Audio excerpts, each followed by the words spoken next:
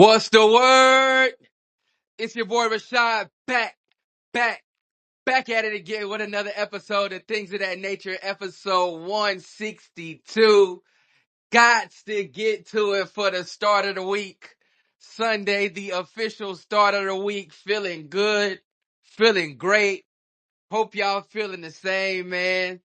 Shout out to everybody in here. Kenya, CJ, Demented, AMG Phil. The magician, my guy, Big V, what's the goddamn word, man? Repost the space, repost the space, repost the space. Let's get some folks in here to have some engaging conversation like we usually do. But before we get to that, the Patreon is in the jumbo. There is a free tier. There is a $5 tier. Whatever tier you decide to subscribe, I definitely would appreciate a lot of quality content. I'm trying to get at least 3 videos a day on the Patreon and the YouTube. All that, man. Cranking out that content. Once you subscribe to the Patreon, we do have a Discord link. We had a overtime session on Friday in the Discord going back and forth about that goddamn Eve situation. Still, we was in that motherfucker another hour and a half going back and forth, man. We be having a lot of shit going on in the Discord. The Patreon, the podcast is Patreon exclusive. So subscribe to the Patreon for the podcast. The first episode is dropping September 26th. September 26th. September 26th. The first episode is dropping, man. I'm feeling good. We also got a community on here. Go to my page right now and it's spotlighted. The Things of That Nature community. Go join the community. Kenya is the admin. Fist in the air for Kenya taking initiative and making the community. Nah, I mean, Kenya, what's the word? How you feeling on this Sunday? Sleepy. Happy Sunday. Happy I had a Sunday. drama-filled Saturday, so I'm I, turned down. I seen like folks talking on the timeline, but I didn't see the initial like Yeah. situation. So I was like, what the fuck is going on? Like, do niggas got me blocked or some shit? No, it was like you had to know who to see to know what was going on. It was one of those. Oh, okay. I was like, Yeah. damn, niggas got me blocked. I don't think that's. I'm about to say no. You don't. I don't think people from that side have you blocked. Cause I just seen like the little breadcrumb tweets.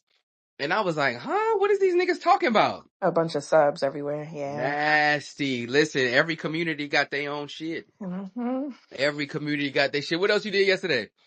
Nothing. I made pizza. That was really it. I stayed in. I made like homemade pizzas. Um, that was something. Yeah, You that know what I was. thought about when you made that, when I seen that pizza?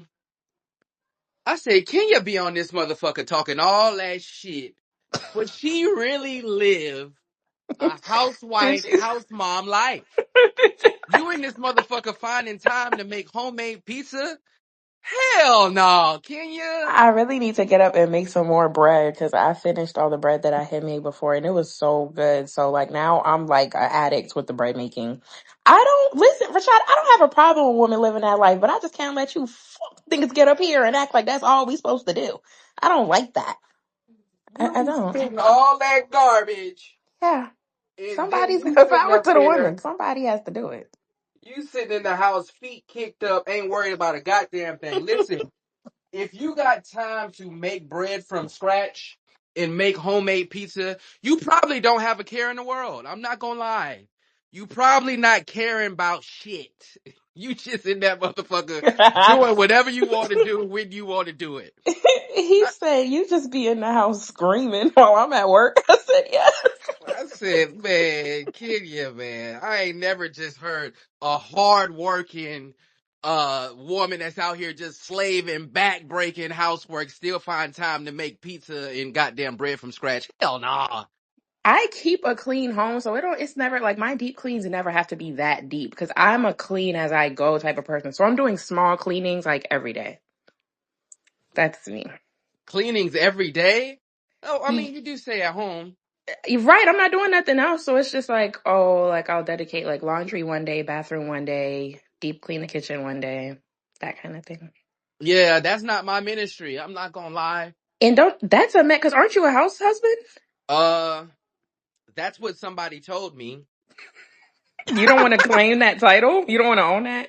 That's what somebody told me. Listen, I'm not doing none of that shit. I done told y'all multiple times. Yeah, that's not my bag. Um, That's kind of sad. Because you're a man or just because you don't want to do it? because I don't want to do it. Okay. All Yeah, right. we wasn't, That's me and fair. my sister, we wasn't raised like that. Raised like, well, I'm about to say I was raised like Cinderella. I was literally a child slave. So, Yeah, me and my yeah. sister wasn't raised like that, man. We had to clean up when we got in trouble. Like that was our punishment. Got it. Yeah. Other than Yeah. that, Oh, y'all are privileged folk. we had the housekeepers and shit. Okay. We had the folks cutting the grass and all that. Yeah, that's just not my bag. I gotta get into Rashad's lore. I knew he came from money. Oh my god. And I don't like to talk about myself too much. This is not about me. This is about the community. This is about the The people. community. The community. This is about the people. This is not about me. I'm feeling good on this goddamn Sunday, man. A lot of shit on the timeline. Um, a lot of good topics on the timeline. Once again, I appreciate everybody who be sending me topics and shit. We do have a tab in the Discord.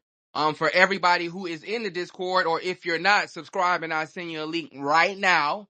But if you are in the Discord, there is a episode ideas tab, a topics tab where folks be interacting with me, be tagging me in shit. And believe you me, that tab and those DMs and the shit that y'all be tagging me to definitely make producing the show a lot easier. I usually just be waking up in the morning, scrolling the timeline, or I'll probably have some stuff saved. I got a things of that nature, bookmarks tab on here, but y'all be hitting me up all the time. And so I definitely appreciate that. Fists in the air for y'all, cause we got to get to it. First topic though. First topic, there was something that I wanted to talk about on Friday, but we didn't get to it. My guy, Russell Wilson. Russell Wilson, is on the Giants now, a shell of himself as a football player. Definitely don't get him on your fantasy team, fellas. He will not do any good this year. But he had an in-game interview and he was talking about his family and he called baby Future his son.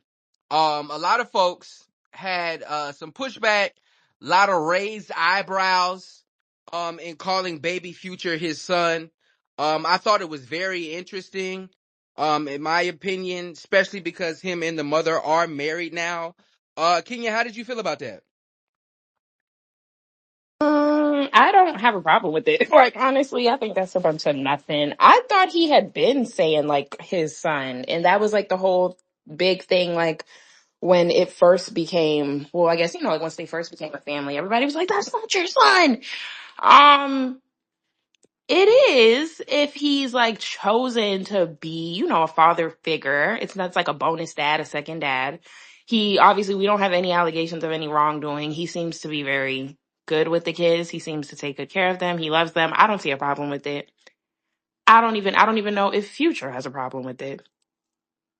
Yeah, Um, Future definitely had a problem with it. He oh, remember that tweet where he put the football in the gun on Twitter that one time. I don't know, he might not. what? A football and a gun? Yeah. And then he had a lyric too about something. I forgot what it was. But yeah, Future definitely seen a problem with it early. And then him and Jay-Z had that line in the song, "You don't want niggas playing football with your son." Very nasty by Hove. I'm not gonna lie. What is so what so you can't so is it the problem is saying son. So what every time I refer to I have to say stepson every time like I refer to him and there's other children in the household that are mine. I'm not gonna lie. This is very tricky. Because I am in the situation. I don't know if I would say it publicly. I don't know. But they are married, Mm, so this is like I had a big problem with Sierra basically putting it in our face when they were still dating. I thought that was very nasty. You don't do that type of shit, boyfriend and girlfriend. But now that they're married, it's a whole different dynamic. So I don't necessarily mind it, but I don't know if I would say it out loud. Like I don't know. I would still have You and then wouldn't, it's dependent on Future and Russell Wilson's relationship. That right? whole dynamic, right? Yeah, I don't know, but I did watch a video of Sierra. She was sitting with, I think, Breakfast Club, and she was talking to Lauren LaRosa, and she was basically saying, that's the dynamic, and it is making sure that all the kids, I think they got 4 kids in the house now, making sure that they Yeah, all feel like they're loved equally. right. That's what I always thought it was about. I thought that like parents, like the adults in the home would make a serious effort so that nobody feels outcasted or feels like a step or other. So I don't. It's the maturity level of the adults. I just feel like picking those kind of things to take issue with, and there's nothing else that's actually an issue. That's like indicative of your character. Because is the baby okay? Is the baby well cared for? Are you still being respected? I don't think him saying son is a disrespect to you specifically. It could be. How? It definitely could be if we don't see eye to eye, right? I Okay, think yeah, I get that. But if we don't see eye to eye because you're an egotistical immature piece of crap. Like it's just at what point do we just acknowledge, well, maybe it's just because this person is just not evolved enough to accept the situation. true. Uh, that's why it's tricky. See, for me, my dad, my sister is sister by marriage, right?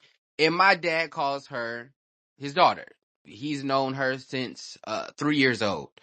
And her dad lived like 30 minutes down the street. And I only seen that nigga probably twice, maybe. I know I seen him when she graduated high school. I think he like showed up at the door one time. Other than that, I've never seen the nigga, right? And so she, that's my dad's daughter, right? She doesn't call him dad though. So that's also an interesting piece. I would like to know what Baby Future calls Russ. That would be very interesting because I promise he's calling that man dad in that house. I'm yeah, sure he is. that's a no-go. That's a no-go. So what he's Not gonna supposed to lie. call him, Russ? Yes. Or Mr. Russell. He's supposed to call him Mr. Russell No while all the bullshit. other children. I'm 34 years old. I call my stepmom Miss Shawn to this day. I do call my stepfather like Shaka. I call him his name, but that's only because well I already like grew up calling my grandfather daddy. Like he's the one who raised me, so that's just already like I don't know, I just already say daddy for him. Back when I did accept the jail calls from my dad, I would say dad like in conversation because I mean it just felt odd to call my actual father his name. um but if I did not have a father figure at all, I probably would not have taken issue with calling my stepfather dad. But Future's still alive. That's the thing. That's where it gets tricky, right? You can't have two like you okay, but you can have two of something and that'd be okay. Uh, no, you can't. You only got one dad and one mom. Yes, you only have one actual dad that has created you, but if there is another man that is leading your household, and this is my problem with these conversations. Y'all be wanting to hold on to all this stuff. You should have did right and married her. You didn't. So how you want to hold on so tightly to a title that there's another man that is the head of that household and he is doing the day to day and taking care of the kid. I don't think if he's not throwing it in your face or if he's not trying to like to spite you, he's just actually loving on your kid. I don't see what's the problem. Head of the household doesn't equal you're my dad. It, Head it of the it household doesn't, means but you it's taking care of supposed this to, and house. that's where we lost the plot because I don't know. Go ahead, Memphis. What's the word? How you feeling today on this Sunday? I'm fine, and you already getting on my nerves. We ain't number 5 seconds into this mother choker, okay? What the Oh, hell is wrong with you? If uh, that man is raising and nurturing and providing for that baby and sees that baby as his son and not just a stepson or not just some little raggedy mouth ass kid that I'm responsible for that I don't want, what the hell is the problem? Like I said, There you I don't go. necessarily I call my stepdaughter my daughter. I say this all the time, and I got 3 kids on these spaces. I don't Yes. necessarily see an Okay. issue, but as far as, like I said, I don't know if I would say it Is her father still loud. alive? Who the Yes. fuck Okay. cares what Future like or don't like with that ugly ass hair color he just chose? Don't nobody give a fuck. I think What you If that's going really he what through? it felt is. if I mean, look at the if men he that you're felt slighted contrasting. by that shit, nigga, do better.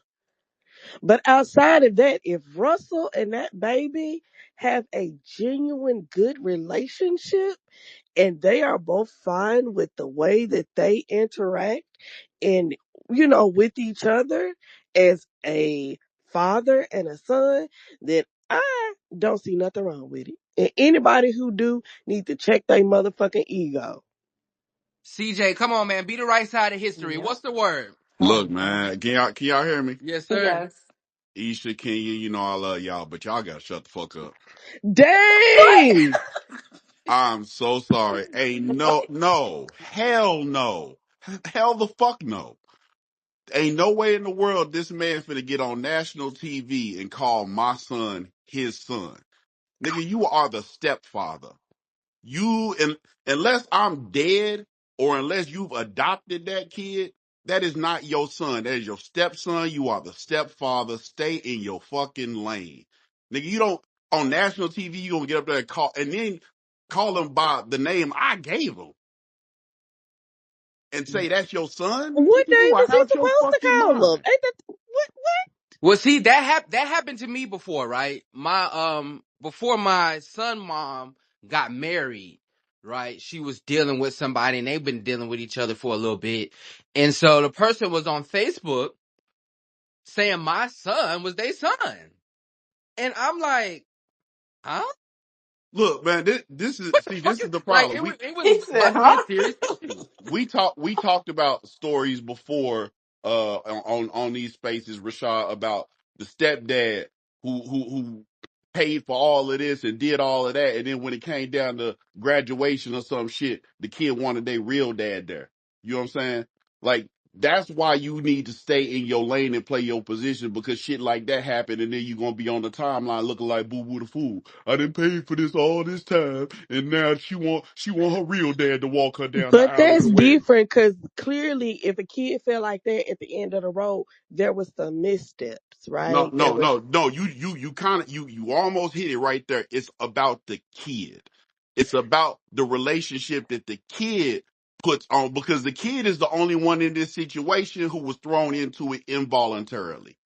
And so the kid needs to make that determination. Now, if the kid looks up and says, hey, my real daddy ain't shit. He ain't doing nothing. He ain't been around. You've been here. You've been holding it down. You taught me how to ride a bike. You taught me how to tie my shoes. You my dad. Okay, cool. Everything, the kid just set the tone from that point. But you don't get to make that declaration, nor do you get to make that declaration on national television. Yeah, the national TV part, in my opinion, that was a stretch. But they are married, so it's only so much you can do. But like I said, I would be more interested in what Baby Future calls Russ. Because there's no way in hell, I don't give a fuck how much money you paying, what you providing to my baby mama. I don't want my kids calling you dad. Right, No but if way. you're if right, but I feel like you're saying that from the perspective of like a super involved Ego. in stand-up parent, and sure, I won't take that away from y'all. I don't think that applies to Future. Y'all be trying to apply all these ethics to somebody that don't apply to. Is Future But we seeing also that got kid it. every day? But we also gotta what Sierra was doing before Russ, before they got married, was nasty, right? They were having naked photo shoots with the baby. Naked. Um, Jesus Yeah, Christ. that was some wild no, they shit. were, they did. That Oh was some shit, they wild did for shit. real. Oh, I ain't gonna Yeah, believe they that. got That's naked nasty. photo shoots. What else? She was more of parading Baby Future around with Russ and putting them on social media. Russ never did it, right? To me, that looked really nasty because y'all not married, right? Y'all boyfriend and girlfriend. No matter how serious you think the dating is, y'all motherfuckers ain't married. That shit was nasty, right? And so to me, I like CJ said, I think the child has to make that determination, and I don't know if that How would be the case how just based old on what we see. how old is baby Future now? Probably like 11. I think Okay, him and my so son probably like the same age. I think like 11 or some shit. so Yeah, you're see, saying that's a like the weird spot to put him biological in. father gets to be a deadbeat all the way comfortably all the way up until the kid is a teenager and can say, "Yeah, you're a deadbeat. I don't want to call you I think dad." whatever baby future decides, then that should be his decision. I don't necessarily know that it's being his decision just based on how Sierra was moving back in the day, in my opinion. I think that do they have it seems like a healthy household with those 4 kids? Of course, I wouldn't put no smut. I also gonna push back on Future being a deadbeat. Definitely don't think that. But Mm. I think that I don't know. I wouldn't want somebody to put that on my child of this person is now in the house and so you need to call them dad because this is who I'm with. To I answer wouldn't to like that answer I at all. got a But Kenya's let's question question. though, to answer your question, Kenya, I don't think that time you don't you can't look at time as it is just these little capsules in a vacuum. Like time goes on, so we don't know about any of the situation on how that household has moved between the co-parenting situation, and we don't know that that child don't have feelings of, hey, I'm cool around here because everything's provided for, but as soon as I'm out this bitch, I'm kicking it with my pops. You know what I mean? Like, cause that is a very real thing that happens in broken homes without the celebrity shit. and And so I that got a to me is why question. you gotta let the child make that decision in their own time. we go ahead, Isha, then we got DB. Just a question. This not the first time Rustin did this, right? This like the second, ain't it? Russ has done he's been consistent. He's done it for a while. Okay. I just Yeah. wanted to make sure because Yeah. I thought I recalled that he's called this baby his son before, Yeah. and there was a bunch of uproar before. After And marriage, so he at started least leaning we into it. know he's consistent in how he cares for and sees He's this standing on child, 10. That's his which to son. me But it That's is his way also son. more important than how the fuck a nigga who look like the female version of Storm gives a fuck about that shit. Okay? That's wild. but there also is a situation in where that I would think that there would have to be a level of respect because Future did do what he did on Twitter as far as the football with the gun. So that was something, right? That was a thing and where he didn't feel 100% comfortable. Go ahead, DB. What's the word? How you feeling on this Sunday? What's happening, everybody? Happy Sunday, ladies and gentlemen. What I hear is a shit ton of assumptions, especially pertaining to the household and how it's ran and then the structure of the co-parenting dynamics. I'm not even speaking to that. I respectfully hear and I'm going to respectfully move on because I don't know. Um, Not even going to speak to that. What we can attest to speak to is what we see and also the actions that Russell has shown and how that young man has looked. Again, he's 11 years old. He's born in May of 2014. Baby future. What he has shown in public settings, because I don't know what's going on in his household, and neither do none of you motherfuckers know what's going on in that household. So I don't even know why nobody's speaking to that. In public, the kid look. We don't care about that. We over here to make assumptions. What you got? God damn. I didn't interrupt the Go song. ahead. I just want to speak my 2 cents. In public, what uh, we seen nothing but a happy ass little young boy. He looked pretty happy. Russ looks pretty happy being a stepfather at this juncture, of this young man's life. In addition to, um, it looked like putting him in position to be also an upstanding young man. So, and Future may be playing a part in that as well as his actual biological father. I don't know, but it seems as such his kid is in good hands, in good spirits. I have no issue with what Russ said, especially as a married man to the woman with whom created a.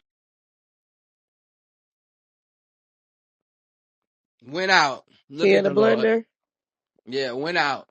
Yeah, I think that one thing about especially boys, they love their daddy. Whether you a Entering crackhead or you the picture. Future, boys love their daddy. And so So you breaking up, DB, we can't hear you. Yeah, and so I think boys loving the their young dad I think what we see more is that family dynamic because that's just the narrative, or that's where Sierra's at in her life, right? That is where Russ is at in his life, and where this is all about family, right? Future's not there. Obviously, he going through All something with that goddamn purple right. hair. You breaking up, DB? We can't hear you. Future is going through something, but that doesn't necessarily mean, in my opinion, that he's not present, or that he's a deadbeat, right? And so I I think agree with that that. one, that's unfair to say, because a lot of times in which we've seen, especially, the likes of the Eliza Reigns and shit like that, and where that was another instance in where Future was like, hey man, I don't want no baby, or kind of like with Anthony Edwards, I don't want no baby, and she said fuck that, and then went on the sympathy tour on why and all this other shit, high risk. And so those narratives are put out. I think we see that a lot of times when his baby mamas get mad, and then 2 weeks later they posting pictures and shit, right? And so I wouldn't necessarily put that on there. He is alive and he's well, and I think that there has to be a level of respect, in my opinion, when it comes to handling these situations. I don't think it necessarily is fuck that nigga, I don't give a fuck, I'm the husband now, nigga, they in my house, I'm gonna do it. Like, I don't think that that should be the play, or that should be the attitude or the mindset. And I also don't think that when it comes to the child, hey, start calling this person dad because this is my husband. I don't think that that should be forced onto the child either. That shit seem unfair. And I I don't don't know. think That it shit was. seem nasty. Yeah, I don't think it was. I don't think that was the case. One, and then number two is like, what do people that, since he is the stepfather and actually is married now again to his mom, what is what is the agreeable term that somebody should call that stepchild, or the boy should call that stepfather? So Like that, I I said, think that's probably another question that's case by case. I call my stepmom Miss Shawn, and I've been calling her that since I known her. I say that to this But day. but again, in a marriage context is what I want to focus on, Yeah, my because dad that is is married to my important. stepmom. Did you Okay, grow up in the household yeah, with I like step other, back. like, did they have kids that you grew up with together, Yeah, all my of you? sister. Mm. Yeah, and so Yeah, I get that, but that's what was comfortable to you. If that man and that baby calling each other son and dad is comfortable for them, that isn't wrong. I don't think no baby, Yeah, no, I I don't don't. think I no agree with kid, that. I agree with especially that. Age. no kid, especially that age. It's hard for me to see, especially if the father is present just a little bit. I don't see a boy calling another man dad on, like, independent thought. I don't see that where you just wake up It one day it and this is Especially my happens, when he daddy. be man. Just spending time with his real dad. That's what I'm Yeah, I saying. don't The see a thing boy. is, it's not about the marriage dynamics. It's not about what's going on in that household. It's not about none of that shit. It is simply about a situation where this man knows good and well that I spend, or this kid spends time with his real dad, and you get on national TV. Everybody know y'all business. Everybody know who your baby mama is, who your wife is, and how all of that shit is attached. And you make the move to say my son Future. You could have just said my son and left his name out of it. That's the thing about it is Russell Wilson has some audacity that I've never seen him have to make that declaration. Yeah, Russ, man. Like he's doing the noble thing. He married that woman, and by all accounts, he bought her masters back and all type of shit. I just, when I seen that, it just raised eyebrows, because I don't know if it's independent thinking. I can't imagine, like I said, I can't imagine a kid that young making that decision. well, we And know where, it's independent thinking because it only came from Russ. We don't know what baby future thinks or feels. yeah, We that's what I'm don't saying. know. We'll find out. We'll find out in the next 7 years as they become of age and 18 years of age. Stay tuned. Stay tuned to things of that nature. Period. Yeah, Let's figure literally. out what the fuck he gonna call Russ when he get Mhm. older. Listen, man, I don't know. I would That's the be, name. That's the name of the space options. Stay tuned. so DB, you telling me, and Mushy is saying you connecting, bro. So DB, you telling me you have your first son. Whatever happens, worst thing in the world happens, you and the mom don't work out, right? You wouldn't mind your son calling another nigga dad? It wouldn't. It wouldn't. I'm a more logical man. If that brother and my baby mother that I created the dynamic with, again in this context, remarried another man, because I would never have a child out of wedlock. So that's just my personal uh take on that, children and the procreation of it. If she remarried another man and they was an upstanding brother and that was, that, was there in good faith, I would have no issue, with it. He would have two fathers at that juncture. So, in my eyes, that's me. Batista. Yeah, you a better man than me. Mushy, what's the word? How you feeling?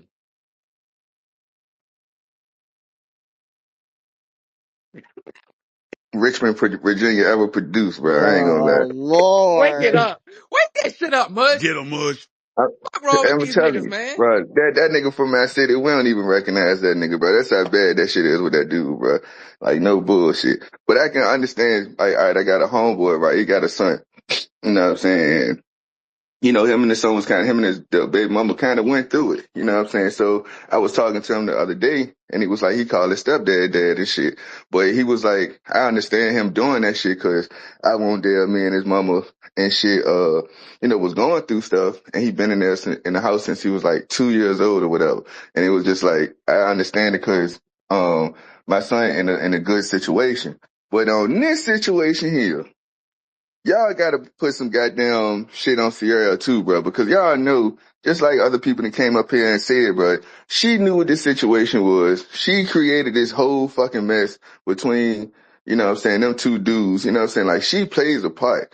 But Russ is just a fucking clown, but like, I was telling, I think when I put it on the timeline shot and, Isha had said something, I was like, all right, I'm a stepdad myself. But I always tell these kids to honor their father, because later on, this shit can't be fixed. You know what I'm saying? Like, even with my stepdaughter, I call them my stepdaughters. I don't call them my daughters. You know what I'm saying? Like, I'm a respect their fathers in the same way. And it seems like this dude ain't got no respect for Future at all, bro.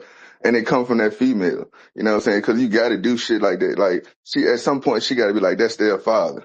You know what I'm saying? Like, but in this household, I don't know how they running it, but you can see, like, it just spill over and we talk about it all the time. Kenya, I know, Kenya. But, but Boo. Tomato, tomato, I, tomato. I just, I just I'm feel like, throwing tomatoes. Russ go gotta ahead, Kenya. stand on Get your shit 10 out, Kenya. too. Get your shit out, Kenya. I'm Go ahead. throwing tomatoes because this is a bunch of bullshit. Y'all just sound so like bitter and hurt. First of all this assumption that Sierra. Future had a lot of antics back then. Okay, he seems very immature, and he's been very immature. So I don't really know how much Sierra could have done to always alleviate all of them issues if he's just a very petty, immature person. But Secondly, she chose him like that. yes, she chose him, and And then she life also moved chose to on. get the fuck away. Right. And so this But is the that's not thing what that Mushy's speaking happened. to, though. No, but it is in essence, that kind of is what you're speaking to No, what because Mushy is saying, like, after they broke up, right? And what I said as far as the antics that, and I have to give Russ credit, he did not fall for the banana in the tailpipe when they were just dating. He didn't do all the extra posting and look at this. That was her. And it didn't, to me, when I seen it, it didn't seem like it was coming from a genuine place. And so I think that's what Mushy is speaking to as far as she is playing a part in this shit. And then Russ is not standing on 10 as far as, that level of respect that I think that some people would assume that he might have. but I don't know why you guys are assuming that he would even have that. I don't know what has gone on between them, but for whatever reason, if he feels so emboldened to step in and to say, my son, in whatever that dynamic looks like in the house, I just feel like there's a reason for why he feels to do that. And I just don't see anything specifically that he's done that could be considered a disrespect for you guys to have that take. And the only reason I said like, okay, I think it is the move on thing. That's like the problematic thing here is because a lot of times like, I don't want to say this like the wrong way, but if she left a situation where, let's say she never, left Future and she stayed and she just wanted to stick it out and make it work, that's my BD. That child might have, baby Future might have gotten just a very different home life than what he's getting with her and Russell. Now, if I come into the picture and I'm giving you structure and I'm giving the baby what the baby needs. I'm attentive. I'm like, very engaged with the child, very in the know. I'm here daily. Like, If I'm the person that's doing that and you just want to have a problem with me just to have a problem with me, that's a you thing because it sounds like this is just a better situation. Future said, and I appreciate Afro. Fish in the air for Afro. Future said, I got it out the field, fuck Russell. I remember that song. I think that song was with Migos. I'm pretty sure, but I might be off. Obviously, there is something there, right? And Future's not the nigga where he gonna be sitting on blogs and saying all kind of shit. But there is something there as far as, him and Russell. And so to me, I would think that there would be a level of respect that probably a boundary was crossed. And it looks like it's no going back, but we can't just assume, like I said, I wouldn't, Future's still alive, so doing certain type of things when that child has a father and he's still alive, that's where my pushback is. That's what Go I'm Right. ahead, Y'all saying. just Drew. keep Yeah, that's saying what I'm has a saying, So, father Todd. and Oh, still alive. And if that's your so, base, like if that is the requisite, if that's all that's needed is having the father and still alive, but you get to like not like, why is that all that there needs to be in Because order the for there assumption to that be Future don't respect do nothing given? is nasty. And I'm not going to jump to that conclusion because they're not together. I'm not going to jump to the conclusion that, Future is a deadbeat. He doesn't see his child. He doesn't care for his child. He don't send no money. That's a nasty assumption. Didn't Sierra have some problems with the child support situation? No, Sierra said she never needed child support. She didn't say that she had problems with child support. And so to make that assumption is crazy. And so I'm not going to go there. So I'm going to assume But that we he don't, is but it's in. not an assumption at the It time of is. when no, it's not because okay, calm when down, all of Tanya. that Calm stuff down, calm that you down. guys are talking about that happened between them when all of that stuff was going on, how was that even able to happen? Where was Future? Was Future and Sierra on good terms? Were they meeting and passing the kid back and forth? I don't know, but me not liking my baby mama ain't got shit to do with me raising my kid. You're That's all I I'm can I, saying. can I I go get that. now? I just don't Can know I if go, Ken? Future has that Go sentiment. go ahead, DB, then Levita, Stalkers, and then Audra. So, a couple things. Point number one, y'all spoke on Sierra and Russell in the beginning and all that shit. Russell made Sierra go through shit to get on his program in that beginning. You can go back and hear it and see it, whatever, back whenever the fuck it was, up 10 years ago, when a year had went past. Basically put on a year trial, no sex. It was some parameters around that she had to abide by as a fucking woman to have the privilege to take that next step for him. So I commend him for putting a bitch on his program, number one. And he ultimately married her. And she earned whatever she earned in that dynamic.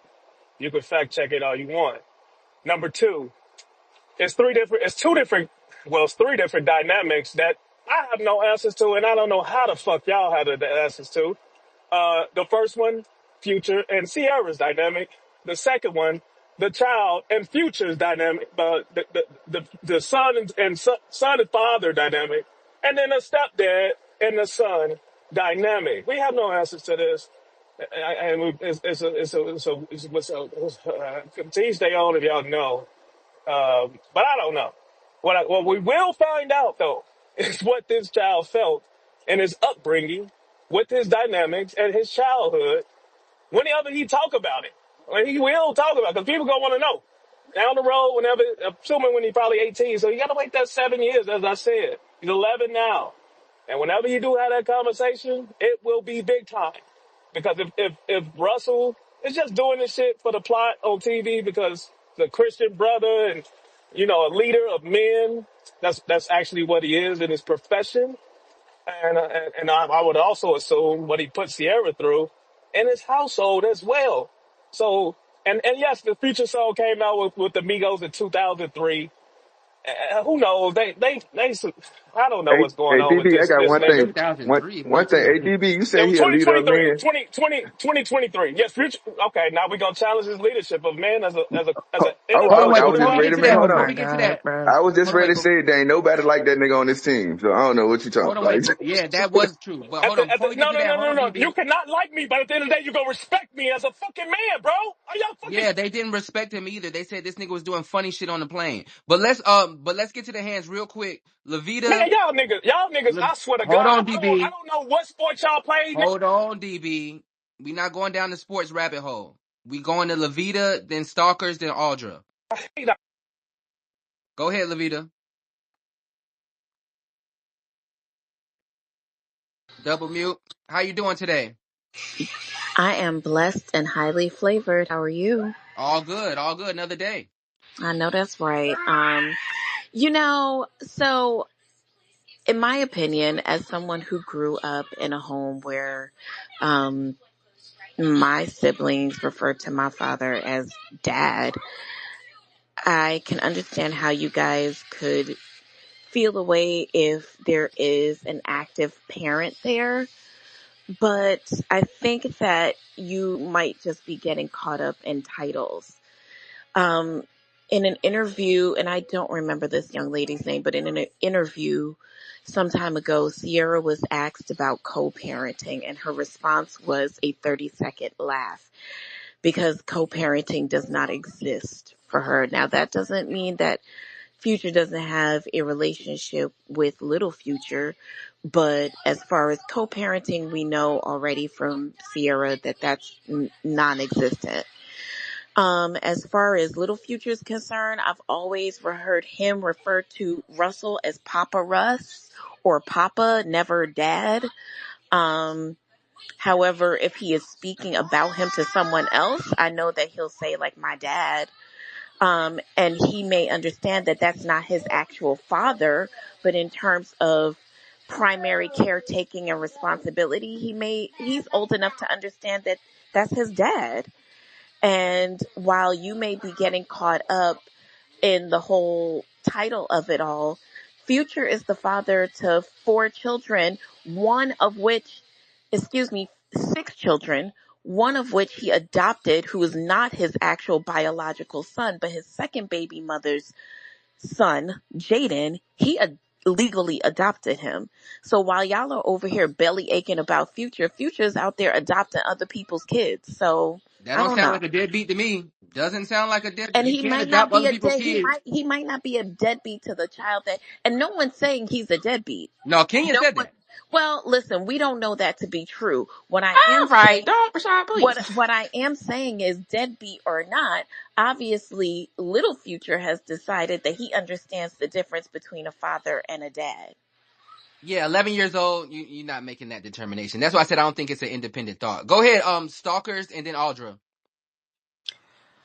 I just wanted to say, I don't know if somebody said this already, but I feel like maybe it just might be a household dynamic thing because you have to remember it is other children in the household. And so you don't want Little Future to feel like he's singled out or Yeah. anything like that. So it might just be a little bit easier if everybody is just calling him Papa or Dad or whatever they have to call him. You know what I'm saying? Just so he don't feel like he's the outside child, although in that household, technically he is the outside child.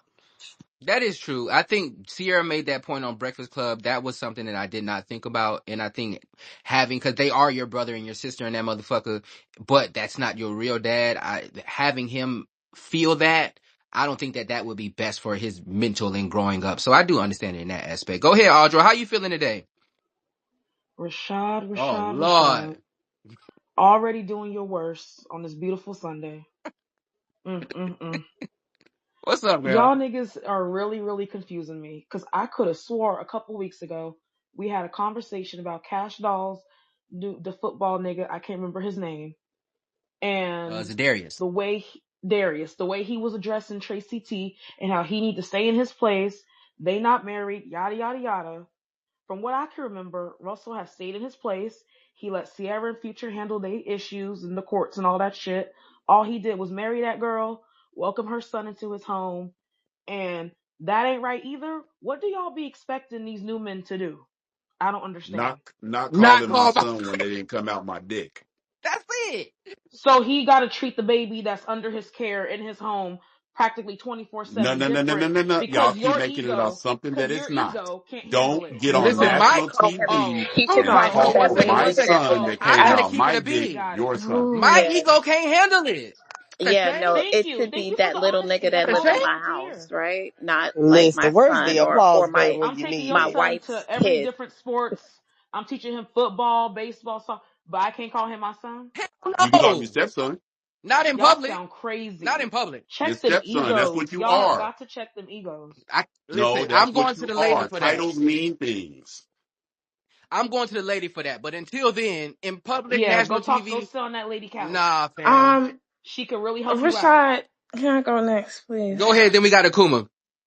Okay, because I need to address Paris real quick, because and it's not even just Paris. Okay, a few people are trying to tie today's point to whatever happened yesterday, and those are not the same things. And here's why. Again, I've still yet to hear what Russell has done that is actually disrespectful. I know the men's egos. I know what you're gonna say. Okay, calling the child that he is caring for every day son is problematic, sure, but as far as actual disrespect, I don't really know how those two things are comparable. Yesterday, the person was using images of the child on social media to slight the other parent and to be disrespectful. I don't see anything that Russell has done that is even remotely the same, because again, loving on the child and claiming the child is yours and caring for the child day to day was not the issue. It wasn't the issue yesterday, and it's not the issue today. Listen, I ain't gonna lie. Whatever y'all had going on the timeline yesterday, I ain't trying to rehash that. No, no, no. We're not going to rehash it, but I'm going to respond because it's a similar dynamic. The point. Your phone breaking up, Paris. Phone breaking up. Phone breaking up. Or is it me? No, she's No, it's not you. no, Nah, they yeah, I can't got hear her. Got your ass, Paris. God didn't want to get out. We can't hear you. Go drop down and come back up, Paris. Go ahead. Until then, go ahead. Hold on, wait. Let me get her back up here. Paris. Go ahead, Paris. Hear me Yes, okay? ma'am. Okay, so no, I'm not rehashing this situation. I'm pointing out King is a hypocrite. And I'm saying King is a hypocrite because Russell has done things that have been deemed disrespectful to Future. Just because it's not disrespectful to you or you don't deem them disrespectful doesn't mean disrespect hasn't occurred. And we know that because he even slighted Future in an actual interview where he was like, we don't need his money, this, that, and the third. So as me and I already know, you stepping on another man's toes when you're telling him his money ain't good enough for his own child. So therefore, I'm saying to you, if you're taking the position of he is eligible to do X, Y, Z, of you believing the basis of him doing that is because Future isn't a good dad, the same position you took yesterday needs to be that Lee is eligible to do X, Y, Z off the admission that, hey, the person was stated to not be X, Y, Z. You get what I'm saying? So furthermore, Yeah, I you do. I cannot, understand what I'm that. saying Okay. is you cannot isolate one behavior to say, oh, just because they're not married or just because they're not doing this X, Y, Z doesn't mean that you're not a hypocrite, Kenya. If it's got to be one way, it's got to be the other way. I personally don't believe Russell should do half the shit he do. Not off the premise No, that this me okay. personally, I'm just saying me personally, I don't believe Russell should do half the shit he do because I see Russell being fucking messy. I see it. Everybody else may Right. not see it, this, that, and the third, but I don't Right. like So it. just And because I you don't, see it, we all got to no, no, see it no, too. no. I didn't, I see So, I it. so said, right, because I whatever Paris personally, thinks is the no, only no, thing that no. could One actually second. be Let I her true. never go. said that. I'm not saying that. I literally never said you have to think this. I never said that. I said I personally believe this. And what I'm saying to you is, right, it has to be fair across the board. If I say, hey, I don't like that Lee posted X, Y, Z, I also can say I don't like that Russell posted X, Y, Z. It don't have to be no dividing in between because you see things one way. No, if people are step parents and you feel like boundaries should be imposed for step parents, then that boundary applies regardless of the dynamic, whether it's healthy or unhealthy. Go ahead, Randy. Turn that stove off because she cooking. You're, hey, what's up with What's the y'all? word? Hey, How you real feeling quick, today? Rashad, can hey, I what's say going down? Yes, something ma'am. since You I can. was 1 second, brought up, Randy. please? I mean, 1 second. Noel. He had his hand up. I know his arm hurting, and then we got you. I promise. Go ahead, Randy. Yeah, I'm gonna try to keep it short, man. A couple of things, like, just to take this shit out of the social media realm, like, to get to on some real life shit. Like, my son's 11 too, right? And I feel like, obviously, this shit, with that song where he was like, got it off the field, fuck, that shit came out like, what, 2023? Like, I understand, like, you know what I'm saying? I think within, like, future shit, he may have, like, got caught up within social media and how they perceived what was going on. But also, real shit, me personally, bro, as a man who I'm co-parenting my child. Like my child stay with me full time. So like the goal is to find some like his mom to go find somebody who could care about my son the same way I care about my son. Like like if you have a kid who's 11 years old, you a single mom, whatever, nigga. The goal is to try to bring somebody into your life who gonna sit there and care about your son the same way that you care about your child, right? So I think. Like I don't think that he did anything disrespectfully. Like even if he just like said, okay, shit, like that's my child, nigga. No matter if he said that's my son or not, nigga. You know the kids. He's old enough. He knows. Like my kid knew I'm his daddy at fucking 2 years old. Like that. There's nothing getting confused besides like social media. You see what I'm saying? Like how it's perceived. But other than that shit, bro, like the goal is to sit there and find somebody who like really loves your child the same way you love your child. And I think that like when we get into this realm of social media, it's like now it's like I gotta sit there and overly assert myself, overly prove myself. I think that's what like that whole Future and like Russell Wilson shit came into because like now they're trying to sit there and overstate their claim, over like pursue like their point, and like whole time like if Russell Wilson like was just being who the fuck he was, but he as far as like social media goes, right, he's like perceived as a good man, he's perceived like as a Christian, like a good individual, like a positive role model type shit, right? Like he didn't really do nothing too crazy. He didn't sit there and say fuck Future, nigga, that's my son. He just said like, oh shit, I got him in football. Look at my son in football. Like you should consider my child as your child too. If you come into my child's mom's life, you see what I'm Yeah, saying? but if you're I don't doing think. something behind the scenes in which makes me use my platform, in which Future doesn't talk about personal shit a lot, and he named him by name, we would have to assume that something happened, right? I don't think we Hey, can but just I assume mean, that look, Russell, and his hands is clean. Meanwhile, Future saying fuck this nigga, and he's done it multiple times. That wasn't even the first time. So hey, but look, in my own opinion, I feel like, and I'm gonna like stop using that same point as far as like social media. I feel like, um, I think that it was more overstated, bro. Like, I think that all this shit kind of like came from like the media, like how they perceive this shit to be. And on top of that, bro, Future got 7 other kids, bro. He got 6 other kids besides that little nigga. Like, so on top of that shit, bro, like I feel like he's more scorned behind him, how that shit happened with him and Sierra versus anything else. It's like that one that got away on some shit. The whole time, like, he ain't sweating shot it, bro. He's still doing him. Like, it ain't really like fucking the nigga over. He ain't really like out here hurting for some shit. I think that like within that situation, he just more like his pride got hurt versus anything else, bro. But in all actuality, he ain't really, like Future, little baby Future, he taken care of, bro. He got a good Future has said bonus nothing parent. all about right, this, hold on, wait. by the Let's way. let's go to It don't matter. appreciate you, ready. Let's go to Well, Noel, you and then can't we make got. assumptions about how you feel about it. He ain't said shit. Hold on, wait. Let's go I to mean, but hold on, hold Hold on, on, fellas, Rashad. fellas. 1 second. Rashad, my hand was up first Go. before go Noel ahead. got in here. I think she wants to respond to Paris. We're gonna get to you, Kyra. I seen you. Okay, Then we're gonna get to the next sorry. one. Go ahead, Noel. No, y'all can let my favorite lesbian go. The fat bitch would be Oh okay. Lord, not today. Oh my Not god. today. Paris, she got her. Paris got her one too, because you said that you should. So I ain't mute What did I nobody. say? I didn't say anything. No. I said you have one now because of what she just said. So if you It's no say something, need. I, I it don't ain't I no My don't name issue. have was to. said, and I'm We not not going here, back and forth, so ladies. that's We what was not said. today. I promise. Go ahead. I Go didn't ahead, No, slander no, Kyra. you. we're not going back and forth. I just have my one thing to say. Then I'm gonna leave. I didn't I slander you truly, though. Go So ahead. that energy is I coming don't from an give a Hey, fuck if ill-body. you. listen. I promise this ain't about y'all. I promise. It's about the topics. Go ahead, Kyra.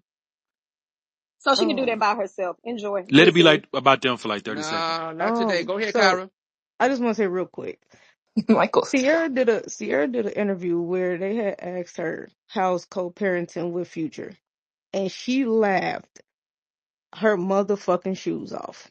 Like when I say she laughed, she laughed. She didn't slander him. She didn't do nothing. She just laughed. And the interviewer said, "So what does that mean?" And she kept laughing, which means that man ain't doing no co-parenting with her. If she had to take him to court for whatever she had to take him to court for, which we all saw publicly, that means he's not there. If they've been together, if they've been married for 9 years, Future is 11, Little Future is 11, so that means he's been there since Future was 2. Little Future is gonna call him, he's gonna call him his dad. If that man is in the house and he's treating him like his son before those other kids came in and came into play, that's his dad, guys. Period. It's not about ego. It's the fact that this boy has a village, and that's what we all should be proud about. That this black boy has a village. He's a black boy who has a village. I'm gonna say it again. A black boy who has a village, and that's what y'all preach. in this space all the fucking time about how little black boys don't have X, Y, and Z. But Talk your this shit. little black boy has it. And now it's a fucking problem that he's calling his stepdad is calling him his son. That's his fucking son. That's No, his it's not. son. It's not disrespectful. I promise it isn't. It's not disrespectful. I I mean, it have, is I, his Is son. On that. listen, I have a stepdad. My stepdad has never called me his stepdaughter a day in his life. My I stepdad was just calls about me to flip it. his daughter. Let's flip it to the women. And I also call him my dad. I have, like, I have two dads. Little Future has two dads. It's okay that people have two dads. It's okay that these little black boys have a fucking village. I don't see anything wrong with this. I think the issue is like when So pride get in the Pyro, way. A lot of that shit be pride, when bro. we flip this shit, to the opposite But sex, man, and he yelling and a shit. nigga got two mamas or two, the woman leave and now she married another, you know what I mean? Like a It's nigga leave and now he but got two DB, mamas and there's shit. nothing wrong with that either Let's flip because it. I know somebody personally who has two mothers. He has a biological mother and a But I'm stepmother. saying, do we refer to the mama, the second mama, as step mama or angel No, mama or whatever the this nope. fuck DB. This is what context I'm these trying to other say. niggas want to Listen, have? DB. Listen, what I'm trying to say because he calls Angel her. Angel Bonus mama. mom. He Bonus Angel he mama. mama. calls Oh, oh, he right. That's calls his both mama. stepmom and Right. stepmom, and she Goofy calls him ass her shit y'all son. talking about in here. That's what I'm trying to tell you. Like, I think the thing is, people have to take their ego off and There you understand, go. hey, this is a family dynamic. Children deserve a village. Y'all, like, again, y'all the same ones who said, It oh, ain't got nothing to do with black people that. were Why y'all married a keep lot in the making it about 70s something and it we had ain't? this and we had that. Okay, That's and the when that whole premise dynamic of Okay, starts to so come so back, clearly nigga. y'all CJ's on the calling other this man a side. simp. The whole That's what it premise of sounds the like, bro. I topic don't is care. That's talking what it about the sounds nigga like. calling him All his right, hold on. We getting in the weeds. Let Noel go, and then we go on to the next one. Go ahead.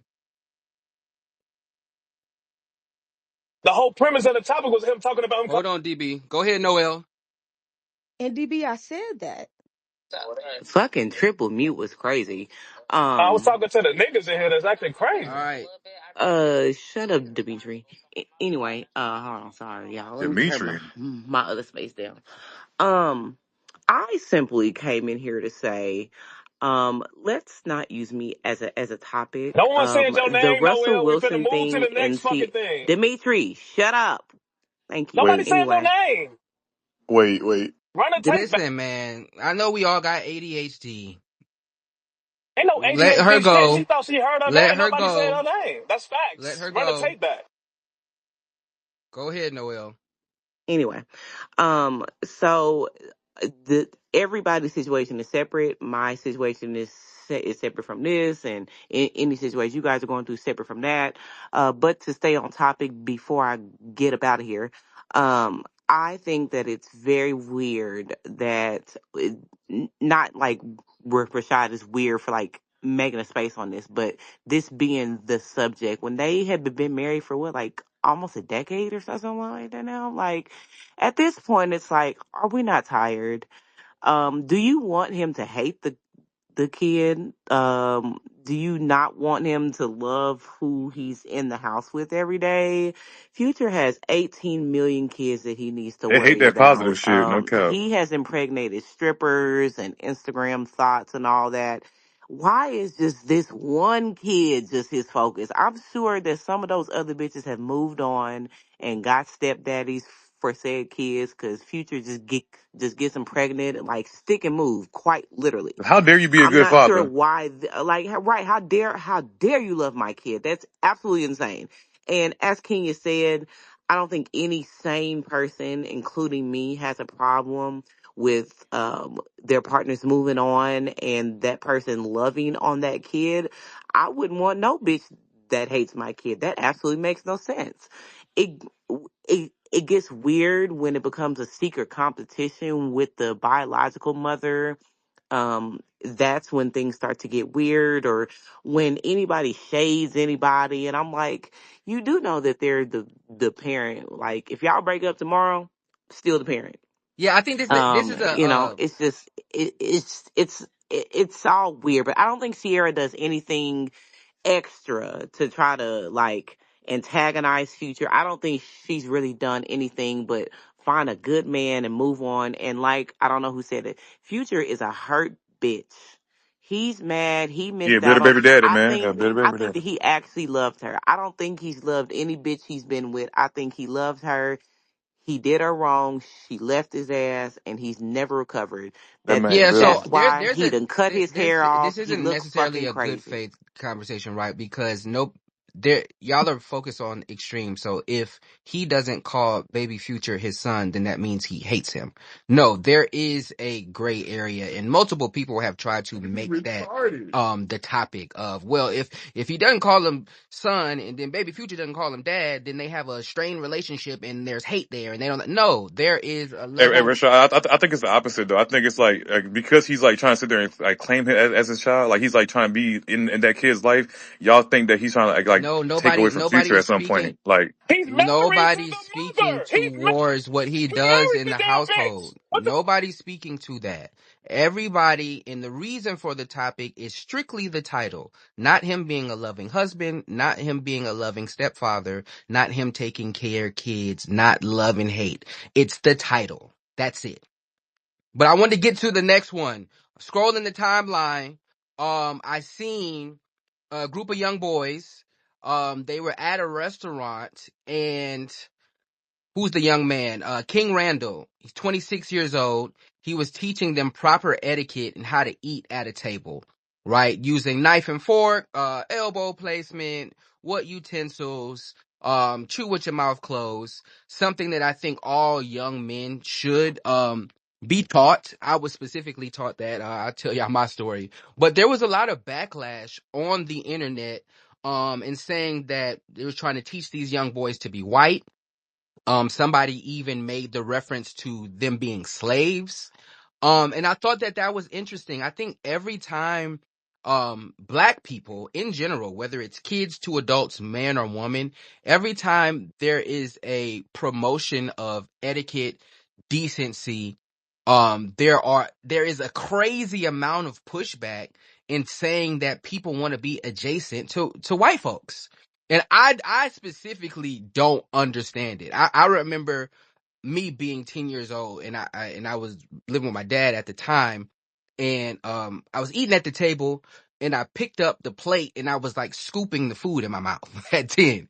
And my dad was like, "What the hell are you doing, dog?" And so the next day he told me, "Hey fam, put some clothes on, shirt, tie, hard bottom, slacks," and he took me to Macaroni Grill. And we sat at the table. In 2000, Macaroni Grill was the shit. And so we sat at the table, and he said, "Take that napkin, put that napkin across your lap." He said, "How you scoop these noodles up, you twist it and you twist it in the spoon and you eat. Don't put your hands on your elbows on the table. This is what fork to use. This is what knife to use." I think that that was very important in my life coming up. When I seen these young boys, that's the first thing that came to my mind. I don't understand the backlash. Do y'all understand it? Do y'all think that they're trying to be adjacent to whiteness? Go ahead, DB. What's the word? Yeah, I think this is just ignorant nigger shit as far as the negative pushback or negative comments.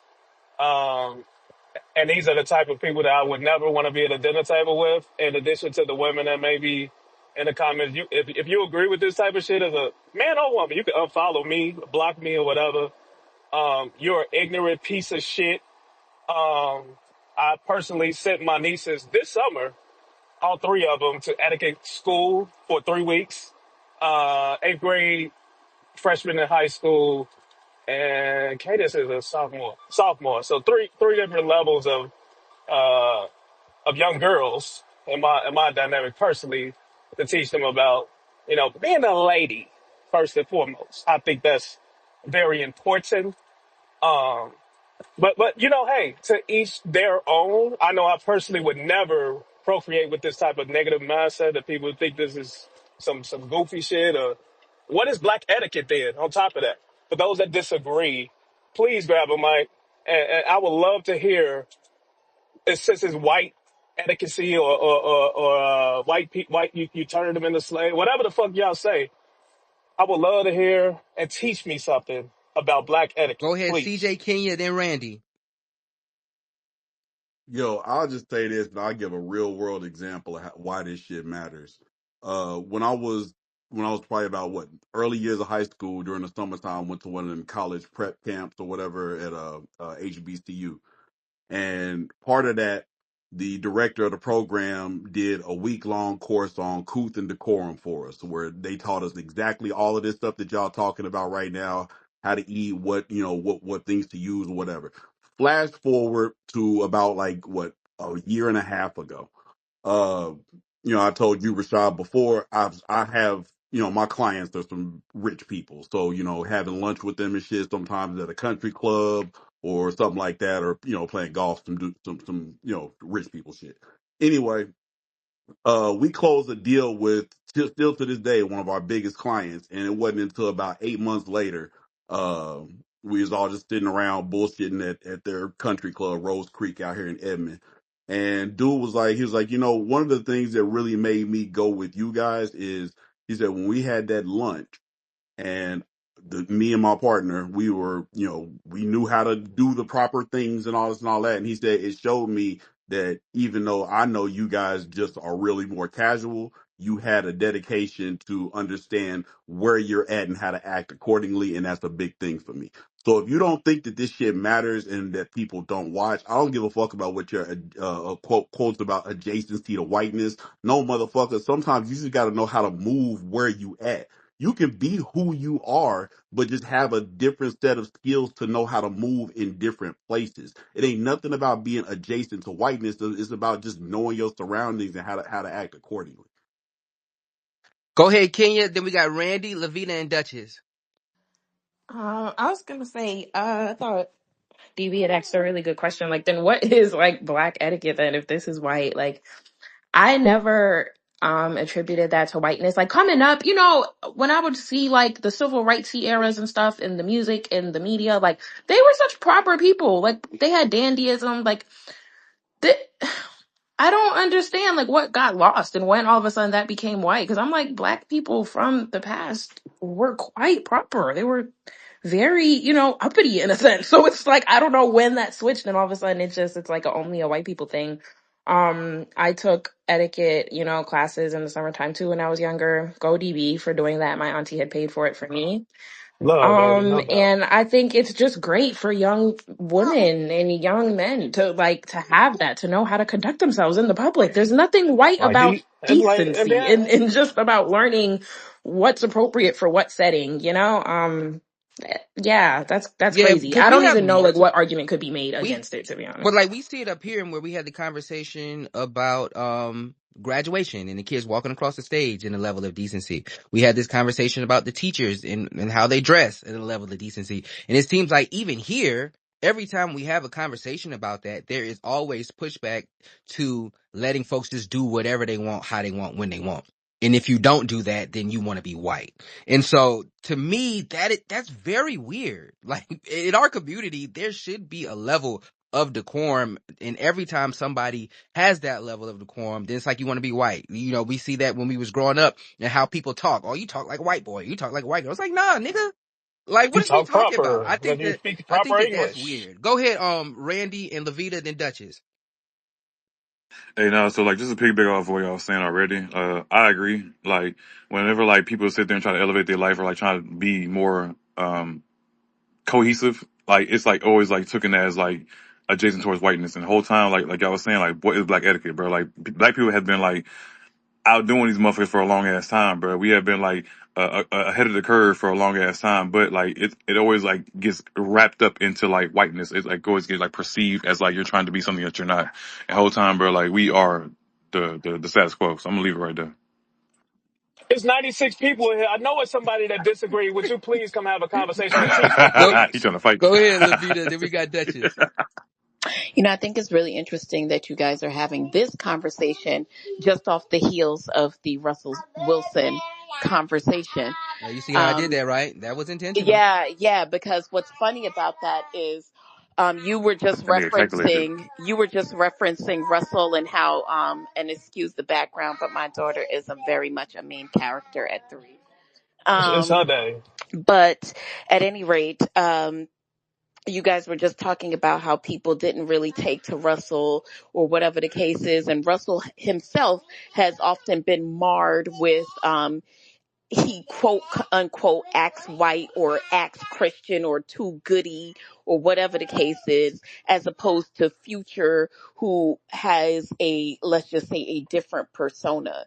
So I think that there's a lot of pump faking in here, because while we are waxing poetic about having taken our etiquette classes, we are also acting like we don't call somebody corny for presenting in a particular way or speaking in a specific way, or that we don't make fun of people.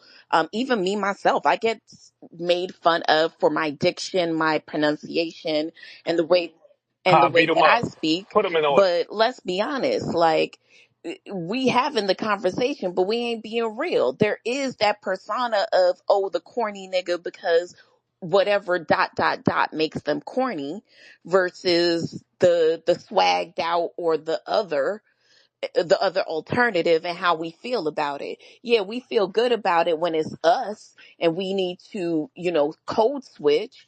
But when we looking at a potential mate, or we looking at a whatever, we might not feel the same way. Yeah, I think I don't understand the that is a correlation. Send him my way that's with a me. I beat good him up. comparison. I think with Russ though, he presents a certain way, right? But there is certain things that he does. Like we talked about the football situation where niggas was like, in the middle of the plane, he's like working out and doing squats or something like that. It's like, nigga, what are you doing? Like, sit your dumb ass down. Right. Like it be That's what I situations don't like that, and understand the where it's correlation not here. necessarily that he talks proper or he presents a What way. part It's like about the he does correlation weird don't you stuff. understand? You don't But understand the because idea. Well, we're first off, speaking specifically about etiquette classes, but no, you asked me. I'm trying to Let me advance the answer Hold what on, I don't one more, understand one mic, about the one mic. I'm correlation. trying to advance the conversation, because I feel like there's a little bit of pretense happening in the room, where we are speaking specifically to the advantages of etiquette, but we are nullifying the other side of the argument, which people were saying that So these niggas are do you think etiquette? coming off as disingenuous and corny. And no, we're not going to call that out with these little kids, because yes, having etiquette training is great. Okay, checkbox. But advancing the conversation, let's not pretend that there are not some actions that certain people in our community display, and we make fun of them for it.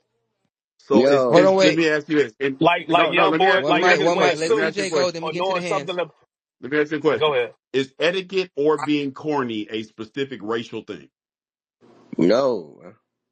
So the conversation here was about people's reaction to black boys yearning learning etiquette, and then equating that to adjacency to whiteness. I don't understand the correlation between somebody being corny versus somebody being compared to white folks just for having manners, which also isn't Well, racial. in the CJ. comments, you were getting a lot of is the adjacency to corniness, or people saying, oh, this is corny shit, or they're being white because they're learning etiquette. But But beyond that, it do was we just in agree the that that has no racial connotation?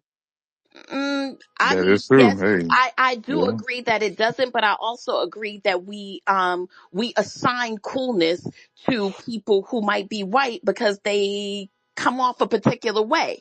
That is true. I So I mean, I No, know that's some true we have too. white boys who so act like just let's not white. act Two dense. things We're can be acting true. dense about the conversation. We're looking at it But from a that very wasn't surface that way of wasn't like, that oh, wasn't Hold on, you're hold on. learning attached to this. One etiquette. mic, one mic. That's CJ, why I get said your I point didn't off, and then we understand going your to Duchess. correlation.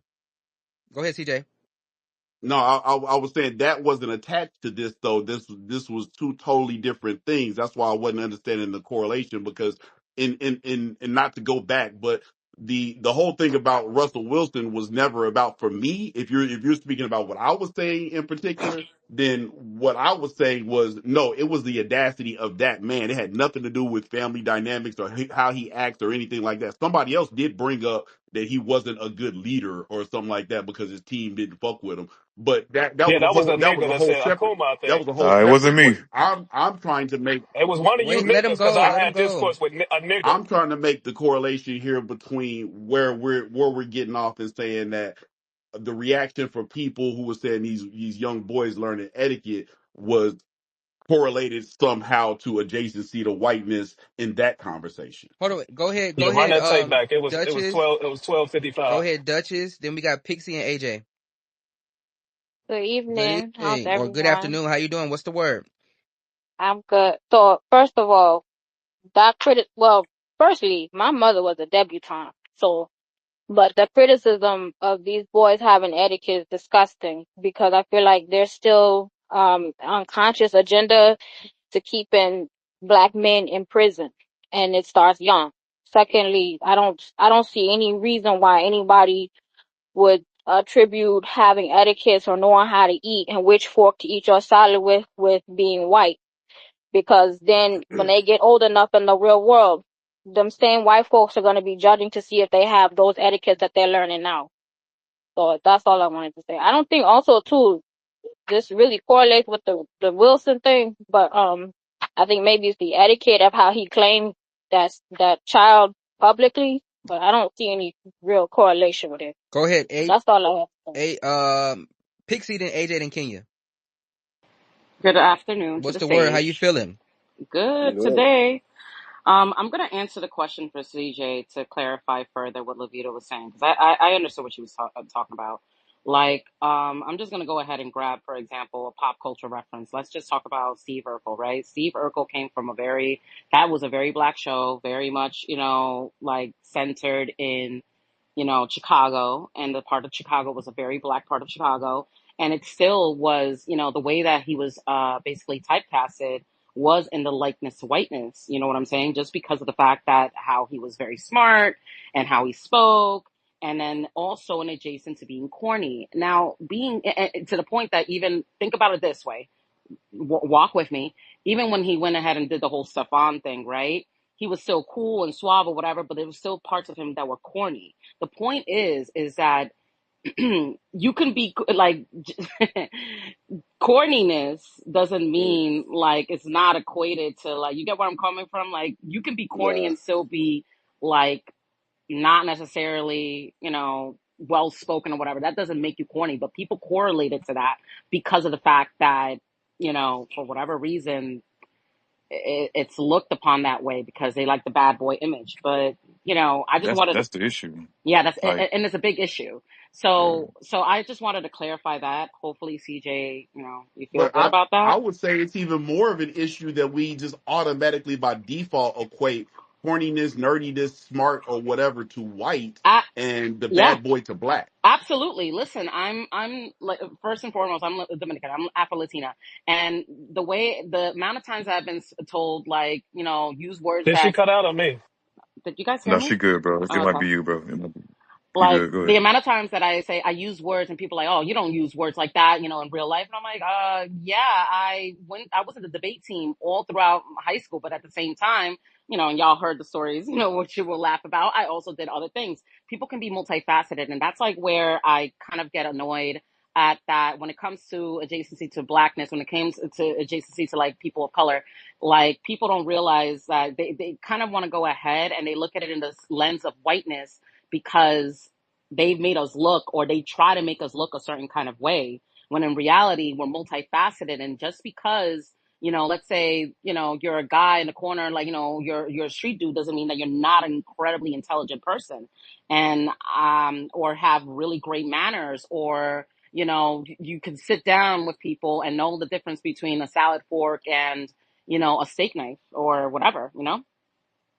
Go ahead, AJ, Kenya, Randy, Duchess. Yo, what's up, What's people? the How word? How y'all you doing? feeling? I'm alright, brother. I'm coming down from the south. I'm gonna get straight to it. Uh, Basically, the black people taught the white people, during slavery, how to eat, proper etiquette, clean the food. Cause white people were like nasty and dirty. The etiquette really comes from us. Like we taught everybody everything, from the numbers to the letters and all that. We came up with everything. You know what I'm saying? So as a black man, seeing that shit, it kind of hurt. It's like we taking like 10,000 years back from the growth because of a movement like, I want to say, Boys in the Hood. Like since that movie came out, everybody wanted to be tough, hard, whatever. All these jail movies that we had really transformed the educated black man to the ignorant black man, if that makes sense. I'm coming from the South, so we see. I'm still kind of like, they say, y'all slow, but no, we really got etiquette down here. I still say yes, ma'am, no, ma'am. At 33 years old, I'm still like a proper etiquette. My granny taught me that. Cause like she said, like as a young black man, we was already, you know what I'm saying? Like we had the etiquette. They learned from us. Everybody learned from us. We the top tier. For us to go down and act like caveman, that's us. Like we just degrading ourselves, and that seems like we're losing our identity of who we really are, Yeah, I think and there's that's what we a fucked up at. level of degeneracy in our community. I Yeah, know it's we really talked our about community.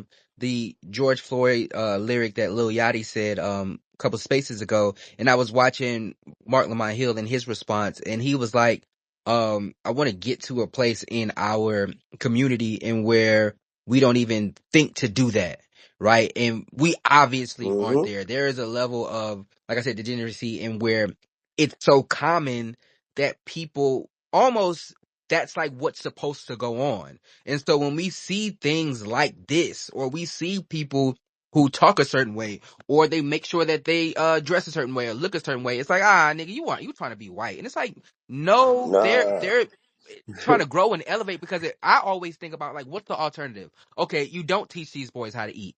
Now what? don't. What are you going to teach them? Or are you going to not teach them at all? Like, what's the alternative for you to be saying these nasty comments to little kids? And to me, And it that's don't what make I'm no saying. sense.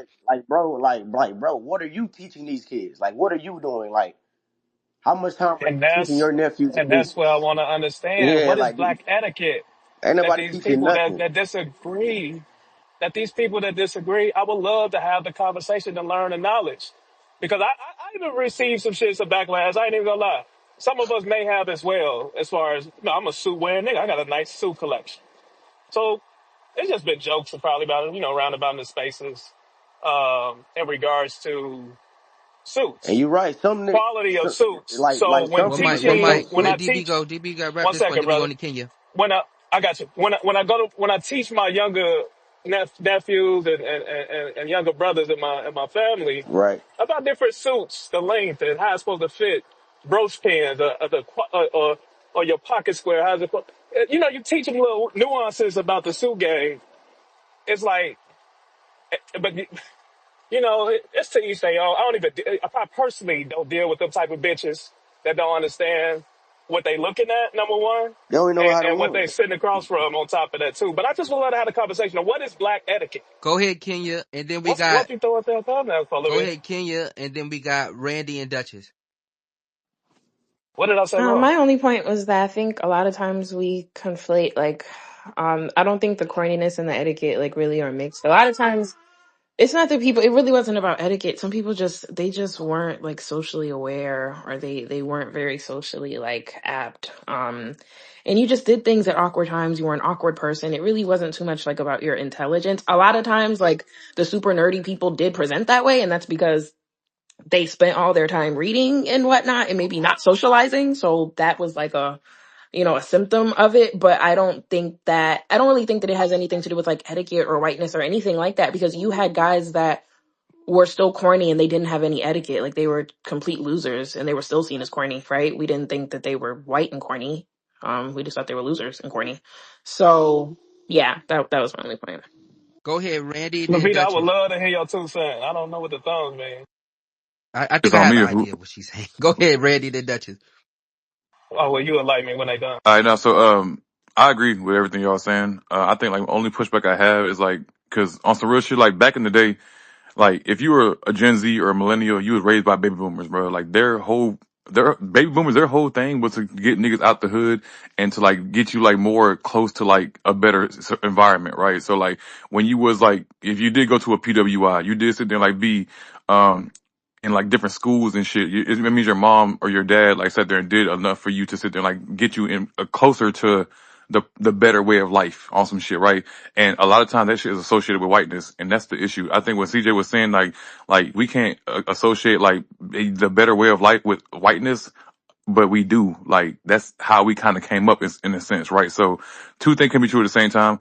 And even with back to what what's his name DB was saying, like that's like the status quo, bro. Like that's what people understand. Like we understand that like At some point, if you want to sit there and elevate your life, you gotta sit there and get out the hood. You gotta sit there and like be closer towards like mainstream society, which is like quote unquote whiteness on some shit, right? But like, and to speak to what Kenya was saying, like they're not really combating like the idea of being corny with like being um a corny individual versus like how you kind of came up, because like you could be a nigga in the hood and like just don't associate or don't like put yourself in certain situations that's gonna make you like deem what that quote unquote cool is. Like that cool shit in the hood is like, bitch, you selling drugs. You know what I'm saying? Your ass like just, you breaking in the car, you doing other shit that you doing crimes on some shit. You doing some shit that you got no business doing.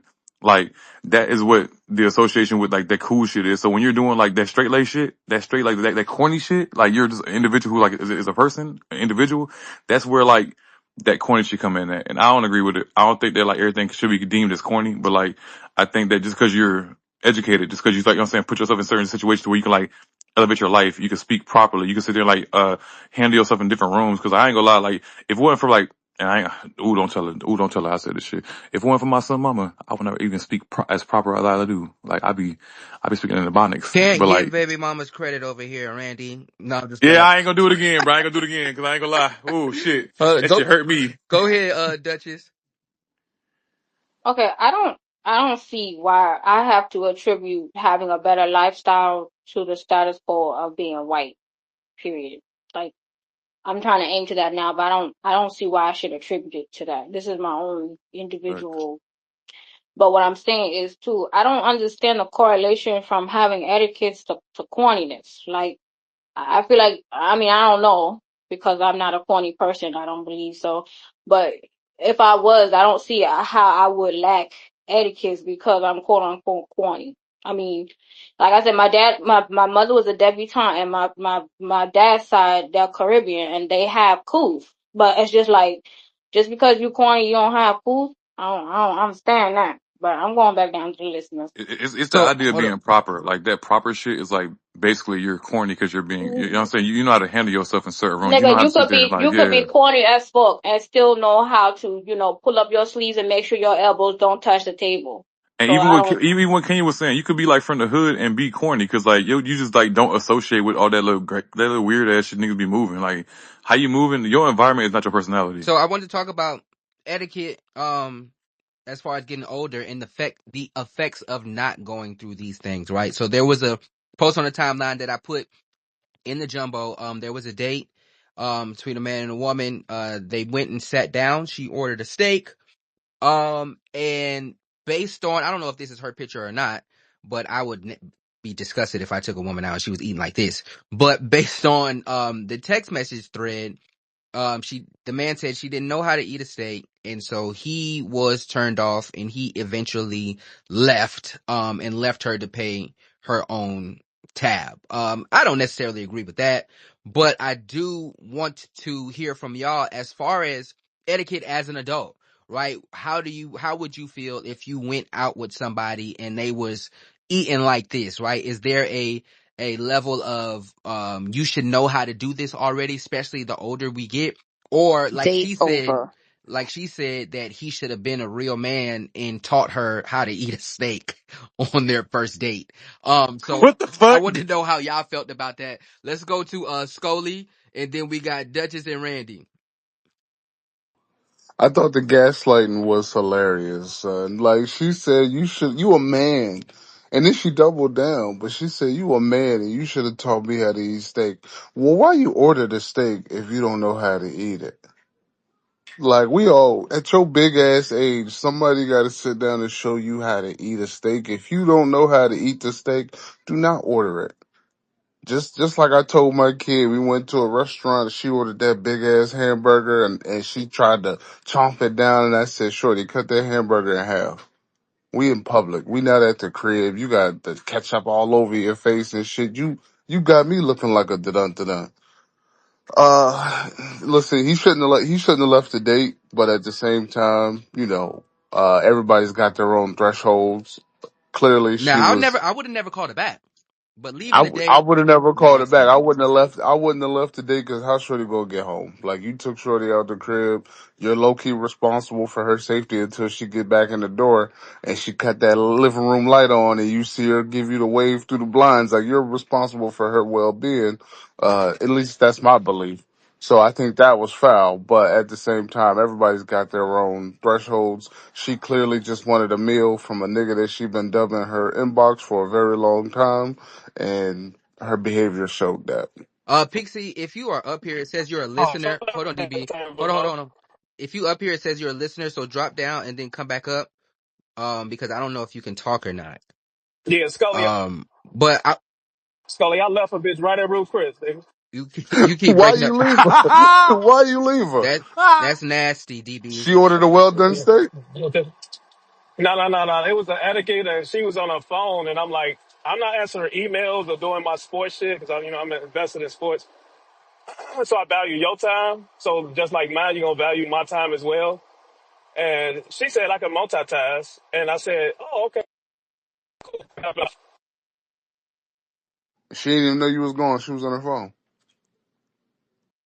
I was out Nasty, of there. I DB. don't give a fuck But what she before was we thinking get to about. Randy, though, I want to hear Lavita and how Lavita feels about this because she had a little ad lib when I was introducing the topic. How you feel about this, Lavita? Date over.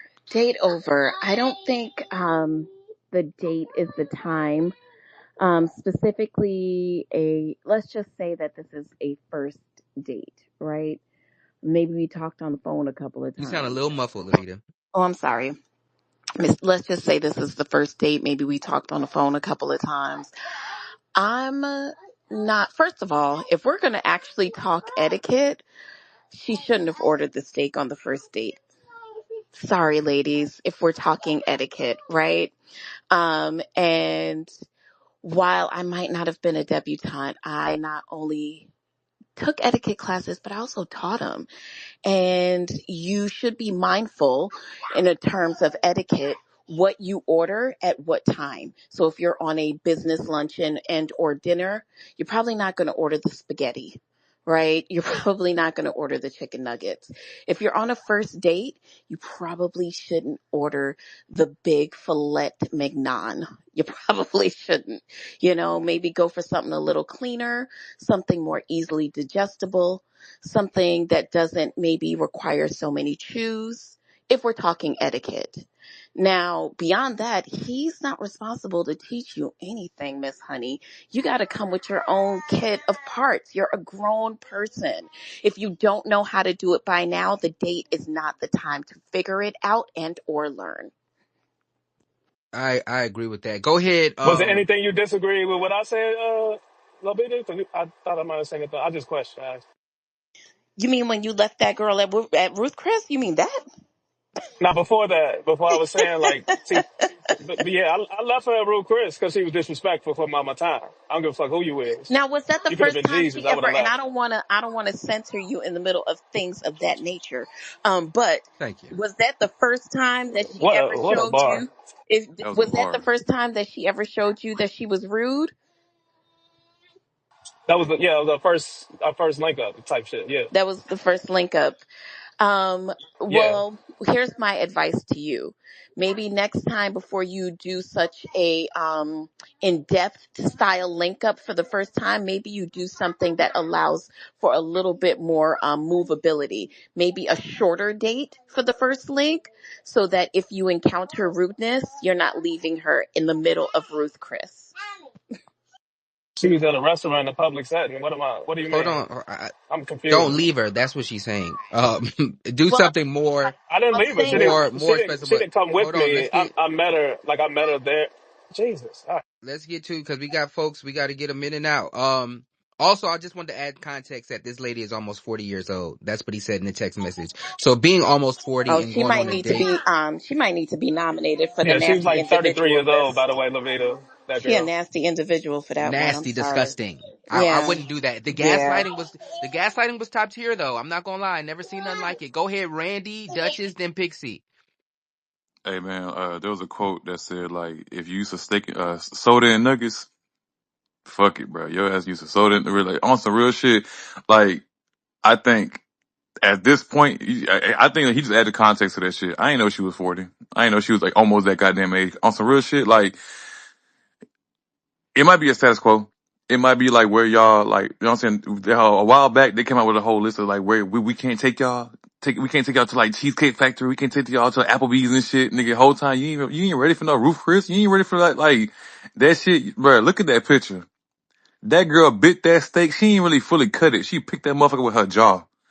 What you doing, Shawty? Like, I ain't gonna hold you. I had a situation like this too, but like it wasn't that extreme. Like, she picked the steak up with her nails and she bit that motherfucker, bro. And I was disgusted. Like, what the fuck is you doing, Shawty? Like, I like at some point, women gotta understand, like, you can't be embarrassing. Like, and I don't want to sit there and pursue the shit after that shit, bro. If you embarrassing me, like, I can't take you out nowhere.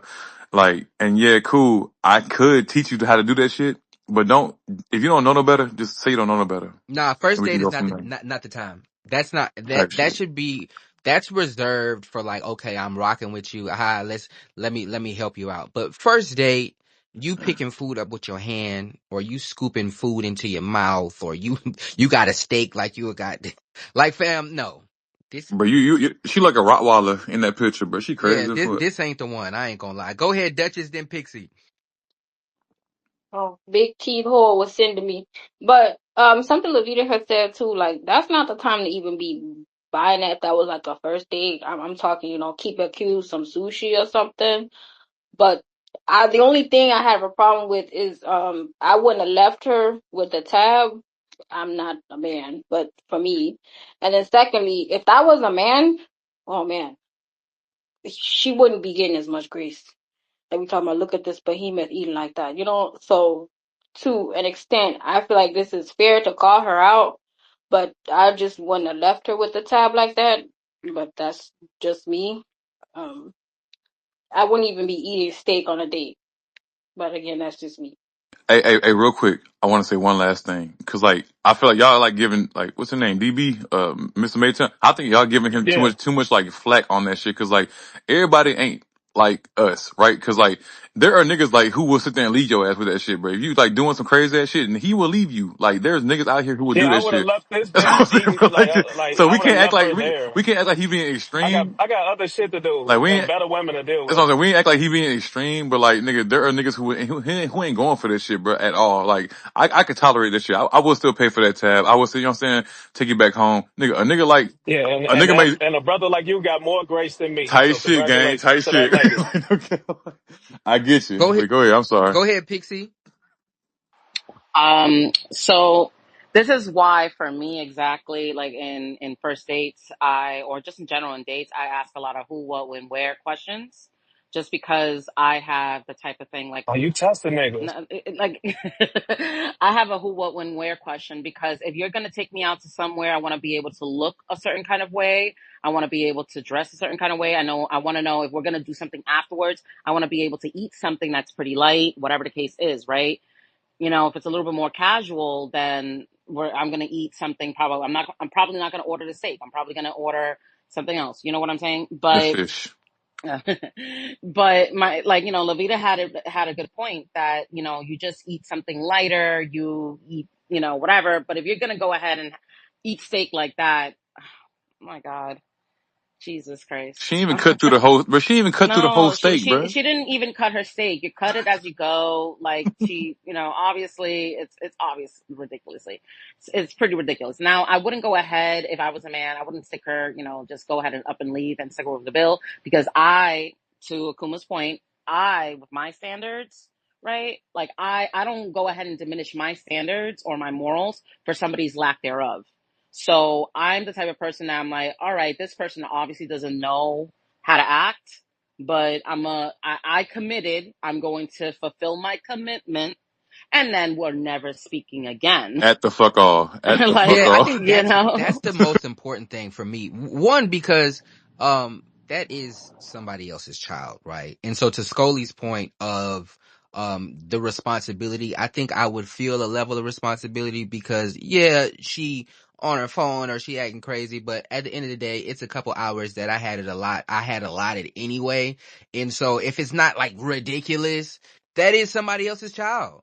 right? And so That's making sure ridiculous that you though. see That's them back and ridiculous. so that it's off your hands. So if something happened, I ain't got nobody trying to find me and hit me up. Where did you last see her? Like that's what be going through my mind. So let me go ahead and hurry up and get you back to where you at because I'm finished with you.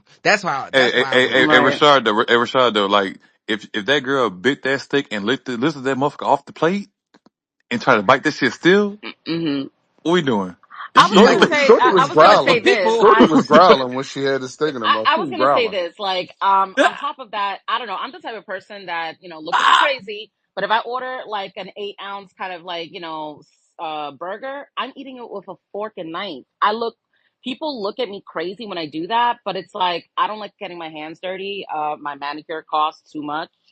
Or my nails cost too much. Why am I gonna go ahead and do all that? Like, I'm not gonna do that. Like, I'm just that kind of person. I really like to eat a certain kind of way. That's why, again, I ask who, what, when, where, because you got to know where you're at. You got to Yeah, ask. Hey, I think this is Hey, more like a Priesty, formulaic Priesty, I ain't thing. gonna lie to you, bro. When I say I had the similar experience, bro. Like, I went on a date with a girl, right? And when I tell you, bro, like, I never knew, cause like, I assume that women know how to eat like food on some shit, right? Back though, I invited her to a steakhouse. We went to the steakhouse, cool.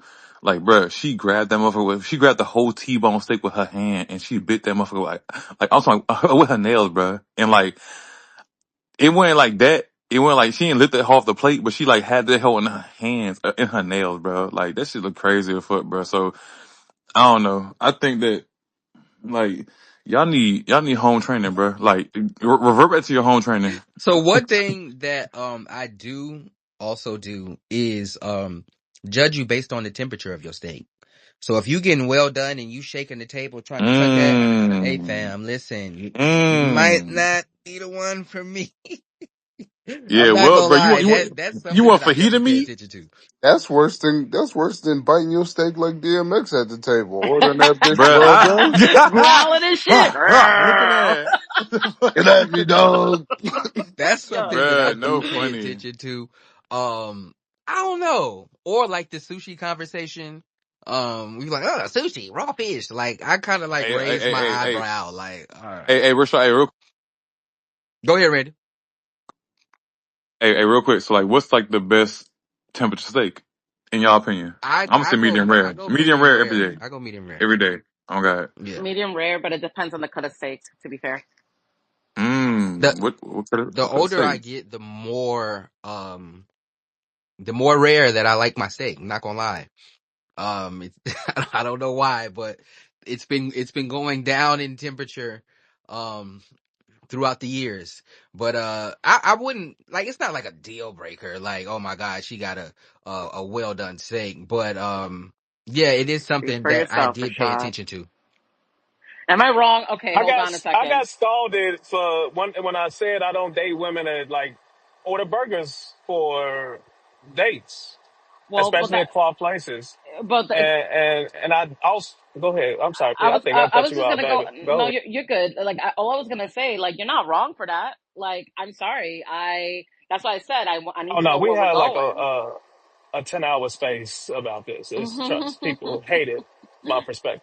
Yeah, no, like that's why I'm like, I don't, and hopefully I don't get killed for this, but I judge a man specifically, because of how he speaks to the waiter, what he orders. If he tells me that he doesn't eat something, it tells me that we don't need to be sitting here because I like nice, cuisine. I like to do, I live in New York, so I like to do, restaurant week. I like to go to Zagat, lines, like kind of like things. I'm a big foodie. Like I started going out. My first dates, like my first real dates, I feel like at the age of 18, 19, were like restaurants and were nice restaurants. So it's like, that's where I started.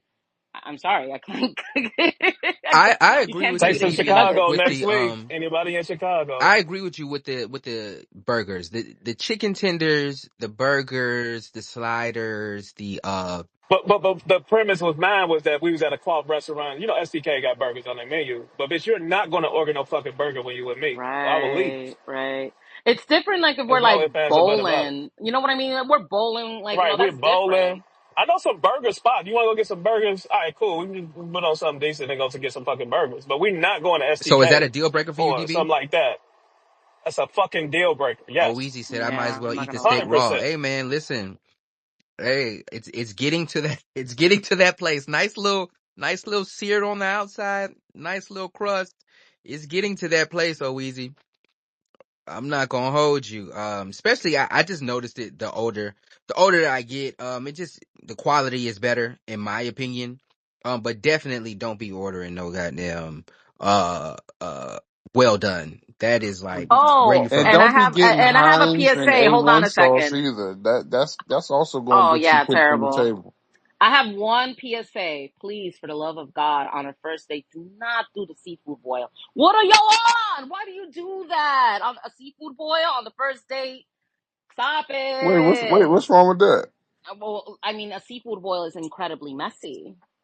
Yeah, I Yeah, think that's let's what get. Levita was speaking to as knowing what to pick and when to pick. Now, when you locked in with your Exactly. joint, then it don't Oh, matter. that's But different. first date, Yeah. Yeah, not a first date. I wanted to hear from a lot of other women that disagree with the topics today. Where are you women at? They Like, don't what the exist. That's what I've fuck? They been trying to tell y'all. You're lying on they the in That's church. ladies. crazy. They in church. They in church. No, because Shorty has some friends that was just like, yeah, a man should teach you things because that's what a man is supposed to do. Like No. she had the troops. She had the Alfredo warriors in arms with her when she made her little post. yeah, I seen that. That was nasty. I'm not. Just like Meg Thee Stallion was nasty for bringing play that white people as spaghetti. Like, no, you deal with a woman that cooks spaghetti like that, and not me. But This but nigga's. Clay is mixed. Hold on, Clay is wait. So mixed. So that's the spaghetti he used to. hold on. So it's 1:45. I appreciate y'all in here. Repost the space. 1:47 actually. Repost the space. Repost the space. Repost the space. Follow the host. Follow the folks up here that said some good shit to you, man. The Patreon is in the jumbo. There is a free tier. There is a $5 tier. Whatever tier you decide to subscribe, I definitely would appreciate it. Once you do subscribe, you get a link to the Discord. We was in the Discord going back and forth about that Eve topic on Friday for about an hour and a half, man. It was crazy. But go ahead and subscribe, man. Also, the podcast will be exclusively on Patreon. September 26th, September 26th, September 26th. Me, Kenya 10, Jonay producing the Nature of What Things the hell, y'all know? podcast. Can't wait That for shit it to fire. come Hold out. on. So subscribe to the Patreon. We do have a Things of That Nature community. It is highlighted on my page. Go ahead and join the community, man. It's a lot of good things going on over here at Things of That Nature. I appreciate y'all in here. We gonna get to Steak and Shake and Cracker Barrel. Vicky, what's the word? How you feeling? Oh, good morning. I'm actually really sick. Hey, Just mama. real quick, and good Oh, feel morning. better. Thank you. Real quick before y'all move on, if you wouldn't mind, I just think maybe sometimes y'all put a lot of pressure on the people on dates. So maybe she would have ordered a burger. You know what I mean? But that's not Yeah, allowed. don't And piss me so off. she ordered that We tough went ass to a steak. steakhouse. Listen, She let ordered Vicky that get tough this off. ass We're not steak going back. Go Tastes ahead, Vicky. cause nasty as hell. she didn't know what to do cause she was going to order a burger. But Don't Well, take thank you.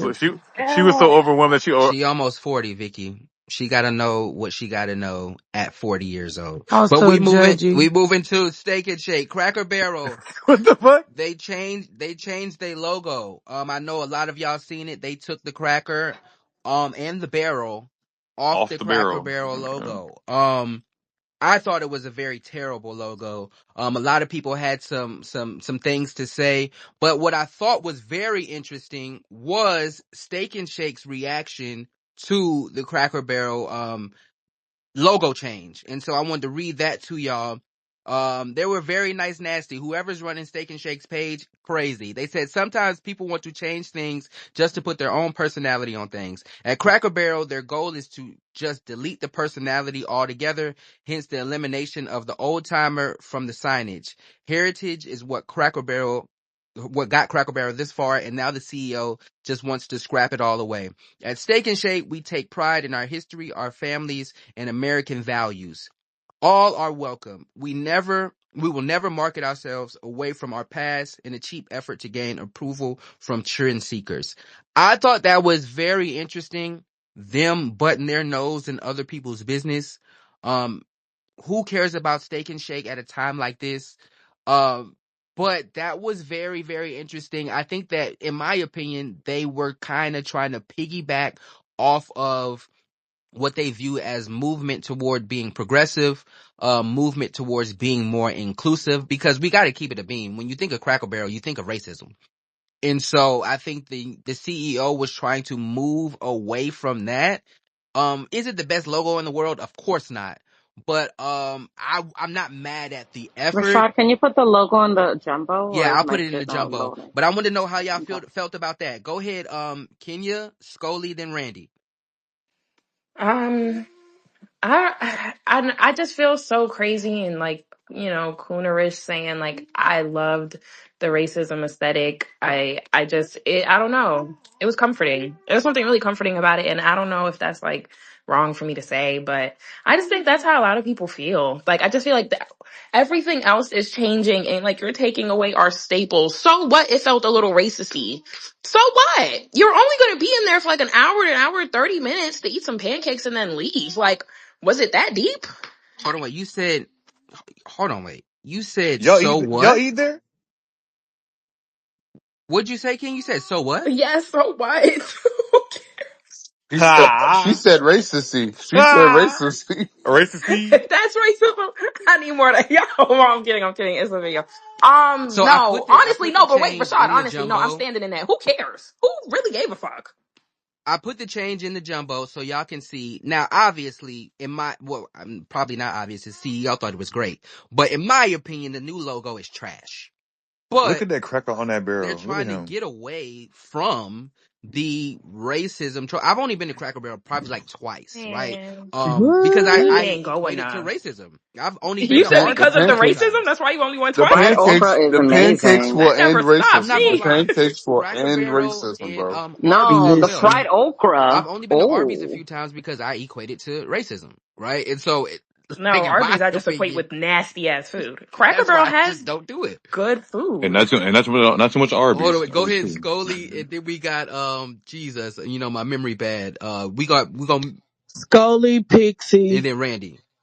Randy, me. Okay, thank you. I appreciate that. Go ahead, Scully.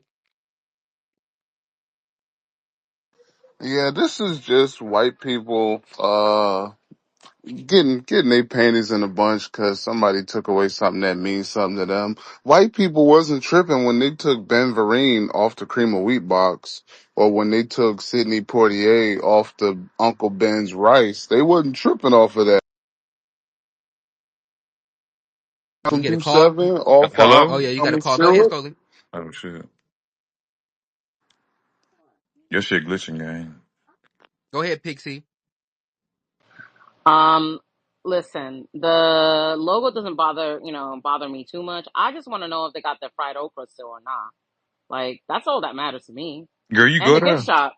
Yeah, So listen, they still, I love the so gift shop. Pixie, they, unpopular, hold Pixie. on, unpopular opinion. Cracker Barrel is literally one of my favorite chains. I hate it. I What hate the it. For fuck? I'm breakfast, with yes, you. that What breakfast the I'm fuck? hit. with you. Man, y'all are not Ah, hit, it bro. Y'all hits. need to go. Bruh, y'all Like, keeping them in business, bruh. Y'all keeping them in Hold business, on. bruh. Listen, and there was one time that like my sister didn't want to cook for Thanksgiving. Hold on, and we went to Cracker Barrel. Hold on, in the afternoon, and they had this fried turkey, kind of like how you have a country fried turkey. That shit, I still think about it to this day. It is so good. It was so moist. It shouldn't have been that good. Listen, all I'm saying is keep my fried okra the same. I hope that the gift shop stays the same. Keep the little weird looking what's it called? The rocking chairs in the front that definitely give you, PTSD low key. Um so keep that. The logo can go anywhere. Like, come on, man. And but to like seriously to the point. Um, when it comes to racism, I'd rather a racist that is racist to my fucking face, and I know where you're at, than something that is hiding behind it. Like, come on, man. Go ahead, Randy, and then we got Memphis. I ain't gonna lie, bro. I'm the kind of nigga I will sit there and go to a racist establishment and like order some black ass shit. Whenever I went over there, they had like grits and them hoes was bland as fuck. They had like waffles. That shit was bland as bro. Like that shit is the most blandest place ever. So I ain't gonna lie, it's okay. Like it's okay that they're doing the same thing they do with the Redskins, bro. Like I don't give a damn about that crack on that barrel at all. Like I think niggas who really care about that shit, it's not us. It's white people. They care about that little crack on that Now I ain't barrel. gonna They lie, I've seen understand. a lot of black people saying why did they do this. I think Kev on stage made a video about it and where he spoke to Kenya's Bro, they point. have bad food though, bro. They have bad food, bro. Like this shit suck, They bro. don't. They don't have bad food. They have Maybe. bad food, Hold on, man. wait, Maybe. Maybe the. let him land Pixie. No. Oh, I'm sorry. Hey, now, so long. Okay, long story short, man, they had bad food, in my opinion. Right? They had bad food. The food ain't hitting on shit. The vibes ain't hitting, bruh. I ain't gonna lie. The first only time I ever went to a Cracker Barrel, they had peanuts on the floor. I walked through that motherfucker. They had I was like stepping on peanut shells and shit, bruh. And I'm cool. Like y'all, you spit out peanuts at the door. I'm cool, bro. That shit suck, bro. Yeah, it's I'm another. cool. I think Texas Roadhouse is like that too, where it's kind of like their thing, and where you eat the They peanuts got and throw them on the floor. Go Ugh. ahead, Memphis. No, it's not. Yeah, we trying to get you up here, I but thought it that just was says Five connecting. Guys. I never That is seen Five Yeah, that. Guys. five Yeah, guys. he talking about Cracker. That is No. not Cracker Barrel. I've never seen peanuts That is, at the At Cracker Barrel. He all. just made that up. bro. They do I was have, They bro. put They I do was have finna that mutt I, on shit. their I was name. finna tell him he wrong. I don't Bro, they do frequent have that. that shit, bro. I don't frequent that Yeah. racist establishment, so I wouldn't know. I was just telling if it is, You then frequent that's all the why. Go other ahead, racist Memphis. ones, though, huh? Oh Mm-hmm. shit. Hey, watch her. No, please, hush. All right. I don't know what the fuck Steak and Shake problem is. They need to mind their goddamn Steak and Shake business, okay? And if Steak and Mm. Shake is halfway ass racist, don't be half-ass ass racist. Just say that shit out loud with your motherfucking chest, nigga, and then we will act and pivot or lean in accordingly. The fuck is wrong with you? As far as my cracker and my barrel, I will still be eating there. I will still be getting my pancakes, my biscuits, and my goddamn mimosa. Y'all really eat Okay? that for? Y'all eat that for Yes, real? the We hell do, yeah. and Let it's. me I don't know finish, where. let me What finish. state do you live in? What Hold state on, do you wait. Yes. live in? Let Memphis Gracia in drop. Texas. Yes. Gracia in Houston. What the fuck? I would Okay, never eat well, at the a Cracker Cracker Barrel. Barrels up here in Maryland are Hold Hey, on, wait. Let Plains. I don't Memphis know drop. what he's talking about. Yeah. hey, Randy, Damn. don't know where you at, baby. I live in Memphis. I go right on across that You know, I stay in bridge. Houston, baby. I don't know nothing about no I go Cracker right on Barrel. across that bridge to Mississippi and get that food when I want it, okay? So let I'm gonna always choose a good cheap breakfast All right, little that's country. All right. hearty, okay? let me ask y'all a question. Yaya, you might have to go out the space and then come back in because it keeps saying connected. Let me ask y'all a question. Because Steak and Shake, like Memphis said, say it with your chest. In my opinion, they was tap dancing. Instead of coming out and saying, we racist, which I think was genius on a level because it was kind of like dog whistling, like what we see with politicians now or other people, and where we gonna give you a Yeah. little bit of racism, but we ain't gonna be out here saying it for real, for real. Was this move? Do y'all see this as preserving heritage, or in Cracker Barrel's case, not preserving heritage by changing it, or do you see it from a level of Steak and Shake where we should Mm. have kept this logo? Because what's it to you? This is where we came from. Go ahead, Pixie, and then we got Memphis. Memphis. I kind of was touching on that before. Like, be racist in my face. Like, there's just some establishments that we know that they have nasty, backgrounds, and it is what it is. And we still eat it, people still take it in, and all that kind of stuff. Like And McDonald's. hmm but we still eat it. It still generates things as long as you keep everything more or less the same. In other words, when it comes to the formula of the food, what people really like the whole part of like Cracker Barrel specifically, it's like it has that charm, quote unquote, that charm, which is like it looks like a barn house, and you get like weird little trinkets at the gift shop like that are actually pretty cool. But it just doesn't make any sense. I don't like when companies do that. For example, with the whole Aunt Jemima, I don't know if y'all remember that they took out Aunt Jemima and they turned it into Pearl Mills. Like I understood why, but They it's took her off that like bottle, man. it's just like why? Like we know, like we understand, like there's a whole thing to it. Like come on. I don't know, man. I just because my point is it doesn't change the ethos of your goddamn corporation, y'all, and it doesn't change the history of y'all goddamn your But the goddamn food ain't hitting on corporation. shit though. That food ain't hitting Y'all on that. sound real nasty because this is kind of like what white folks saying in the South as far as the monuments, as far as you Mm. know, why do we have to keep it? Why do we have to take the monuments down? Why do we have to change the names of the schools? So what, they was racist. So what, they killed black people. Mm. So what, they fought for against, the Union, right? They're a part of our history. Why are we going to erase our history? That's what y'all sound like. No, no, no, That is that Confederate shit. Hold That is on, that hold Confederate on. shit. Because the reason why I when it comes to it, when it comes to monuments and everything like that, it's a little bit different. But when it comes to it, is I just really rather know what the like. I don't want to go to an establishment where they're racist and their whole ethos is being racist, and I don't know. That kind of pisses me off more than knowing straight up like that's just what they're fucking about. So you like a racism in your face, like right Yeah, there. I hate when Absolutely. people use that Like analogy. absolutely. Whether you call me a nigga to my face or you call me a nigga behind my back, you still You call me call a me a nigga, nigga right? And on so I me. don't resonate Facts. with, oh, I'd rather it be in my face. No, you don't, because if somebody walked up to you and said something derogatory to your face, you'll still be upset, right? And so That's a for fact. me, So be so wait, let me explain, because I'm from, like, I'm from New York, and people like to say, and specifically the city, and they're like, oh well, there's, like, racism in the city or whatever. No, if you go to East Islip, Long Island, it is literally Iceland. Islip. It's literally still a sundown town. There are sundown towns in Long Island still. It is nasty, racist. And the reason why you would not know is because there's, like, these microaggressions about it. It's like, same thing with, like, for example, people all the time, and I will yell it to the top of my lungs forever. All my friends hate, like, all my homies hate Robert fucking Moses, because all my homo, like, because Robert Moses was a piece of shit. Robert Moses was a piece of shit because he literally created redlining, and the reason why Read this, my and it name. was all, like, centered around racism to keep black people outside of, Long Island and Westchester and all these other places that are more white. And that's, like, quiet racism. You know what I'm saying? Like, people don't realize Yeah, that. microaggression.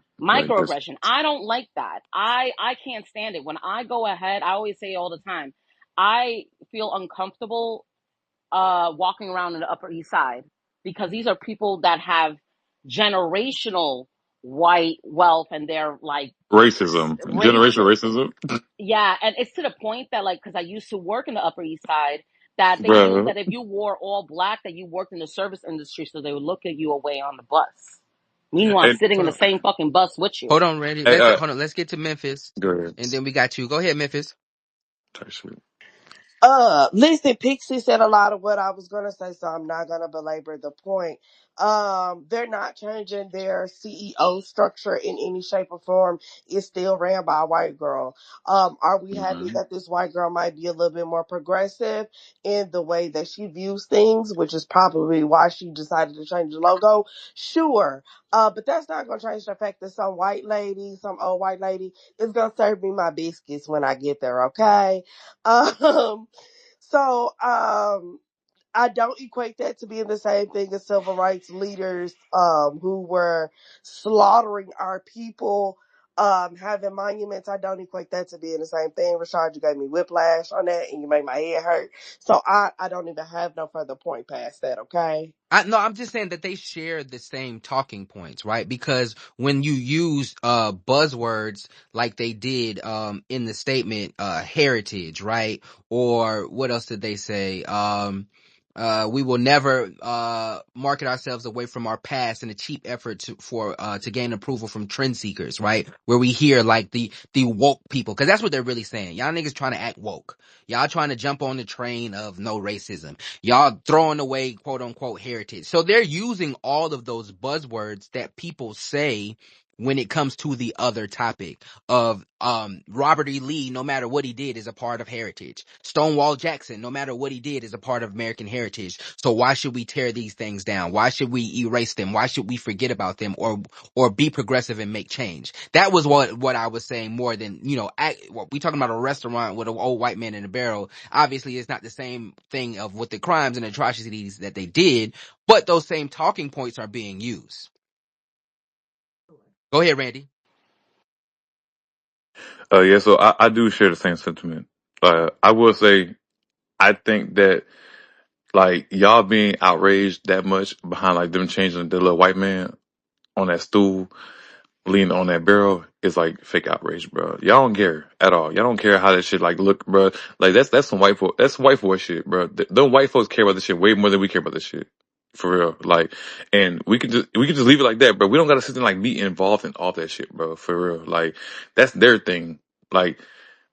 And I stay in the South. I think like it took me a while to understand because I'm like fairly new to spaces. It took me a while to understand like nigga like we ain't all from the same place, bro. Like we don't all have the same like walk of life. Cause like on some real shit, when I see that shit, I'm like, okay, cool. Like the white boy off the barrel. Y'all be like, nah, the heritage, man. Fuck that shit, bro. It don't matter, bro. Like it gonna still be the same bland ass grits. It's gonna still be that same bland ass barrel. The same bland ass cracker. Like it don't really matter to me, bro. But Because it's like heritage, we don't know anything about this man or if he's a real man. This is just a picture. So what are y'all talking this shit about show. when you say heritage besides this has been our logo? Because companies change logos, right? I think that I seen a post and they put like all the Pizza Hut, the Taco Bell, and all the logos that's changed as if like we are the first humans on the planet, right? These companies have been in business for decades, centuries, and there have been logos changed from time Hey, to Rashad, time. Rashad, I ain't gonna lie. This shit seemed like the same thing they did with, like with the Redskins, with the Washington Redskins. They did the same thing. They changed the whole logo, and the whole time, bro, they are still called the Redskins. Like they are still called like the history does not exist. The history exists no matter what. Just because you understand that change your logo, change who you're going forward, nigga, you can't eradicate your history. Go ahead, Pixie. Then we got Kenya. Yeah, I just like, I guess like it would have been a little bit different if it's like they're changing, along with taking away the cracker from the barrel and both. It would have been different if like they rolled out like a new ethos or something like that. Then it's a little bit different. Then you're completely changing Cracker Barrel, you know? And then it's like to me, then it's just more justifiable because you're changing completely how it moves along. Just doing that, taking away, that part of the logo and just putting in, that plain ass logo, whatever, not only tells me that because it's marketing. The reason why a lot of these, I know which post you're talking about, Rashad. The reason why a lot of these companies are going ahead and doing that is because there's an appeal to marketing. It's a whole psychological thing. They change the colors and everything like that, blah, blah, blah, blah. We can get into it another time. But there's a whole psychology to it. That being said, I can tell, right, that it's because they're trying to not only become appealing to a newer audience, but in just the matter of like, I don't know, like superficially. And that doesn't matter. Like that I'm sorry, it doesn't matter. It doesn't change the history of it. It doesn't do anything. You're not doing anything different. So that's why it's just like I don't even care too much about it, and just leave it alone. Like leave it as it is. They can't season their food. They can like just season their food a little bit. That's listen. I'm gonna tell you this. I don't know where. Well, you said that you're from Houston, but up here, like, and I gotta go all the way to like Fishkill to go ahead and get Cracker Barrel. I'm assuming. I don't Where's know, man. that They at? season their food. Fishkill, New York. It's like upstate. Oh, way Hella upstate. fucking yeah, way Way up. upstate. Fucking hello, Hold on. hello All right, hold racist on. over there. Let's get to Kenya. Go ahead, Kenya. I feel like the logo Sorry, is Kenny. not like the most, them changing like the restaurant itself is like what's problematic because that's the branding to me. Like the logo was kind of like, okay, I don't really think it like so much matters, but They changed the whole restaurant. Yeah, like they're changing the Wait, what? layout of the restaurant itself, so I ain't know that. That's crazy. It's it's not gonna like have that, No. antebellum feel on the inside. Um, peanut under your food. I don't know what would be separating them from Denny's or from IHOP or any other breakfast chain at that point. So I just feel like it's a bad move. Yeah, I think What? that just that whole look does give plantation vibes. Somebody sitting on the rocking chair and I underneath don't the got little to thing. do. Like I think them wanting to move away from that isn't the craziest thing in the world. Go ahead, Memphis. I'm just gonna say, don't worry about it. I'll go there next week and tell y'all whether the one by me is still a little crackerish or not, okay? Nasty. You still going? Yeah, I'm Nasty. gonna go see about the one Yes, in Maryland nigga. here and see if they did it too. Ah, bro, y'all like that shit? I need to go to Kari Cracker Barrel Kari now. said comforting racism is crazy, but I feel like I know what y'all mean. No, Kari, don't let him off the hook.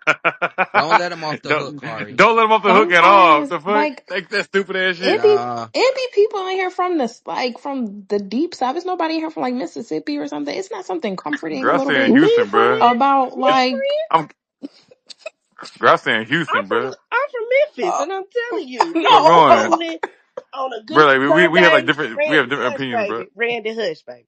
All right, Me go and ahead, my Sean. family on a good Sunday. We don't feel like cooking. Granny don't feel like cooking.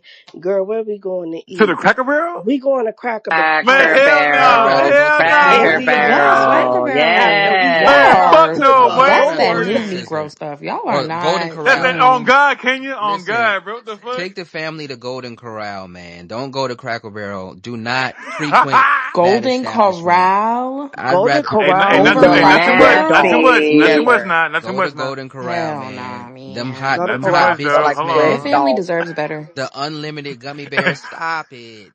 They make better food. Unlimited steak. Come on, Man, man. watch out, y'all Stop it. playing, Y'all bro. Y'all crazy. playing, bro. But speaking Y'all of Unlimited playing. broiled steak. Shit's crazy. listen, if you picking your steak up off the plate like, oh girl, you don't need no steak anyway. But we It going was Ooh. broiled. It was nothing else she could do with that steak. I hey, had to. speaking of companies and policies though, scrolling the timeline, I seen Southwest. Southwest is making changes. Southwest is requiring plus size people to buy an extra seat. I thought that was a joke at first. I did a little research. This policy, they call it the think they said the comfort size policy, in which at first people were offered a complimentary seat if they were plus size. It wasn't guaranteed, but it was complimentary. And then also you could buy another seat and you would get reimbursed whenever, right? They've put more stringent policies in place, and where you have to do it within 90 days. It actually has to affect somebody, and there has to be an open seat on the plane for you to be able to get a refund. So basically they're saying, nah, nigga, you got to pay for two seats now. Goddamn. So I want to know how y'all felt about this. I thought that Gonna get real fat in phobic in this here. climate, this would be off-putting to a lot of people, one, that were affected, and even people who aren't affected. We live in this progressive state in where everything is considered a phobia or nasty. In my opinion, it is a little nasty. Not gonna hold you. What you think, Pixie? What's the word? Well, as one of the constituents of the big body bends, aka the biggest, the largest, right? I'm not mad at it. I think it's nasty, but listen, the amount of times I don't feel, although I can definitely like fit in a regular seat, but I don't like people's like nasty little arms, whatever, right next to me, touching mine, and ugh, I don't like it. I wouldn't. I would. I've thought about like, you know what? Maybe I should just buy both seats. It's cheap enough, right?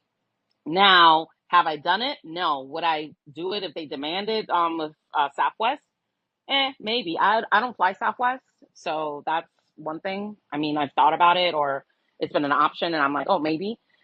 But it's just like, what makes it gross? It's the way that they're rolling it out. I think that's what really makes it gross. I feel personally, people that are for real plus size or for real bigger people, obese people, I feel like they already do that and they already prepare for that. I feel like that's something that you already know. Like I already know because I have wide ass hips. I'm already flagging down the flight attendant asking for that extra extended seatbelt So let me or read the whatever. let me read the policy. So it says Southwest will still allow customers to apply for a refund, but is restricting the conditions under which it will actually provide the reimbursements. In a statement, the airline said the following three conditions must be met for plus size passengers to be eligible for a refund. One, the flight must depart with at least one open seat or with passengers traveling on space available passes. Two, both seats should be purchased at the same fare class. So choice, choice preferred, choice extra, or basic. And then the refund request must be made within 90 days of your date of travel. So, me, I'm a forgetful nigga, right? So if that were me, I probably would have forgot all this and I wouldn't be getting my money. But I do think because the customer of size, that's what the policy is called. It's been there for at least 30 years. Southwest put out a statement and said that. But now they're restricting it because I don't know. It seems like people might have been taking advantage of it. Go ahead, Kenya, and then we got Randy. I wonder like how they could, you mean like take advantage in the sense that they don't actually need the two seats, but they're just doing that just to have two seats? Yeah, because it's complimentary, right? And Oh, so okay. if you Okay. were a certain size, and then you can be like, if you seen the extra seat, hey, let me get both seats or something like that, Hmm. right? And then you would have to move somebody else around. And so maybe folks were taking advantage of it. Maybe Southwest felt like there was an opportunity and where we can get some more dollars out y'all. Hmm. And so let's go Yeah. ahead and get that. That's what I thought well, yeah, that's what I thought when I saw it. It's just I think they've been trying to like find a way to make more money. I mean, the whole like larger people on airplanes has been a discussion for a really long time. In your own personal flying experience, it's a bit uncomfortable, like Pixie said, the touching in the seat. Yeah, I don't really like that. I think honestly, at this point in capitalism, I don't really have a problem with it. If the larger person can afford, because I think it would make them more comfortable too. So if they can afford that and they want to, then yeah, go for it. I don't see like what would be the problem. It I would ain't be a gonna problem for the people who can't afford it, but still gotta lie. fly. Yeah, That, so I ain't gonna hold y'all, Oh, bro. it's a Me personally, requirement. Oh, shucks, I didn't even read the. Oh, yeah, I thought it was it's a optional. requirement. Yeah, yeah. it's a requirement. Oh This is my shit! point, Wait, right? that's crazy. Hold on. Yeah, Oh, yeah, that's what I was saying as far as making folks pay for two well, I seats wonder now. what's the weight? Like, what is the weight? What number are they like starting that Nah, at? nah, no, hey, don't worry about it. Don't worry It's about it. just All I'm saying, bro, size. It's just size, it's It's yeah, just how but it's they size, built. said bro. plus size. No, I'm sure there's They said if bro, you're a double wide, you Hear me gotta. out, and Kenya, Pixie, hear me out, bro. This to me sound like a thick bitch adjacent like clause. Why you like what you doing with the thick hoe? Why you so mad? It's okay, bro. Like they can fly normally. They can like scoot a little shit over, but don't act like because they got a little shit spilling over. It might touch you a little bit. Your ass like you mad because like nigga she's like over her little bro on some real shit. That plane ticket, that plane seat is real small. So if you ain't got no small butt, cool. You can sit there and still you deserve one seat. You deserve like to pay the cost of one seat. You only got one seat. The whole time, this, bro, I feel like this shit is like a thick bitch like fallacy, bro. Yeah, because I think that you don't have to be what we would deem I think we're viewing the people who fit in this category, customer of size, one way, right? But it could be somebody who is shapely but still thick, right? So I It's would it, like to it's know an attack on thick bitches, bro. what It's an would attack on be thick bitches, bro. what would be the criteria, right? that's my question. I feel like that's too arbitrary for them to just say plus size. Like I don't know. I don't think we even have a set standard of what that means. So I would want to know what's the Right. weight that Bro, they're I ain't gonna talking like about. they would never say like you gotta be like 150 to like fly this flight. They will say like you cannot spill They over, do it spill with the over, bro. bags. Bro, like hold on, whole time, bro. Hey, that girl who thick as fuck, who still fly economy, nigga, like she gonna spill over a little bit. She thick, like that's a thick big clause, bro. Even when I was slimmer or whatever, like I still had like I always had really big. I have really big hips, right? So I've always been like, and I hate feeling confined like that. So I've always asked for the additional one, and then like I remember because when I was slimmer, the lady's like, "You sure?" I'm like, "I'm positive." and she passed it And over now she got to pay for 2 seats now. You got to pay for 2 seats now. Man, y'all See, playing look now. at Tia in the because of a double comments. wide is crazy. The fuck, Tia y'all talking doing too about much now, it's fat phobic. We need to shame them. See, bro. No, nasty. Hold on, bro. let's get to the heads real quick. Go ahead, It Memphis, ain't and fat then we though, get bro. It ain't stalkers. fat. Like she thick though. It ain't fat. She thick, bro. Like y'all hate ass. Hold on. Go ahead, Memphis, and then we I'm got sorry. I'll be stalkers. quiet. Listen, because they talking for us thick bitches. But listen, I got a question because I'm a Mm-hmm. little confused. So I'm thicker than the Snicker, right? You see it in the picture. And so Oh you shit, she mean to cooked, tell me that I got to buy an extra seat? But I may or may not get that extra seat because the plate might be filled. And then if I pay for the extra seat, I get a refund for the extra seat. Yeah, you do if you file it before the 90 days.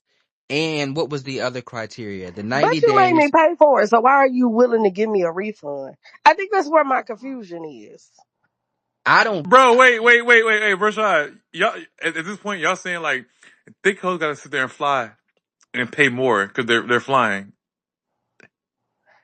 Yeah, They got to pay more yeah. now, You got to pay for 2 seats. man. Like I said, For at the first it cheeks, was man. complimentary. Y'all If playing. there was, it was complimentary that you could have, if you were of size, right? And so they would hand it out. But now they're saying pay for it, and then if you fall in these three conditions, then we will give you your money back.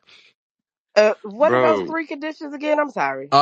It says that the flight must have at least one open seat available at the time of departure. So if the flight is booked, then no, you're not getting your money back, even if you pay for 2 seats. Two, even both that window seats seat should too. be purchased in the same class. So you can't buy a first class and or economy and then try to make That them makes sense. fix that. And then three, No, it you got to don't. have it This is request an within attack. 90 days. Hey, But I hey, thought you said if the flight is booked, then that extra seat is not available, correct? Yes, when it was free. Okay. bro, Yeah. this is an attack on thickness, Hold on, wait. bro. Let You stalkers can go. We gonna get to you, Randy. Go ahead, stalkers. What's the word? type shit. I'm just like I don't understand on how they plan on enforcing this. Like I'm a mid-sized Benz or whatever. You know what I'm saying? Not a big body Benz, but I ain't little either. But like, are you Y'all gonna say? good talking shit. Are you gonna say like, "Hey, mama, you gotta, you know what I'm saying, buy another seat because you ain't got enough space right here"? I don't understand how they plan on enforcing it. Like, I don't really get that. I think that one, it does seem very, very reactive to me, right? Because maybe somebody doesn't see themselves like that, right? And so they're just buying one seat. And then you get there and now you sitting down and it's like, hey fam, you gonna have to buy another one or something like to me, I don't understand what that process would look like once But you what if somebody like purchased the I think seat? they're talking And about morbidly obese people. That got to it, be what they're talking about. it doesn't really make sense to me. If somebody already Morbid. bought that seat next to you, and then you get there, they see you bigger. Like, what they gonna tell like you? they You said can't in get on like they the said in plane. Friday After Next, it's small in here. Now you big in here. I don't No, I don't know. It the policy seems very reactive though. And so, I guess it like do, what it does it mean? do. Like if I'm touching somebody, like are you going to be like a stickler for it because now there is a policy where you guys are making money so y'all just going to be assholes to Bro, folks? I don't like Like it, I bro. don't I Well, I don't don't like it. understand. they should move I the don't like it. like the bigger people. If you get on the flight, then put her in first class. The seat's bigger up there. Like they should. I feel like they should accommodate differently than just I ain't a, giving you Mm. dis- no first class seat now. I ain't a listen. discounted I ain't giving you first no class. first class. A discounted first class seat if you plus size, I think is better than having a plus Hold size on, wait. person. You get to pay half off because you big and I got to pay full price because I go Hey, to the bro, gym? hey, wait, hey, They have Rashard, bro, you have more, other you have 20% more would room be in fine. first class. Yeah, way more room in first class. Yeah, it's way more room in Hold on, first wait. class. So, I go to the gym, so I got to pay full price, and you but don't, and so you get half that'll off. that'll incentivize people to buy a first class seat. That's So a fact. they're getting Okay. more money. Nasty stalkers. That's You do. nasty. I feel like you do a little 15-20% off, or you could do like a credit afterwards or something like that. Like, okay, you get an extra flight credit or whatever. If Bro, let me not tell them my idea. They gonna take it. I'm gonna shut up. Go ahead, Randy. nah, I ain't gonna lie, bro. I'm gonna keep this shit like real short and simple. I feel like this is an attack on thick bitches, bro. This is an attack on thick hoes. Like, how dare y'all? How dare y'all sit there and say she gotta pay more because she Say got more stuff for ass? thick Because she bitches. got more ass? Look, bruh, that little skinny ass white girl, cool. That little Asian, cool. But that black girl who got ass, nigga, bruh, she got hips, bruh. We have, bruh, they have, in my community, they got ass, bro. So don't act like she doing too much 'cause she got ass, bruh. I don't She think was the born like ass is this the way. problems. I think people talking about the The ass is the arms. problem, No, it's bro. If not. if she showed up Big like Grace mama, Vaughn, your arm is like Big on Mama, Your me. arm, Big Mama, Your your nah, arm arm is man. is on nasty. me. Kenya, stop Your shooting arm, me. nah, bruh. Big Mama can't even feel the arm either. She can't even feel it. She don't So know. on me, bro. They talking about the ass, bro. You in my seat.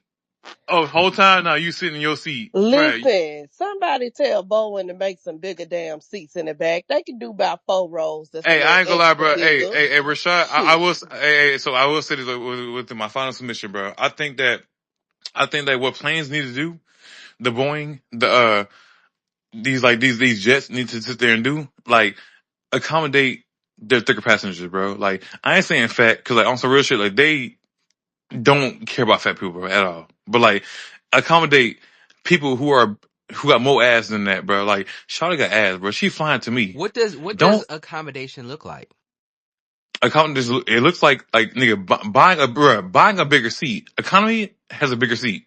At that point, economy has a wider seat, bro. She got ass, bro. Like, let her I like think be that comfortable, dog. I think Let her that be comfortable. that is a good observation, right? Accommodating them as far as the airlines. What would that look like? I'm from a place in where they build the jets, right? Gulfstream, right? And you see that and you see everything that goes into it, and it's very, very expensive what they already do. Um Modifying it Ain't that for much? the vast, vast, vast minority of people that get on the plane that are falling into this category, I don't necessarily think that would be the smartest thing business wise. So this is where I disagree. I feel like the way society has like sat there and like branded itself, how society has like transcended, like nigga, at this point, get ahead of the curve before you know what I'm saying, or you're behind the curve. Cause like they have ass. But we These just spoke girls, about getting ahead of the curve with the last topic. Y'all niggas said oh no. Keep the no, hair in. so I ain't talking about that. I'm talking about like this. We're going forward, right? So like get ahead of the curve. Like they understand that these women have ass, bro. But Like it's not for a that long many ass. people who fall Randy into is this category. clearly an ass man. Okay, baby. It's We not get it's it. not You that I it's live feel not that that. like many people that fall Randy into it. should just sit next Jesus to But every Christ. Bro, big bitch. accommodate the ass, hold on, man. wait, Accommodate the ass, go bro. ahead, Big Let C. him sit next to all the big bitches. No, I'm saying accommodate And the ass. and in all seriousness, my concern is how they're going to implement this, because then that's where, for real, it's gonna get really nasty. Because imagine like you didn't go ahead and you just bought a straight up ticket because you know you a two something, right? But you a healthy two something, you thick or whatever. You're like, all right, man, let me buy my regular ass ticket. You go ahead and get to the gate, and they're Regular like, ass ticket. yeah. Ah! I just realized what I said. Oh yes, I got a regular ass ticket. I go up to the gate and they're like, "Whoa, whoa, now you got to get the double wide, the double wide ticket." And they're like, "What's that?" And then they're just looking at you and they say, "Yeah, because of this." And and you're like, but I'm not like, what's going on? So like, I need to know like how they're going to implement this. There's somebody in the comments that went ahead and said, oh, you could only hold so much weight on a plane. Are you fucking dumb? Like the planes are fucking huge industrial machines that can hold a ton of cargo. He don't know how Stop. planes work. He don't know how planes work. Yeah, He don't know how I don't planes work. think that. Yeah, I don't think that the weight has He don't know how anything to planes do work. because you're still allowed on the plane. So I'm I don't good. necessarily think that the weight has something to It's do. it's gonna still fly. But I think that it is very reactive, right? Because I said some people don't know, right? Or some people are borderline or fringe, or you haven't been on a plane in a while. So implementing that can be embarrassing. I foresee a lot of TikToks, a lot of reels coming out where people are saying these things because not a lot of people would see themselves as that. And then especially if this seems like a money grab, like it does to me, and where we're going to be stricter in enforcing this so that we can get more money. It's gonna be crazy for Southwest. I don't foresee other airlines doing this, but maybe they will. Hey, but And so and like, getting more hey, bread. Rashad, how would you feel, right, if like airlines said you cannot be over 200 pounds as a girl to fly this flight? Um, Over 200? Yeah, listen. 200 is different from person to person. That's why I also Ooh, want to see as all far right, as is it a weight requirement? I am looking it up. It doesn't necessarily seem like a weight requirement. That's another thing. It just seems very subjective. And then very who are we subjective. talking? Like who makes the determination? Right, from flight to flight, from person to person. It does seem very subjective, and then that will get very murky. Go ahead, stalkers. Bro, go ahead. I'm sorry. I was gonna say I feel like it's gonna be a suit coming because it's gonna be the wrong employee to say it the wrong way to somebody trying to enforce this, and they're gonna end up losing a lot of money in some type of a lawsuit because I don't even know how you would explain this, like in a little HR You too class. big. Yeah, like how are you gonna tell somebody, hey, due to your size, you have to purchase X, Y, and Z? Like I don't see this going There's well. gonna be a lot of fights on the terminal at that That's- gate. A lot of swinging. We're gonna get a lot of videos of people scrapping. Somebody tap you on your shoulder and say, "Hey, fam, you you gonna too need big another for this one." flight, bruh. Like Bruh, that's crazy. imagine being too big for the flight. That's crazy. Go ahead, Pixie. Y'all playing? I was gonna say, it's interesting that they're even going about it this way because it was years ago now, about 15 years ago. Fun fact: I've always wanted to be a flight attendant. That's like my dream job. Don't judge me. But The flight attendant. like, but the reason why I never went into it is because when I was 15, 16, and I wanted to do that, there was a weight restriction. So they lifted the weight restriction. Now that's why you still have like, people who are plus size and are flight attendants. My thing is, how are they implementing this? But yet again, they still have flight attendants that are indeed plus size and whatever the case, and they're flight attendants. Like, Was so that how are they going to be specific? able to? Was that strict? Like they told you, "Hey, Oh yeah, for sure. No, yeah, it was Yeah, very like strict. You had yeah. to be, I think when in 2005, 2006, when I wanted to go ahead when I was like a teenager and I wanted to My look air into it, one second. it was, you had to be under 180 pounds, Mm-hmm. 175 pounds. were they making folks step on the scale? Yes, Like how you bro. do Yes, that?" Yeah. bro. Yes, bro. Yes. Yes, they make you do Hey, physicals and everything like that. I It's was a gonna really say hey. they rigorous still have process. physicals Oh today. God, they Like do. Yeah, they do. it's It's almost like it's the a, police academy the way they do it. And exactly. Doing nothing It's a but very handing out them rigorous little ass process. ginger ale. Stop it. no, no funny, bro. Like that shit's Yeah, stupid, no, bro.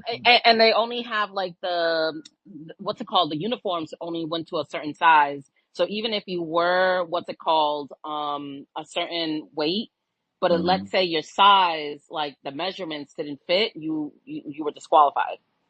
I ain't gonna lie. So is my turn? Go ahead, Yeah, Randy. there you go. All right. So I ain't gonna lie. Like for a long time, bro. Like we all in this like flight. These flight attendants, like their weight, right? But like the weight, the reason why they say that shit, because like they have to sit there like to get the plane off the ground on some shit, right? It ain't saying that you're adding too much effort to that shit, but like they can like accommodate for that shit, right? Like they have the baggage, the passengers, they have like a lot of things they got to accommodate for. So two things can be true at the same time.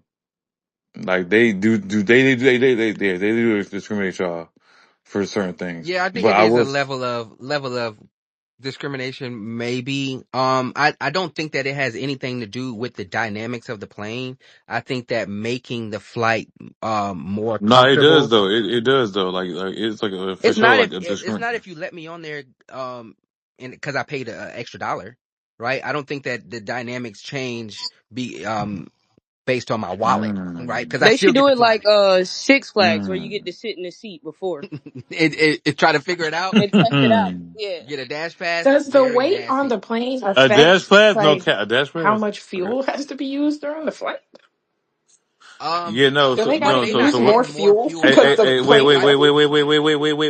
wait. So what they're saying is basically like the same way like how ships are like buoyancy. Like you cannot have like certain weight on that ship if you want the ship to keep on floating. But me giving you money doesn't change, right? So they're not saying that I can't fly. They're saying that you need to give me more money in order to fly. That's why I'm saying that it has nothing to do with the dynamics of the plane because I'm But just it Okay, giving you yeah, more could if yeah. bread. they gotta use more fuel because people They're is not bigger. halfway filling the flight up. They're going to fill it up either way. They was Oh gonna fill it God, up they're doing the regardless, same but thing. they used They're more doing on the the same flight. thing. That's still fuel that was used. What are you Look at talking about? Kenya. Nasty, And nasty with and the No, no, correction, no, Kenya. Kenya, because the reason why. Hey, no. So like, Oh, what Rashard's saying is like he's basically saying like no matter what's going on, no matter what like independent variables there are, like you got to sit there and still pay. And at some point, nigga, you have like factors that like go against like your flight, your fuel, It, all this shit. and it ain't no money. But I want to get to the next one, man. I was scrolling on I think Friday or maybe Thursday, and I seen this video that I posted in a jumbo. There was a father sitting down with at least one daughter that was recording him, and he was talking to a possible suitor of his daughter. And the things that he said were very interesting. He said his daughters don't respect men. I thought that was What did he say? funny. On two factors. That Hold on, little wait, ass wait, wait. TV. I think that was funny. On a couple factors because one, he's in the house, so you raising daughters and having those daughters not respect men was something that was uh really odd. And then two, him making it plain and verbalizing that to the boyfriend or whatever they came into the house.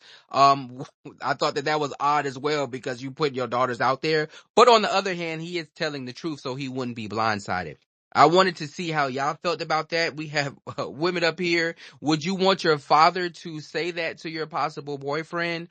And then two, how does this happen? Have y'all seen this and where there is an active father in the house and there is no respect to him, and so he's probably saying that to the boyfriend. Go ahead, Kenya. Um, I'm sorry, this is so funny. The assumption that because the dad is there, that there's gonna be like, I don't know, this reverence for. My problem is like men, the term men, because I don't. Culturally speaking, like I've seen a lot of cultures where the father's in the home. I know, like I had for my Arab friends, it's not a lack of respect per se, but they weren't they're taught to be wary of men for the most part. So I don't know, like I don't know how those two words, like how to make that make sense, but it's this because I don't really know like what respect men like means per se. Like in dating, you should just have raised a respectful child overall, right? So that they become a respectful adult and when they meet people, interact with people, they're polite. But this essence of just like, oh, respect men, I guess it's just funny to me that I feel like for most of the fathers that I've seen, they teach their daughters to have a wariness of men for the most part, not a respect of men, but you should, No, that's not uh, how like, I fathers don't raise know if that, daughters. because respect, like when you say respect men, like I don't know, I don't have experience with these households where the daughter was like raised to like, well, yeah, they weren't my friends because the only ones I've seen they were like very African. So the African peers that I might have had, I've heard stories that like yes, like when a man enters the room, like they stand up, they might bow, like when they are serving the food, that kind of thing.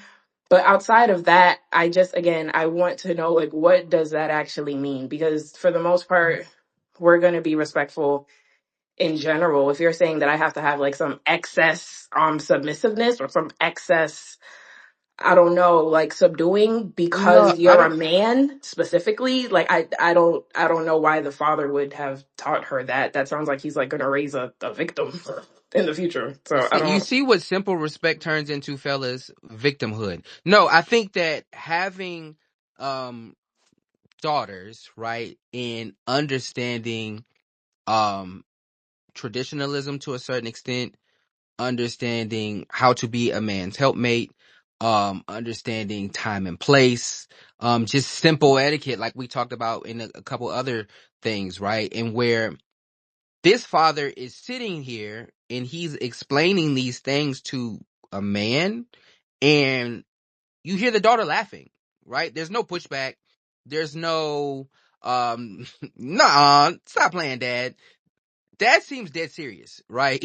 And the daughters are like, yeah, pretty much. And it's funny. And so when it gets to being in a relationship and having respect, knowing when to say things, right? Knowing how to treat different situations. I think that those things should be taught, right? It shouldn't be just a situation in where, like you said, because being scared or being weary. Like, fathers don't raise their daughters to be weary of niggas, right? In totality, having an understanding of the possibilities out here, that is a part of raising a daughter, but also having an understanding of how to be in a relationship and dynamic with a man. And I think that those lessons are very important. And when you don't have that, you get into this, right? And where if dad is being honest and truthful and you get into a relationship with this woman, hey man, just be prepared for you're not going to be respected because they don't even respect me. Go ahead, Stalkers, and then Pixie, then Memphis. I feel like that was really a reflection on the dad, in my opinion, because I grew up with a dad in my household, and like they said, you just learn how to respect people, period. So the fact that you feel like you have to explain to another man that is suiting your daughter that she doesn't respect men, to me, that's more a reflection on him and how he has raised his daughters. Go ahead, Pixie, and then we got Memphis. Y'all are gonna be probably surprised, the ones that do know me, on my stance on this, but I'm not mad at this. I'm gonna be honest. I'm not mad at this. Because I've had conversations, right? Although I feel like the way that mothers do it is very discreet. Like, I've sat down with a guy that I've dated, when I was younger, a couple of times, and I'm having coffee with the mom, and the mom was like, "Yo, listen, honestly, I'm gonna just straight up tell you, my kid ain't shit. My son ain't shit. He treats women this way. He's going through it. He's going into his own, and he's kind of just learning through it. You either tough, and I think you're a smart girl, you're tough, and you got patience and you can break him out of it, or he's gonna get gone." And it happened a lot, especially in my early 20s, like, when I dated the men that I dated. So I'm not mad at the warning side. I think it's the way he did it. I feel like he didn't have to do it in front of the girls. I feel like he could have sat down man to man and, kind of said, "Listen, just let me put you on game. Like, this is what's going I on." like that you brought that up, And Pixie, because I think women do hold the mothers of niggas accountable, right? Your son ain't shit. Blah, blah, blah. I think we see that all the time. We've had plenty of conversations in here and where it's a level of, well, mom's always coddling their son and they don't never be honest and blah, blah, blah, blah. And so when we see a parent being honest, right, there is a level of pushback that, did he do it right? Who knows? Would I have done it like that? Who knows? I don't know. But at least he is being honest and understanding the people that he has raised. I don't understand where that pushback comes from. Go ahead, Memphis. right. Oh, wait. I wanted to add one more caveat. Because it's true. Like, you can only raise a person to a certain extent. They're going to have their own, like, feelings and trials and tribulations that they got to go through. But it's one of those things. It's how it's done that makes it a little tasteless, in my opinion. And I'm sorry. Like, I give it, like, I have a brother, and I always slander my mom for, like, "Yo, you're not being truthful to these women that my brother goes time and time again. He's a menace." And I'll be the first one. I'll sit down with the girls and be like, "Yo, my brother's a menace. So just be prepared. Like, he is a fucking menace. And either you stick it out or you don't. And that's it." Go ahead, Memphis. I'm in the car. Can y'all hear Yes, me well? ma'am. Okay. This daddy full of shit, right?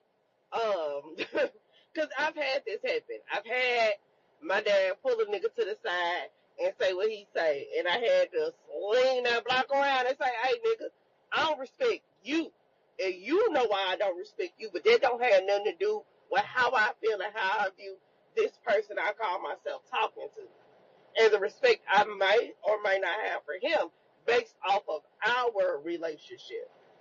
And so I think that's some fuck shit. I think what their daddy did was some bullshit. And he needs to check how he raised them girls if that's their dynamic, that they don't have respect for him. What the fuck did you do that them girls ain't got no respect for a man? How the fuck did you show up? I think because Stalker said the same thing. I don't necessarily think that there would have to be something crazy for either a woman or a man to feel this way as far as towards their parents, right? There could just be a situation in where, it's five girls in the house. You got your mama and you got the four daughters, and somebody said in the comments, you might feel overrun, might feel like he don't know, what's going on, or he doesn't have a certain level of say. And so this is what happens, and where he just like, hey fam, I tried, and it didn't work. And so that's what he looks like. He looks like he's like down and out, in my opinion.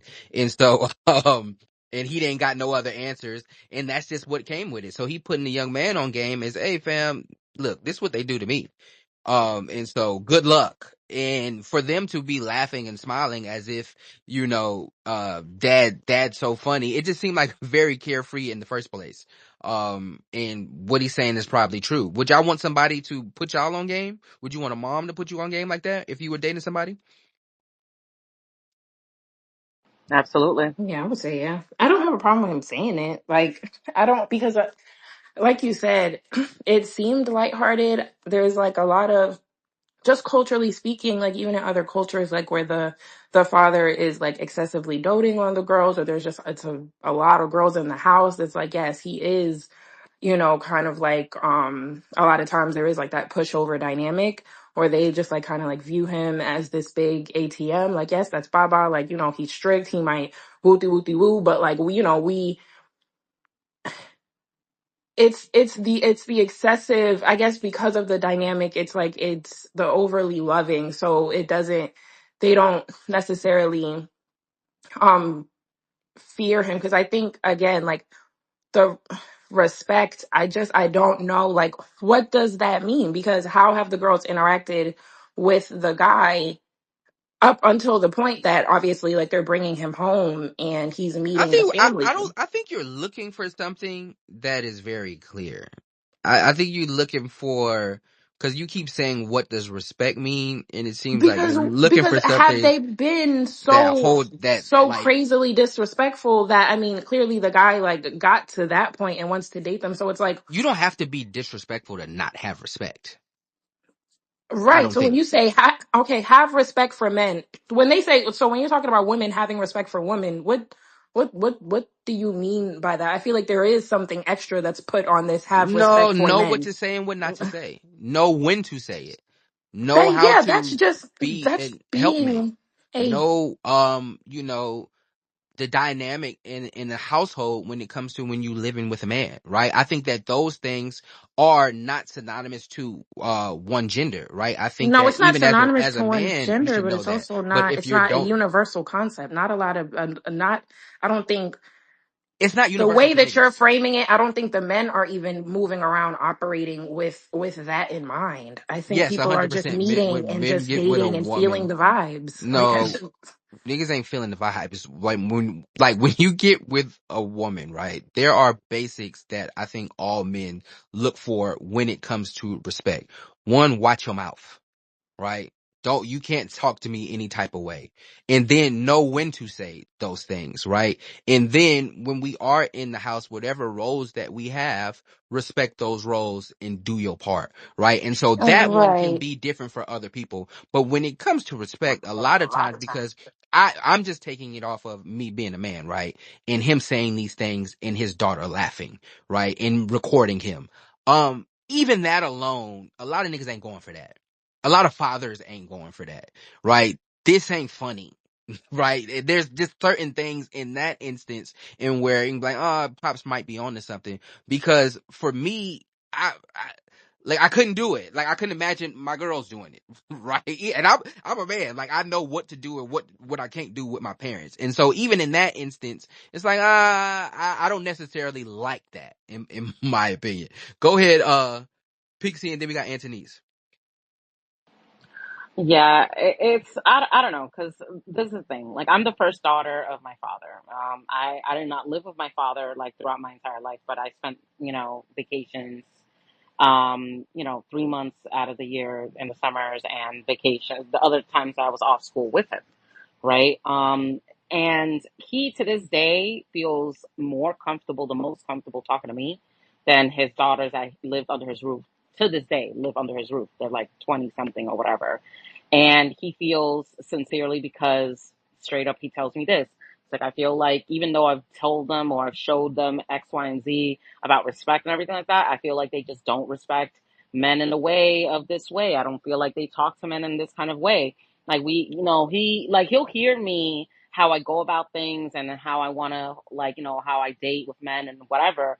And then he's like, he always gives me the heads up, like, yo, like, be careful, because men move in this kind of way, and you respect men in this kind of way. And not every man is going to go ahead and be ready for that, right? That's what he'll say.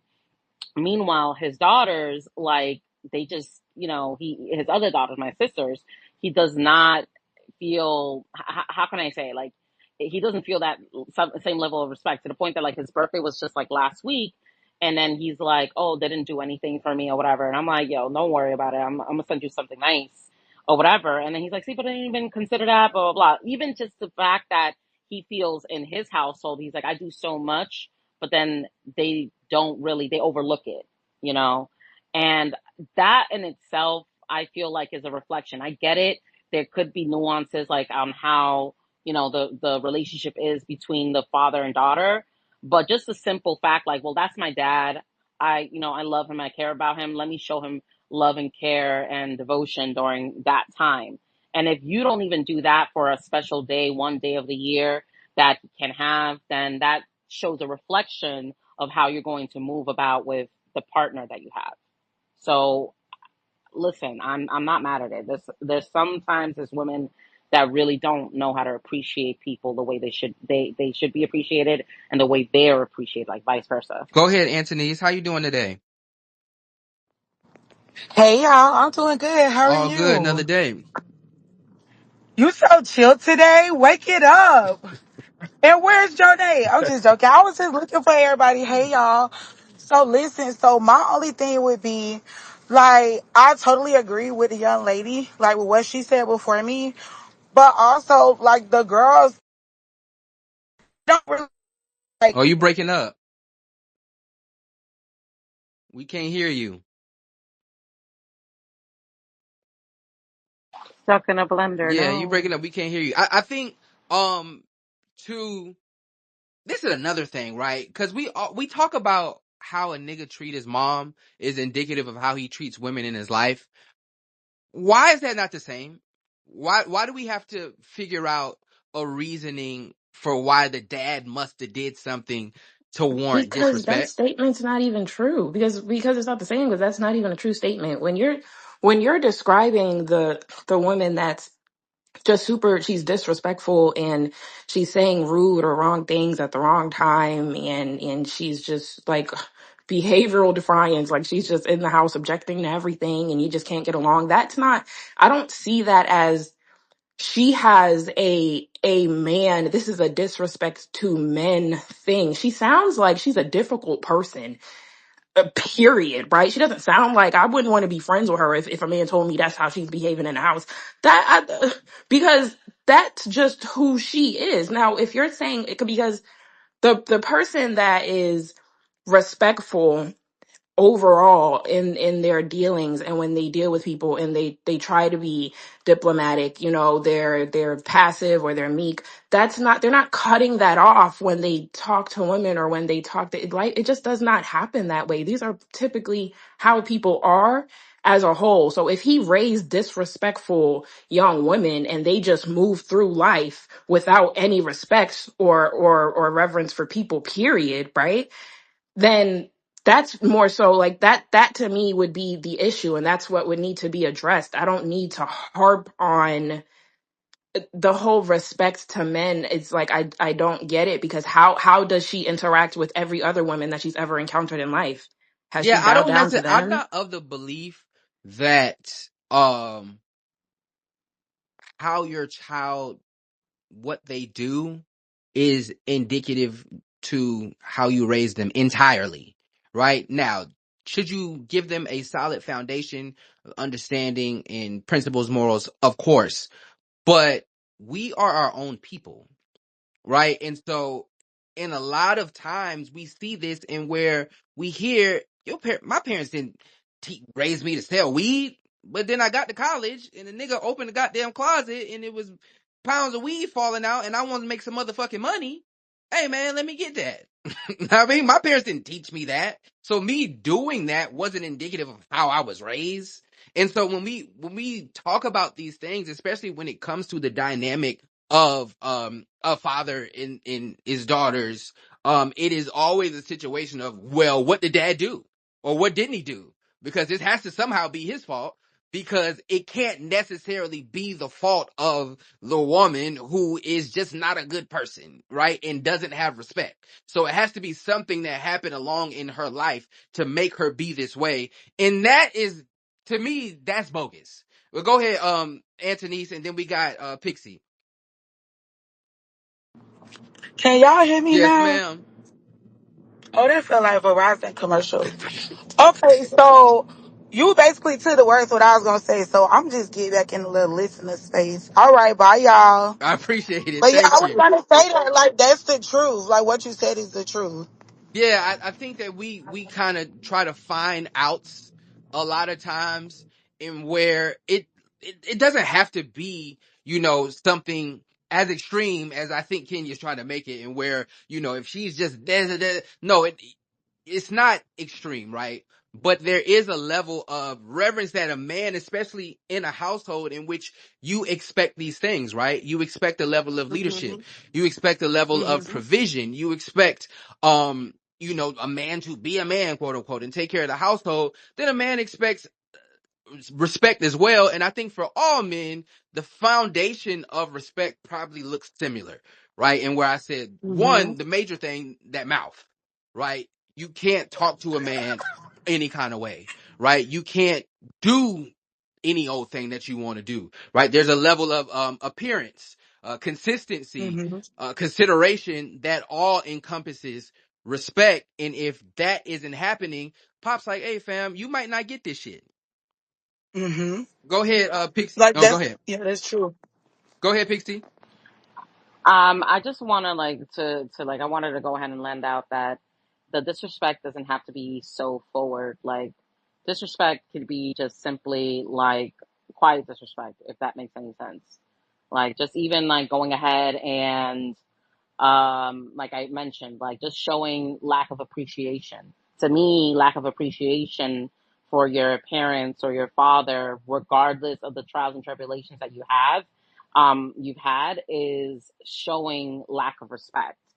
It doesn't have to be just like mouthing off to the person. It doesn't have to be any of that.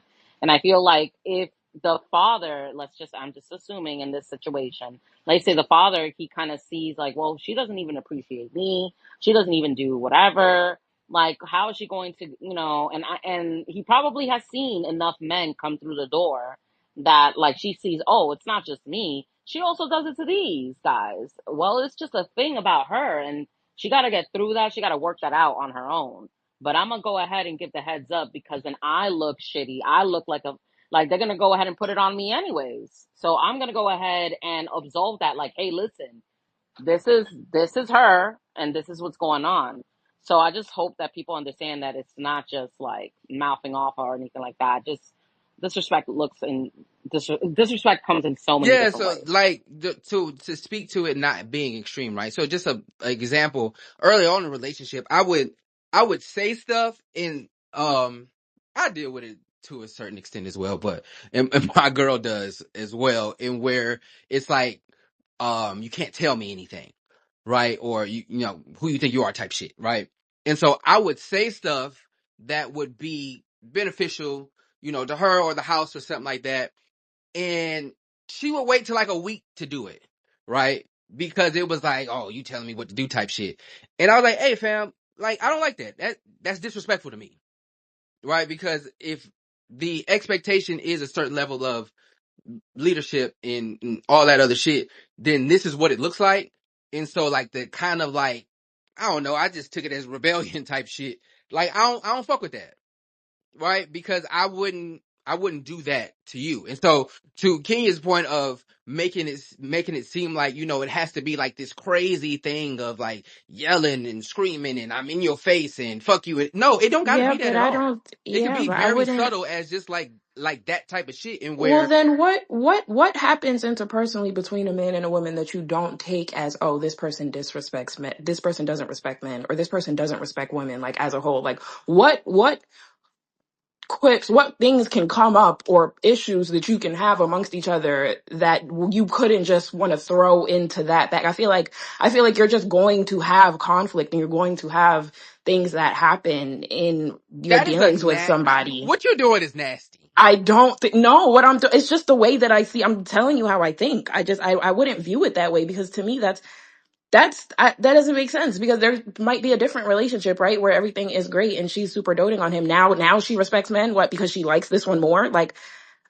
you guys just want to generalize it to say, oh, if these things happen, or oh, if I don't get this perfectly, you know, what is the word that she's already in line and she's already submissive and she's already put together, and I'll never have to hear back from anything, or I'll never have to hear her mouth, or we won't ever have conflict. If she's not that, then it's like, okay, she just doesn't respect men. And it's like, that's just not realistic, Yeah, once because again, we back to the extremes. I think that there is a no, you're level. making it an extreme, because you're taking things that just happen amongst people, and then you're putting it to say, oh, this But is even if it indicative of you not happens, right? respecting men. When you're dealing with somebody and something happens that you don't agree with or you don't enjoy or you would like that to not happen, yes, you can take that as disrespectful, or you can take that however you want to take it, but you Sure. have to have that conversation. You saying that,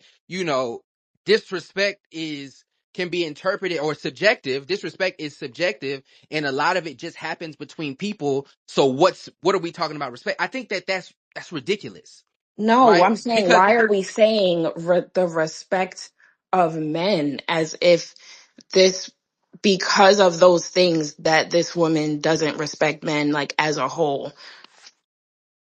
yeah, because that I see. Tim says I That's need to just a learn how to large leap to speak me. Like, I just, womanese. You need to learn how to speak in men language, because I think the men who seen that shit understood what Pops was talking about, and the actions in the video of, yeah, he probably not being respected in that household, right? And I took it as just, you know, like I said, the mouth. And so you're trying to make it seem like, oh, well, it's nothing really crazy. So these are just normal things that go back and forth between a man and a woman. Nah, that's not how it goes. I think you trying to broaden respect and disrespect and making okay, it all that's subjective. fair. That's Kind of fair. Like, I feel nasty, like not we gonna could lie. we could keep debating it, but that's fine. I'll acquiesce. You got it. Kind of nasty. Go ahead, Memphis.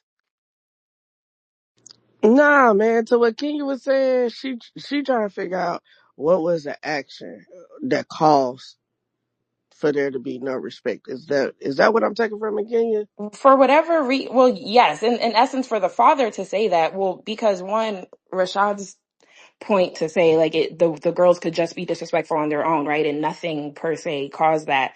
If he's saying that in front of them at age whatever, if they're 19, 20, or 21, and they're laughing in his face, then I assure you something has happened over the past Yeah, 18 years to for this to be the culmination of yeah. what he's That saying. that that was my point, because my personal uh I've had this happen in my personal relationship where I had to say, no, I don't respect you for X, Y, Z, A, B, C. But that didn't have nothing to do with how I viewed the person I called myself dating at the time.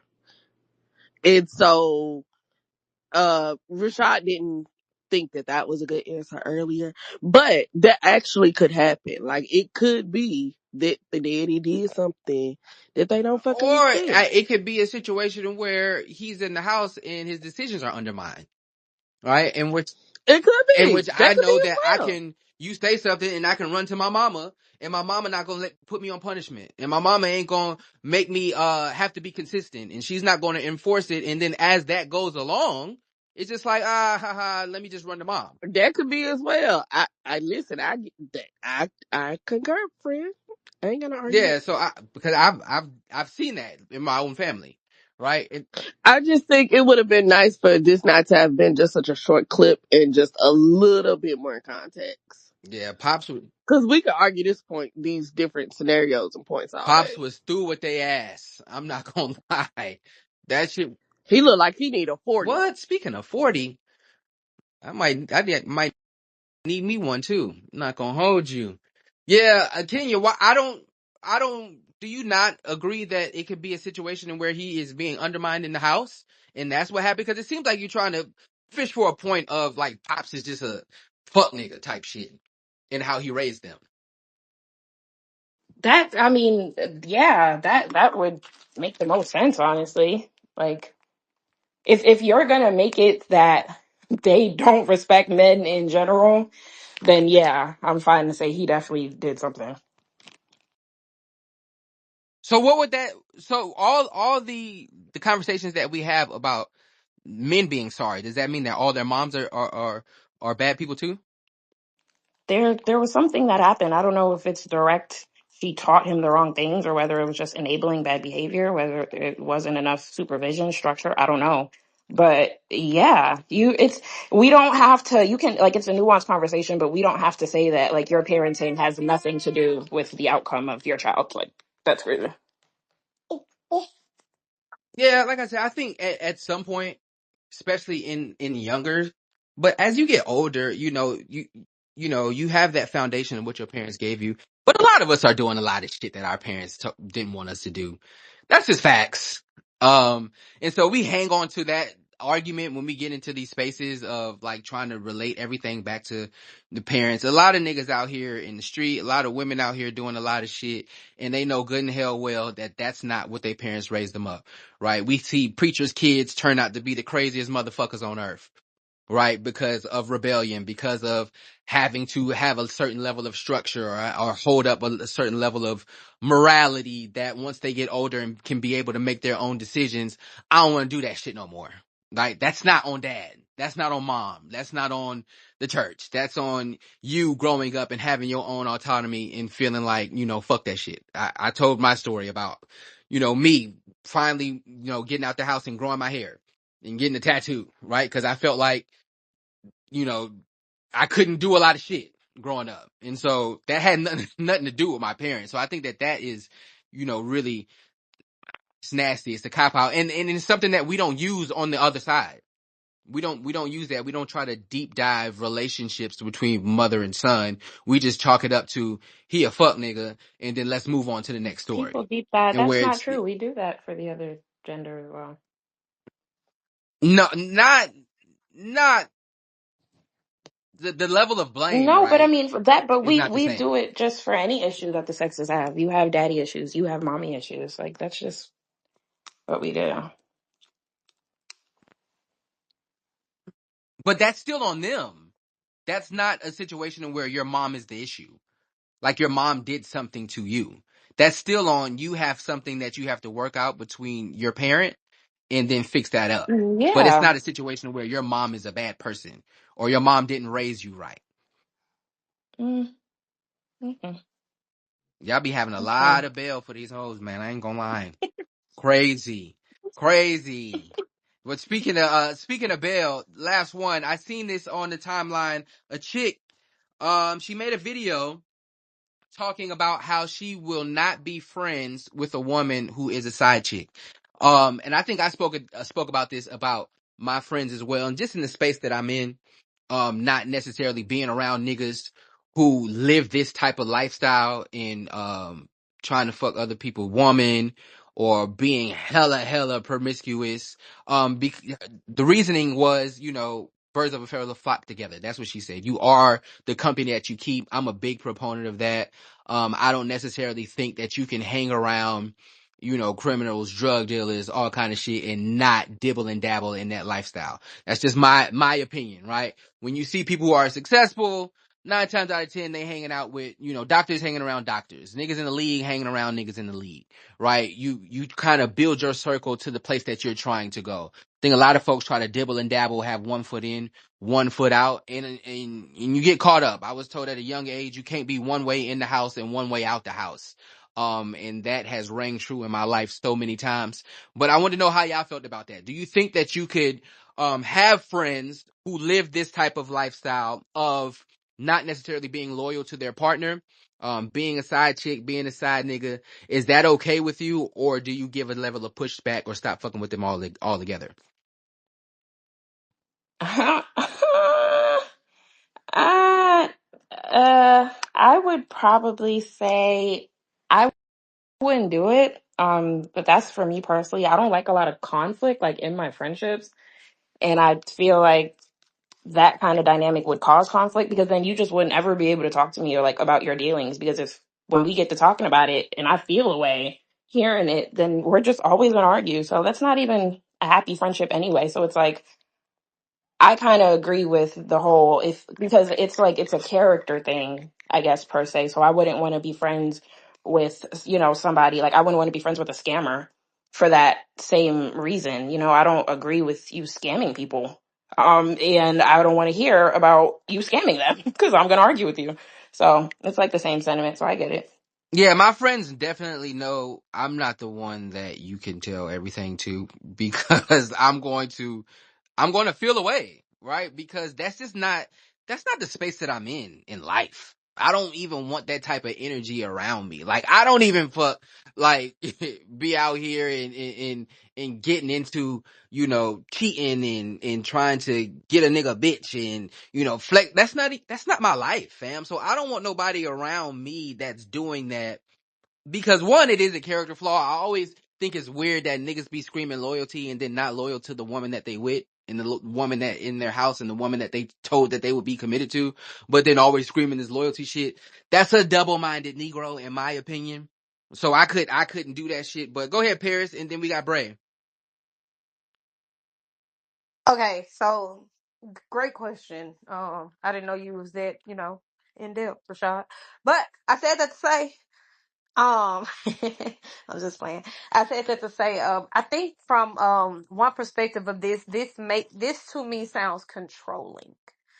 I don't want to be with a friend or friends with someone where even if it's in something that you disagree with what I'm doing in my personal life, it's to the point where it's like, if you don't stop doing this, I'm not your friend. You get what I'm saying? Because people are multi-dimensional, people are multi-layered. How I show up in a relationship that's intimate isn't gonna be how I show up in a casual situation. And it's not gonna be how I show up in my friendship. That's not gonna be how I show up in my family. That's not gonna be how I show up in work. People have a very, very difficult time accepting people in duality. And I don't believe in orchestrating my friendships like a relationship.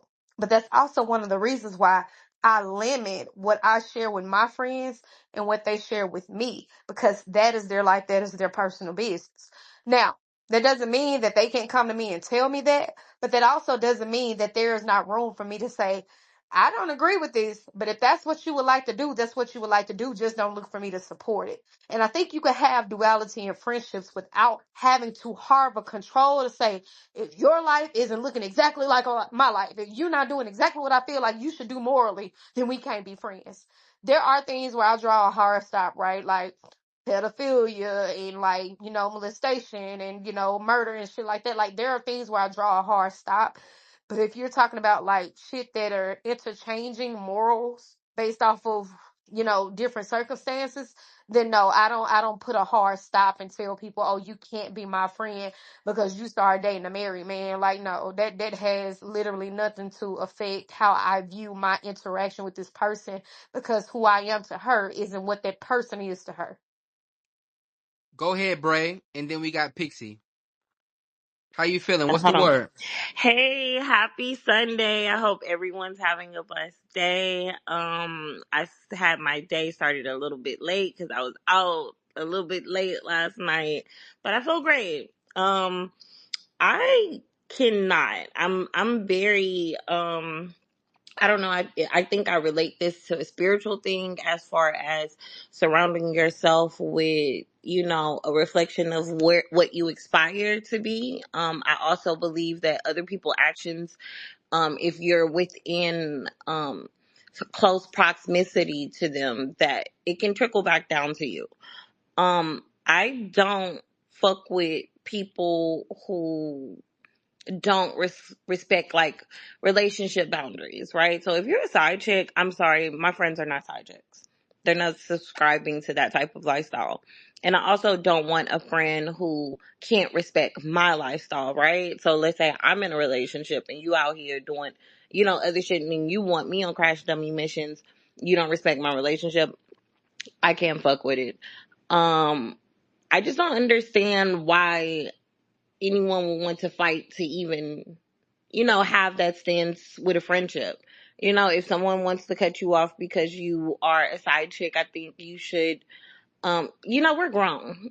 I don't even understand how it can be another way with this argument. Like, what are we doing? Yeah, I think aligning yourself with people that are like-minded isn't a bad thing, right?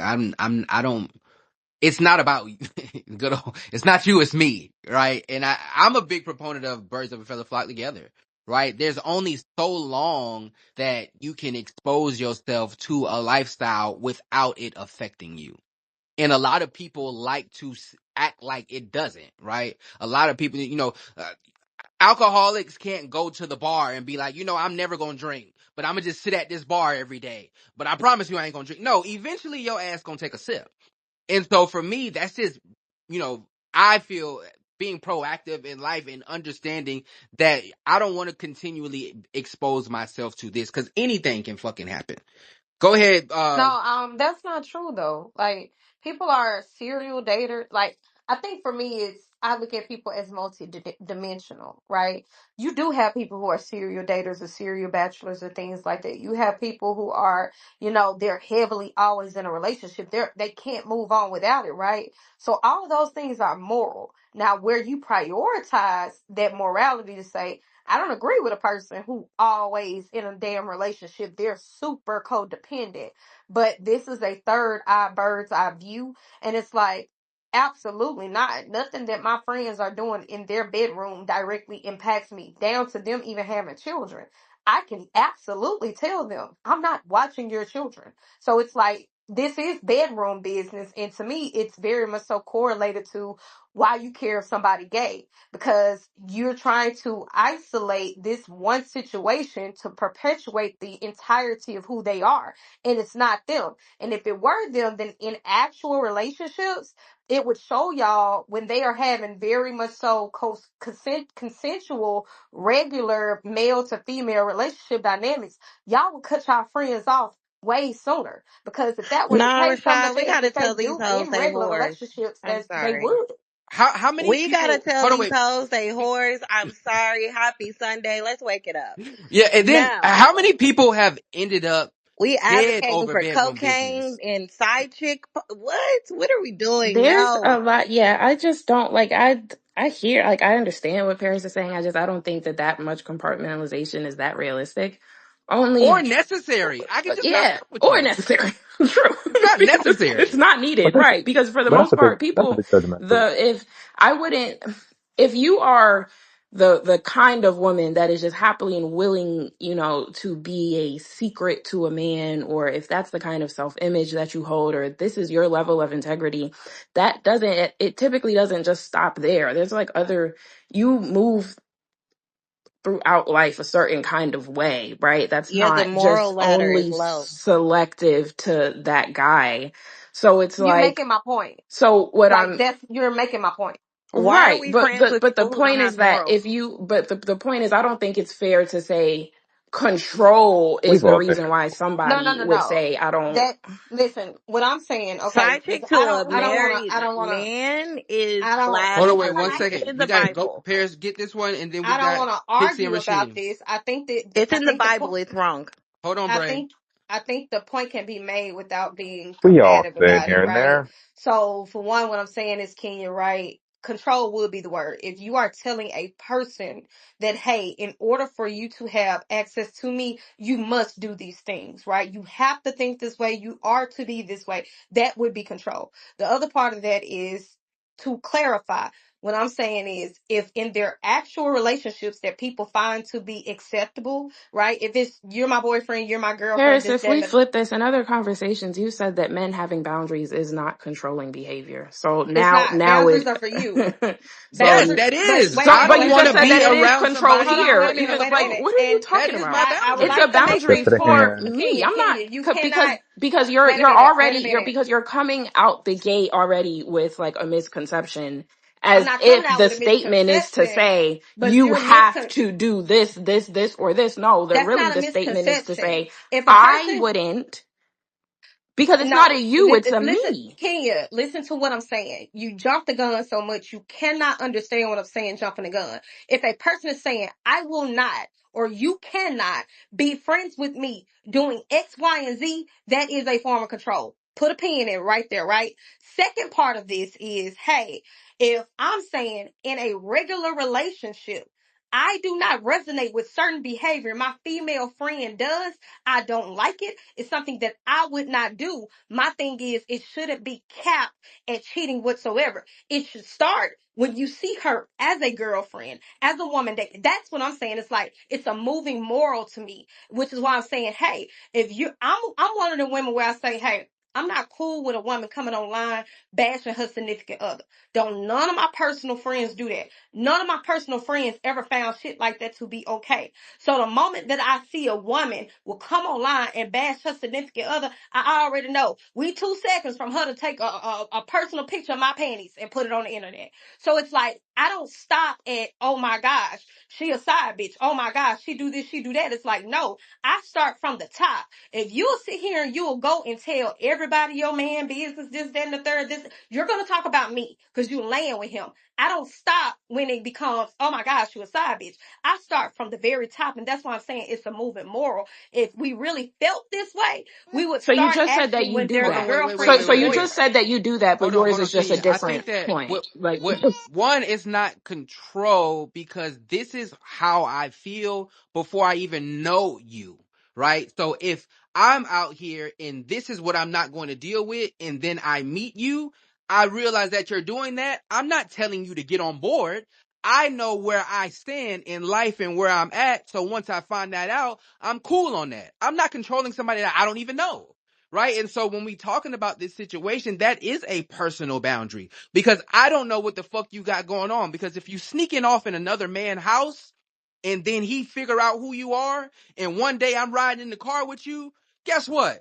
It's both our ass. Rashad, Right. this And so doesn't have there's to a be that lot of complex. situations where This But that's I don't would have still to be extreme. that defend But myself yeah, at but that complex. those point. I'm those are simply extreme. saying, if I'm saying in the event that this is your friend, not beforehand, right? I'm not talking about what people do beforehand, because I'm saying also beforehand, there are certain indicators that I would see that's applicable across the board that I would never be friends with a person regardless. In this particular dynamic, I know she's saying she don't befriend friend side chicks, this, that, and the third, and she's saying beforehand. So we all on the same page there. But I'm saying if we get into a friendship and then you start telling your friend, you cannot do this to be my friend, you are controlling. No, I'm having open dialogue as an adult. That's Hey, fam, I'm controlling, not with babe. this. That's And you can controlling. That's make, not. because I'm That not has telling, nothing to because do with the control. control Because you don't want aspect to is that fuck with adultery. What? the control aspect is when you don't give a person a choice, right? And Right. so And as that's You're what long I'm as they teaching telling me. have a you. If choice, you're I'm telling not that person, controlling you. If you're telling a person the only way to be my friend is to not do X, Y, or Z, then that is control because you're saying, hey, You don't this want is an friends that ultimatum. want the In best order for to you. be my friend, then you can't do X, Y, and Z. Hold on, So let's get to y'all the don't hands. Go tell ahead. y'all Go I ahead, got friends Pixie. shit that makes them better. Hold on, hold on, hold That on. has nothing to do So, with control. Hold on. all Go ahead. right. Go ahead, Pixie and then Rasheem. So I personally wouldn't, just because of the fact that I very much just I don't subscribe to that. There's been times that, like, not now. I'm not gonna tell you you can't be my friend. What you're gonna see is that I'm going to maybe move differently, if that makes any sense. Like, I can, love you and care about you, but I can't support your actions. And me supporting your actions, like, right, I might move a little bit differently. We might not speak as much, and that's just for you to understand that this is my moral compass. I don't agree with it. This is not something that I like to align myself with, because a lot of the times, and nobody's waking it up here, the side chick or whatever will go ahead, or even if it's the other way around, not even if they're a side chick, what if they're like married or they're in a relationship and they're basically cheating on their man? They'll use you as a scapegoat. No, ma'am, not me. You're not going to go ahead and say Correct. that you were I staying agree. over my house, when you were getting dick down. That's not the you're not going to put me in that, because that's not something I support. So a lot of the time, that's where I alienate myself, because I'm just like, yeah, like, I love and I care about you, but your actions right now are shaky, and this is where I stand with it. Right. So I don't have to not Hold on, be wait, friends Paris. with Let you. I Rasheem could go. We're just gonna get not back to you fuck after with what Rasheem. you're doing. Hold on. Go ahead. Go ahead, Rasheem. Yeah, can y'all Yes, hear me? sir. How you feeling today? What's the All right, word? cool, cool. Hot top fade looking good? Feeling good, man. Hey, man, just came from the barber getting a American pedicure as we speak, so it's today in Brooklyn. Rasheem, you Um, been saying some crazy stuff. I heard you. Rasheem, a wild nigga, man. What's the word, I Rasheem? know, I know, I know.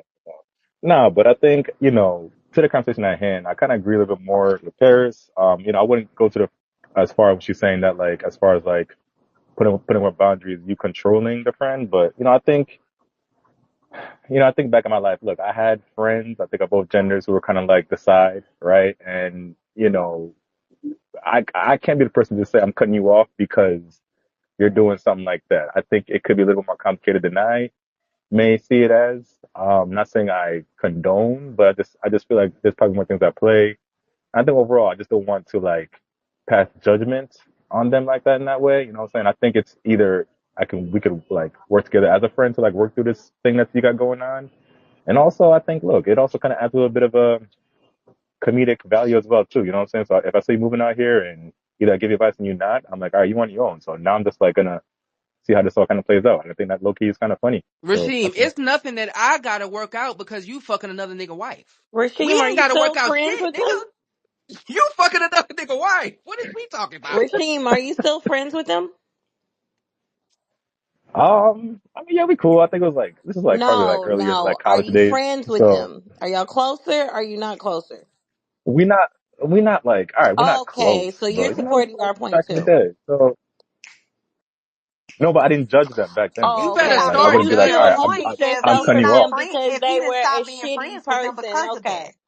Y'all No, niggas you're better not start proving your judging. Look, point if that's not the reason why they we've stopped all being had a Shame. cool. past, Bring all back right? shame.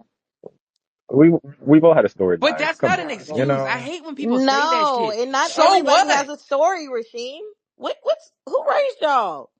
Not everybody having the past, but then getting to the other side so that you can look back and be like, hey, that was some wild ass shit, man. I wouldn't do that again, and I wouldn't advise anybody to do that. That's fine to do. Yeah, It's that's not like because I better. did it, now just let me shut the fuck up and let everybody else do it. I think that that comes with Yeah, wisdom. I'm not saying I condone it. I'm not saying I condone it. I'm We'll just leave saying that with if that. if if I hear your friend, if I hear your friend is if my friend is doing this thing that I don't agree with, I'm like, all right, hey man, we'll see how this goes, right? Like I can give advice all day, but and if they don't take that advice, I still want to be their Yeah, friend. it's not You my know, I just don't want situation. to, you know.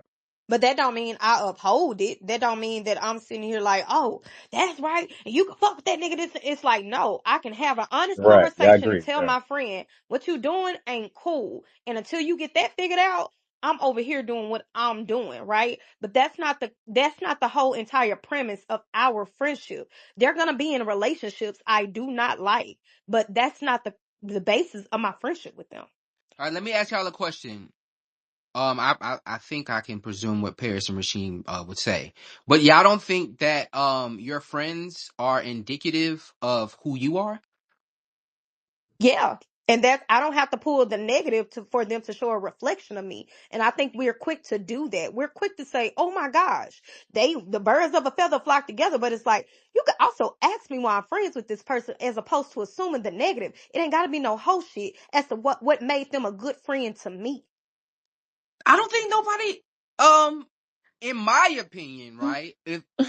If that came up, right, with me and my girl, and I don't give a fuck about why I was friends what happened. If you Right. running around with 5 bitches that's fucking on married men, I don't give a fuck what she did for you to make y'all become friends. Why are you in that But see, circle? I listen, when you're talking about a multitude of things that may be an indicator, I can't argue with you on that. But when you're talking about one individual out of an isolated situation, I'm saying this as a person where I have actual bachelor and bachelorette friends with no children, bachelor and bachelorette friends with children, rich friends, entrepreneur friends, people who work a 9 to 5, married friends, non-married friends. I was just with my married friends last night. So it's like when you're talking about all these intersectional things that happen in people's lives, there's complexity there, that one thing isn't always, oh my gosh,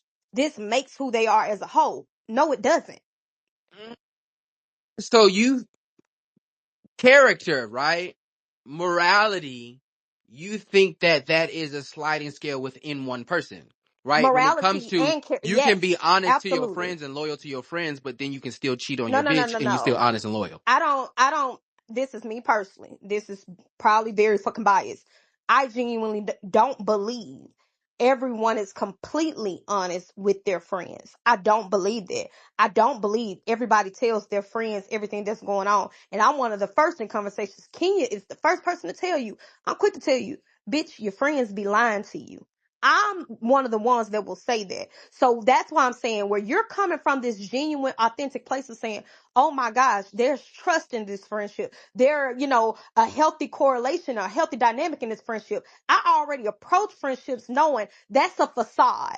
It's not true that people are going to tell you everything. So with me knowing it's a facade, that a person is not telling me everything, because self-preservation is key. Y'all know Rasheem is fucking a professional. So he can first tell you, anytime somebody feels like they are, in a defense mode, they are going to do whatever it takes in order to defend themselves, whether it's to their friends, family, whatever. And that includes lying. That includes them putting on a face that says, hey, this is not who I am. So if they lie to themselves, Rashad, why wouldn't I expect them to lie to me? I'm saying that is not just all indicative of them being a terrible person. And it also encompasses self-preservation. And when you learn those things, you start to be like, you know what? I understand why you did this. I don't like why you did this, but we can move forward from this as long as you understand I don't like this.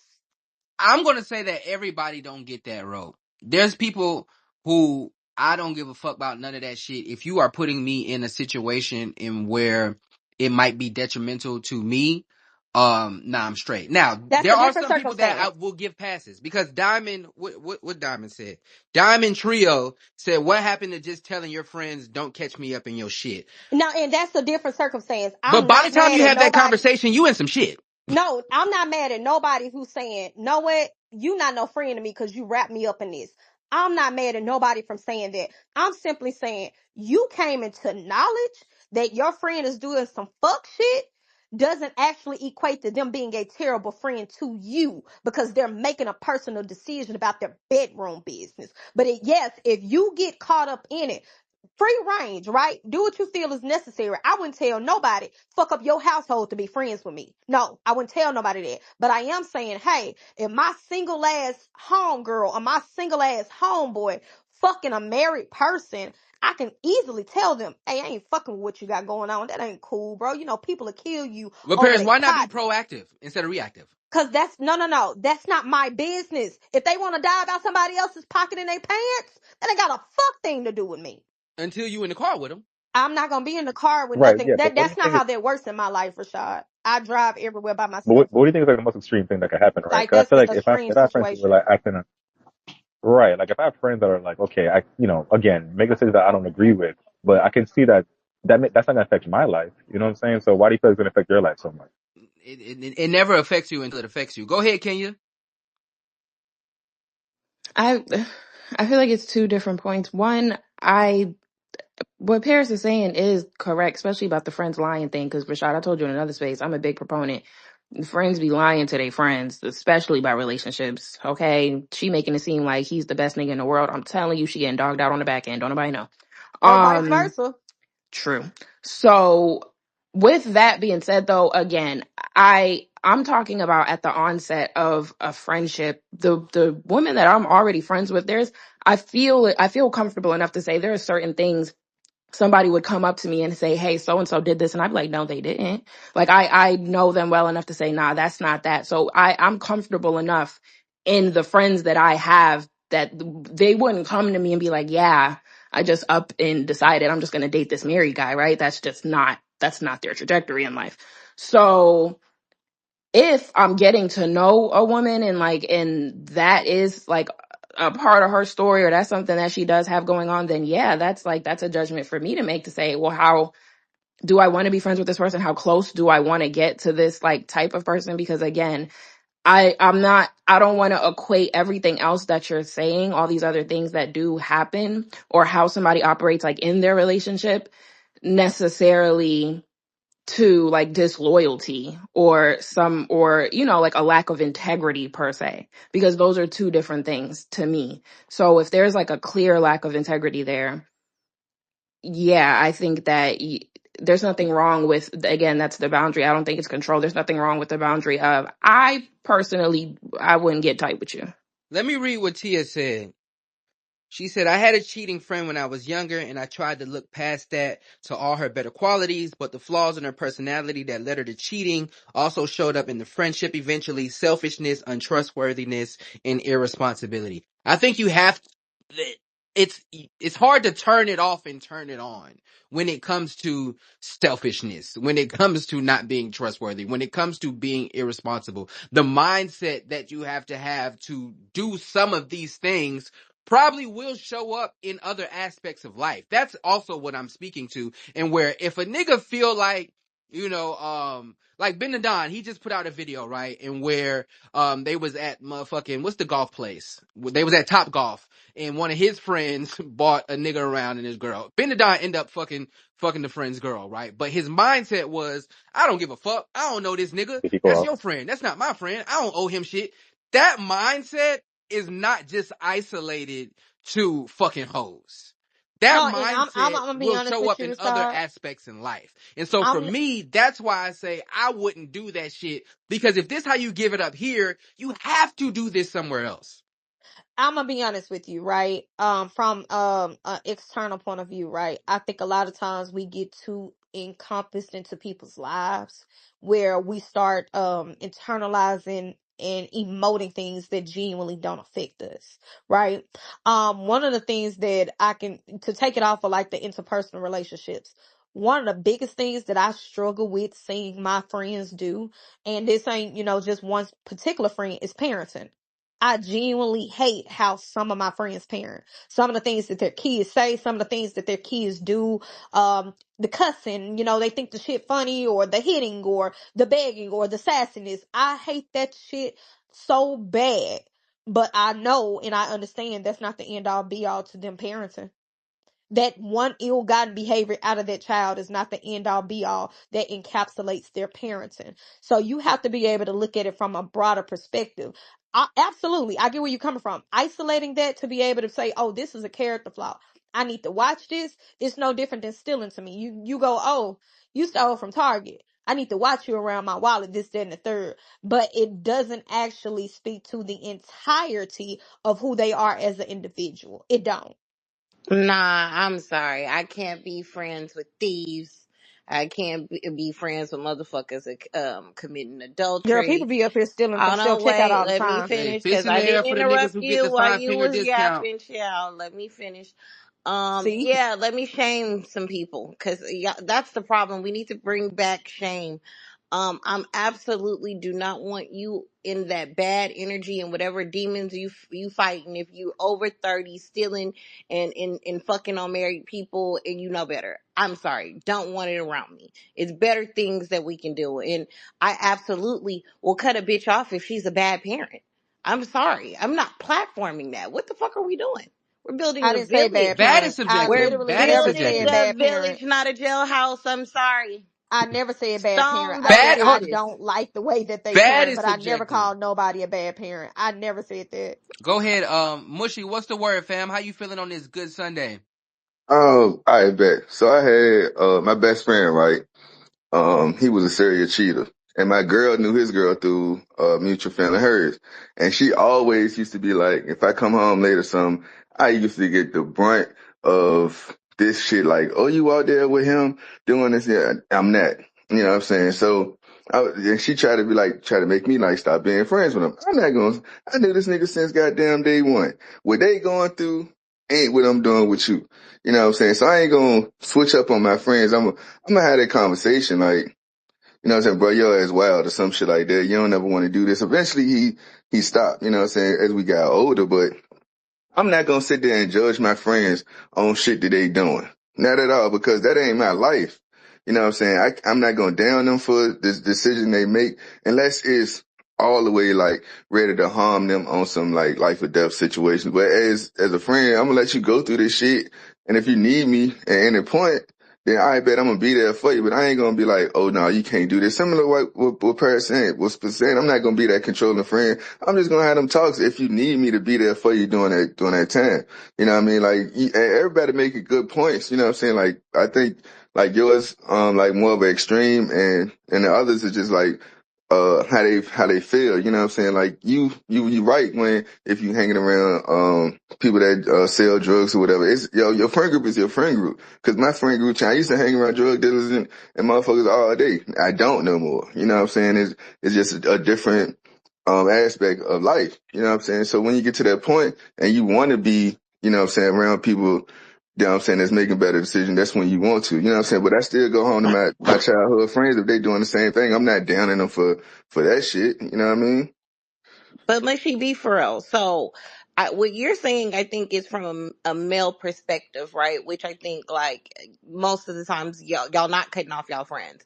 But I've had a situation where a friend, like, put some unnecessary drama into my shit because my nigga was like, why is this girl so comfortable, like, sharing that she's cheating on her nigga in front of your nigga?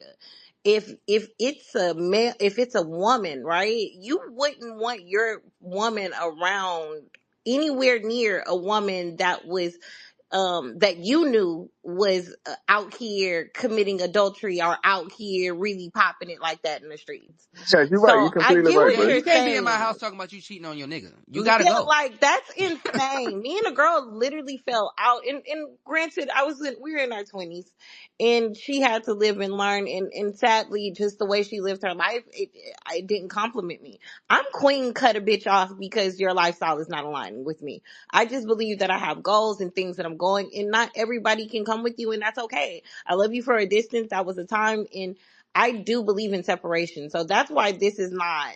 I don't know, Yeah, that deep it's for me. definitely But no, I think it's that's man It brain, different is, woman but because Wait, brain. wait, that let Mushy wasn't your go. Let Mushy friend. go. Oh yeah, If your friend was Hold on, wait, hold he on, actually, wait, said, Paris. let Let Mushy Mushy go real quick. go. Go ahead, Mushy, yeah, and then we got Paris. it's definitely man brain, woman brain on this subject. You know what I'm saying?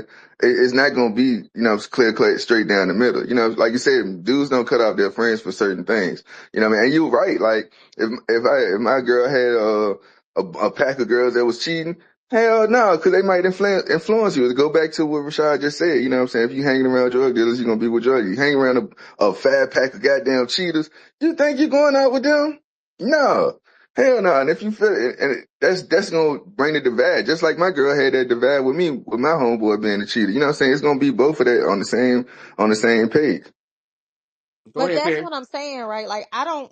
I don't believe a person is your friend who actually puts you in harm's way or jeopardizes your livelihood. That's not your friend. So when y'all are having this conversation, it's like it's so many moving pieces, right? With Rashad, the extreme of, oh, well, what if you get caught up with this person? In my personal life, I'm not riding with niggas nowhere.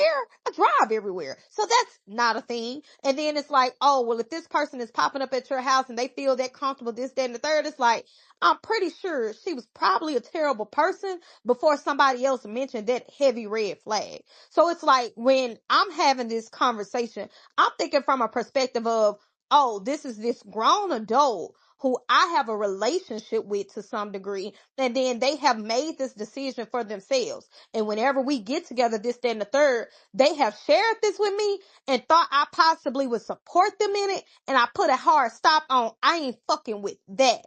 I fuck with you. I don't fuck with that. When do we get to a Right, and that's space it. And in that's it. where we outgrow shit like that? You I, don't. It's people who that's 50 the and 60. problem. No, What? no, no, no. Yeah, You that's You, what I you said. have every, to the find new thing is, friends no, if no, you no, don't no. Hold think on, you're wait, gonna let her Rashad, go, let her go. outgrow you're, bad behavior. Hold on, Like you, wait, let her go, let her no, go. Go ahead, Paris. it's no such thing as it because I just told you people are multi-dimensional. Do you really think that the prison ain't sitting there with 70, 80-year-old who are thieves? Yes, they locking people up. They're locking people up every day because people they're very multi-complex. So it's like, you not done meeting all your friends today. Just because you're 34, Rashad, you're gonna meet more people who you're that's friends not with true. that Some have, people don't want to okay, meet new people, Hold on, and wait, it's let her go, okay let her with that. go.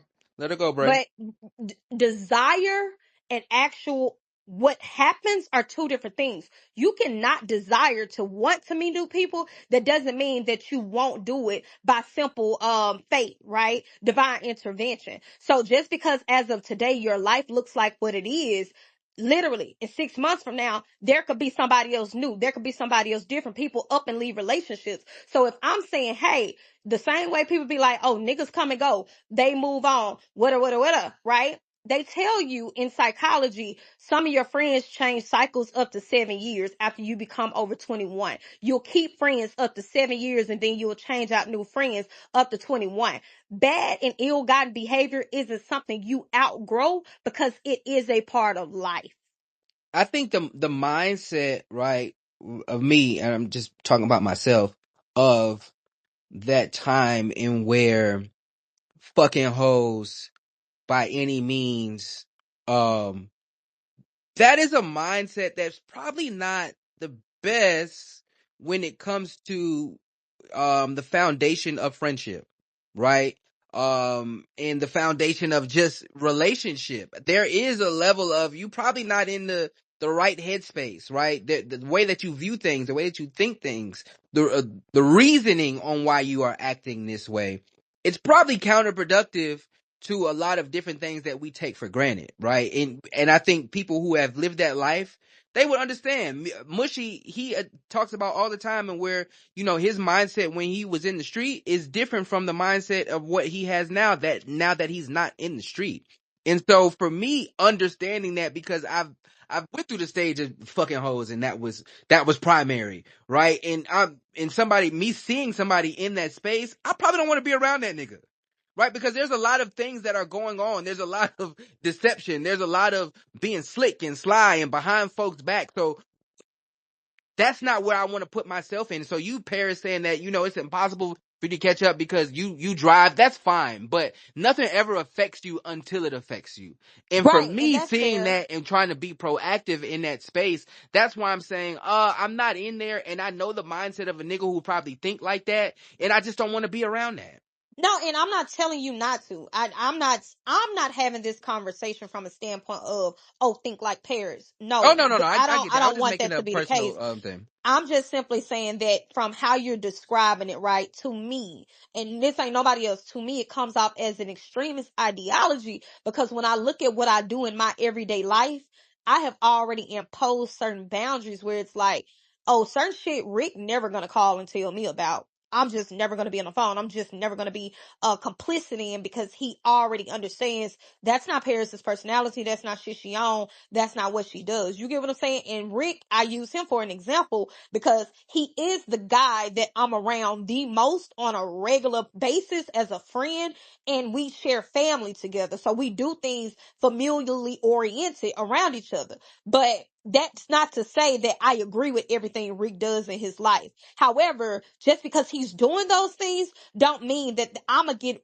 backlash for what Rick does. I don't get backlash or no repercussions. If he go to work right now and they are like, "Oh, we're laying off your entire department," that don't affect me. So what would make you think him inviting someone into his personal home that he curates a relationship with would directly impact me if I don't know this third party person?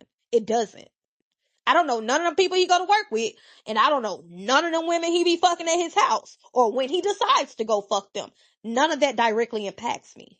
I think we've seen a lot. The guy in Detroit who found out the kids wasn't his, when he walked up to that job, he was shooting at the wife and he was shooting at the white friend. That's why he got No, two no, no. charges. I'm not Right? saying So I shit like think that we've seen cannot that. happen. I'm saying, Rashad, everything is a possibility. But I'm saying in real time, no, that doesn't impact me. That's like me talking to a man with a baby and his girlfriend starts stalking me. That baby not mine. Whatever they got going on with that fucking baby ain't mine. But her stalking me would impact me, right? But I'm saying in the moment of me and him making that decision to talk to each other, whatever she's doing with her child would not impact me. Whatever she's doing with that man would not impact me until it does. So the reality of it is you're saying, well, there is a causation.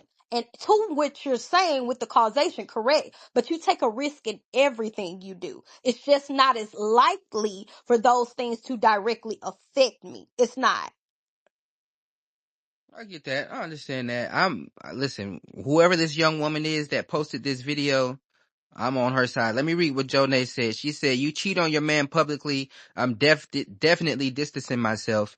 Ain't too much grace. I'm giving there. No love lost. Just mindful of my path." I know that's 100. right.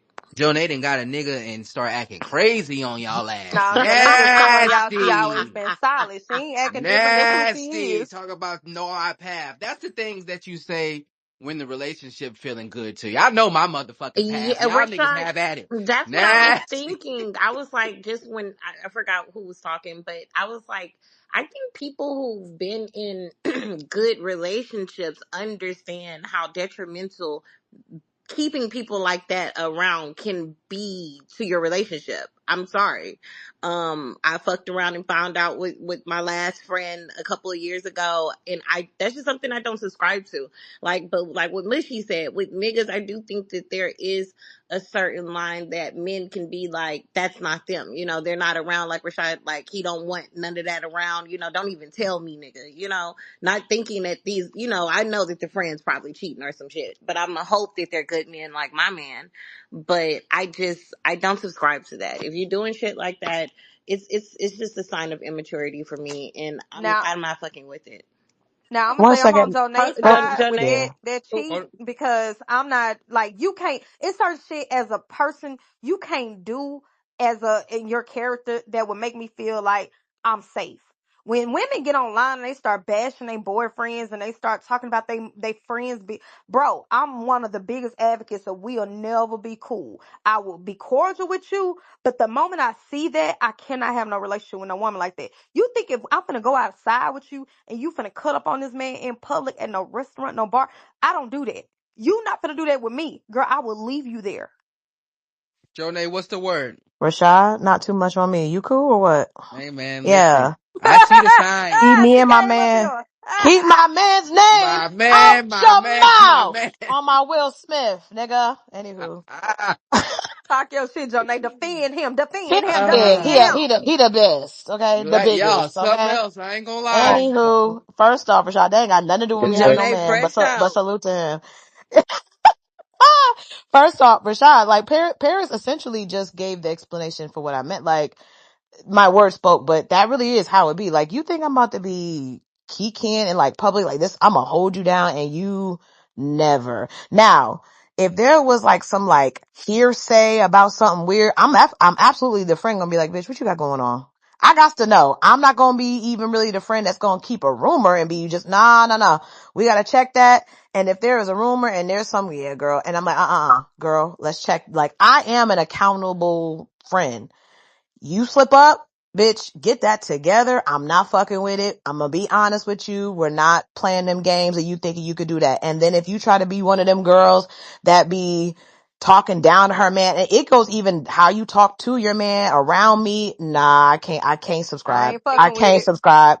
Can't subscribe to, cause there's plenty of women that be doing that, bash her nigga anytime he do one little thing she don't like. Absolutely not. I don't even do that in my real life with my real friends right now. I got a lot of married homegirls, a lot of homegirls in long-term relationships. They know I'm the friend that might say, girl, I see his point. Cause I'm not really going to be the one to be gassing you to leave your man or gassing you to disrespect him. I'm not with it. And if you publicly doing stuff like this, nah. And that was pre-nigga, Rashad. So yeah. Yeah, I'm definitely the friend to be like, hey fam, listen. All, Yeah, like it all gotta these be hoes like that. crazy. Just go Now back that's a home. Oh. different caveat, Rashad. We ain't say that. I ain't So say that. no. I'm talking about the Yeah. what you That's just me, man. These introduced. hoes crazy. Go What home, the nigga. part Fuck that is you going just on? introduced, your name was a different hmm caveat. Because from Yeah. what I thought of it, right, and y'all tell me if I'm wrong, but from my perspective, it was like, okay, you and your friend having a conversation, your friend randomly told you this information by themselves. But I wasn't talking about like, oh, we out in public and this girl to sit here and talk to her man crazy, put her hands on him, try to, girl, you're not going nowhere with me doing no shit like that. I don't even play like that. You're not, Right. Yeah. and you're not Extreme gonna feel extreme shit. comfortable enough. Like my friends know this. My friends know how I feel about single parents. My friends know how I feel about them talking to their kids a certain type of way. This, that. My friends know this. This is not a secret, which is why I'm Yeah. so I bold. will say, I the can't, same you not gonna thing. sit around in my face and just Yeah. disrespect him on some, oh, this my motherfucking house. Girl, I will leave. I don't give a fuck. Yeah. We're And not friends like I that. will say this too, cause I know you brought up the parenting thing. Like, um, I absolutely positively will stop being your friend, even if you treat your child a certain way. There's just certain things I'm not with. I'm very much, Wake it up. niggas need shame. Like, I'm not with it. I don't want to be associated with it. If I know you the type to be calling your little girl a bitch or yelling at your son and doing all types of weird stuff, like sometimes there's not even no conversation. I'ma just distance myself. You go there. I can't really fuck with it. Sometimes it don't even need no explanation. I'm just gonna but I'm not gonna do that over every little thing with my Correct. friend. But with stuff like that, absolutely not. People But need that's more what I was shame. saying. People need Hold on, shame. wait. I Let brought up Mushy the go. I know friend. Mushy arm I Bring hurt brought real back up the quick. shame, friend point. Janae. Hold on. Mushy arm hurt. Go. Let Mushy go. Then we got Pierre. All right, Contact. so what everybody's saying is holding your friend accountable. You know what I'm saying? And dudes do have certain things like what they saying on the stage right now. Like if you like say with dudes, some dudes be like, I ain't fucking with bruh cause he'll dead be dead. You know what I'm saying, to his kids and shit. You know what I mean? Like dudes do have certain uh standards Standard. yet when it comes to those friends, like Paris was saying, like the pedophilia or you know what I'm saying, or being a deadbeat and shit like that. Like, you know, niggas be out here be doing weird shit. You know what I'm saying? So it's both species both do the same thing and you draw the line somewhere, but it depends on like how long. I think sometimes it's how long the friendship is. Cause like my best friend had a sad baby and shit, and he ain't tell me. Like his dad told me, and was like, "Oh, your boy ain't tell you." Like this my friend since day one. Lived three houses down from my grandma. Both our grandmas are friends and shit. So his dad called me like, "Your boy ain't tell you about the baby." And I was like, "What baby?" You know what I'm saying? I know he got a girl. So I'm like, "What the fuck going on?" So I called him, and I was like, what the fuck going on? He was like, man, I already know I fucked up. I don't want to hear that shit from you. You know what I'm saying? So, but I ain't cutting him off because he out here doing fuck shit. You know what I'm saying? Like, bro, I'm gonna have that conversation with you and goddamn, we can move on. Like, I'm gonna still treat that baby like your first, like his first son. You know what I'm saying? But I know, you know what I'm saying? Like, it's just some shit like people can't do and some people you can't do. You know what I'm saying? So everybody right up here right about how they treat their friendship. It's just what you gonna stand right there for. You know what I mean? That's it. Right. And so, like, I was making a point to say, right, I took it off for relationships because I brought up the point earlier, Jonay, just for context. There are some of my friends who are parents. I don't like the way that they parent. I'm not a parent. But honestly, there is no right or wrong way to parent. I really can't stand when people let their children do everything that they want to do, especially like younger kids, anywhere between like 3 and 11, when they can run everywhere, jump everywhere, touch people, invade their privacy. They never get no type of reprimand. I don't like that, right? Your kids don't know no boundaries. They don't have no respect for nobody else's autonomy. That to me would not mean, oh my gosh, I'm gonna start being friends with this person because they don't control their children to my level of comfort. However, I would absolutely stop being friends with a person who is cool with their kids at a certain age, smoking, drinking, cussing, robbing. Like you can justify them having a relationship or not doing well in school because you want to do what you want to do. Like, no, Yeah. I'm not cool with no shit like that. Right. But I'm not gonna stop being friends with you Mm-hmm. just because you got a badass child who don't know Right. boundaries. But I will say, so to the point, and not to bring it back up, I know we're about to close out, but like if I know that woman is a side chick, that woman can never be my friend. The moment I find out you're a side chick to like a married man or something like that, you will not be my friend because that means you could fuck mine and you would have no Wake it problem with up. it. So no. Shame these And yeah, whores. that's correct. But what So if you this get what I'm woman? Definitely saying? Like correct. No, no. I think yeah, But you get what what if I'm this? saying? No. Like some stuff that I agree with you, Paris. Like nitpick it. Like for me, right? If I know that there's like a little small thing in like a parenting or whatever example, I'm big auntie energy. Like, all right, let me do for my babies because people sometimes need villages just to just step in, not to correct, but to step in and just be a buffer. Sometimes I have several godchildren. I do that and do what I can, and I will be like, girl, I even feel like there's certain levels there because whatever. But the actual, if you a side chick, no ma'am. Mm-mm. No, and I mean, I have an actual example where a whole friend group stopped being friends with a girl because she ended up being a side chick. And you want to know why?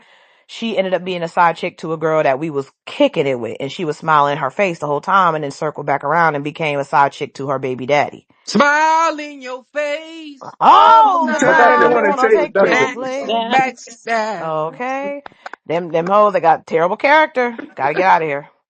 Yeah, that's nasty. Listen, I definitely appreciate y'all. This has been another episode of Things of That Nature, episode 162, regular ass ticket. Repost to space, repost to space, repost to space. Follow the host, follow the folks that said some good shit to you. The Patreon is in the jumbo. Got a free tier, $5 tier. Whatever tier you decide to subscribe, I definitely would appreciate it. You get a Discord link, the Discord popping. I'm gonna go in there VC today. You also get the podcast that's dropping September 26th. September 26th, September 26th. Me, Jonay, Kenya, 10. We are bringing quality content to y'all on the 26th. Also have a community, things of that nature community on here as well. Go to my page. It's highlighted at the top of my page. Join the community. Fuck with your boy. We are here every day, Sunday through Friday, 12 p.m. until the next episode. We out.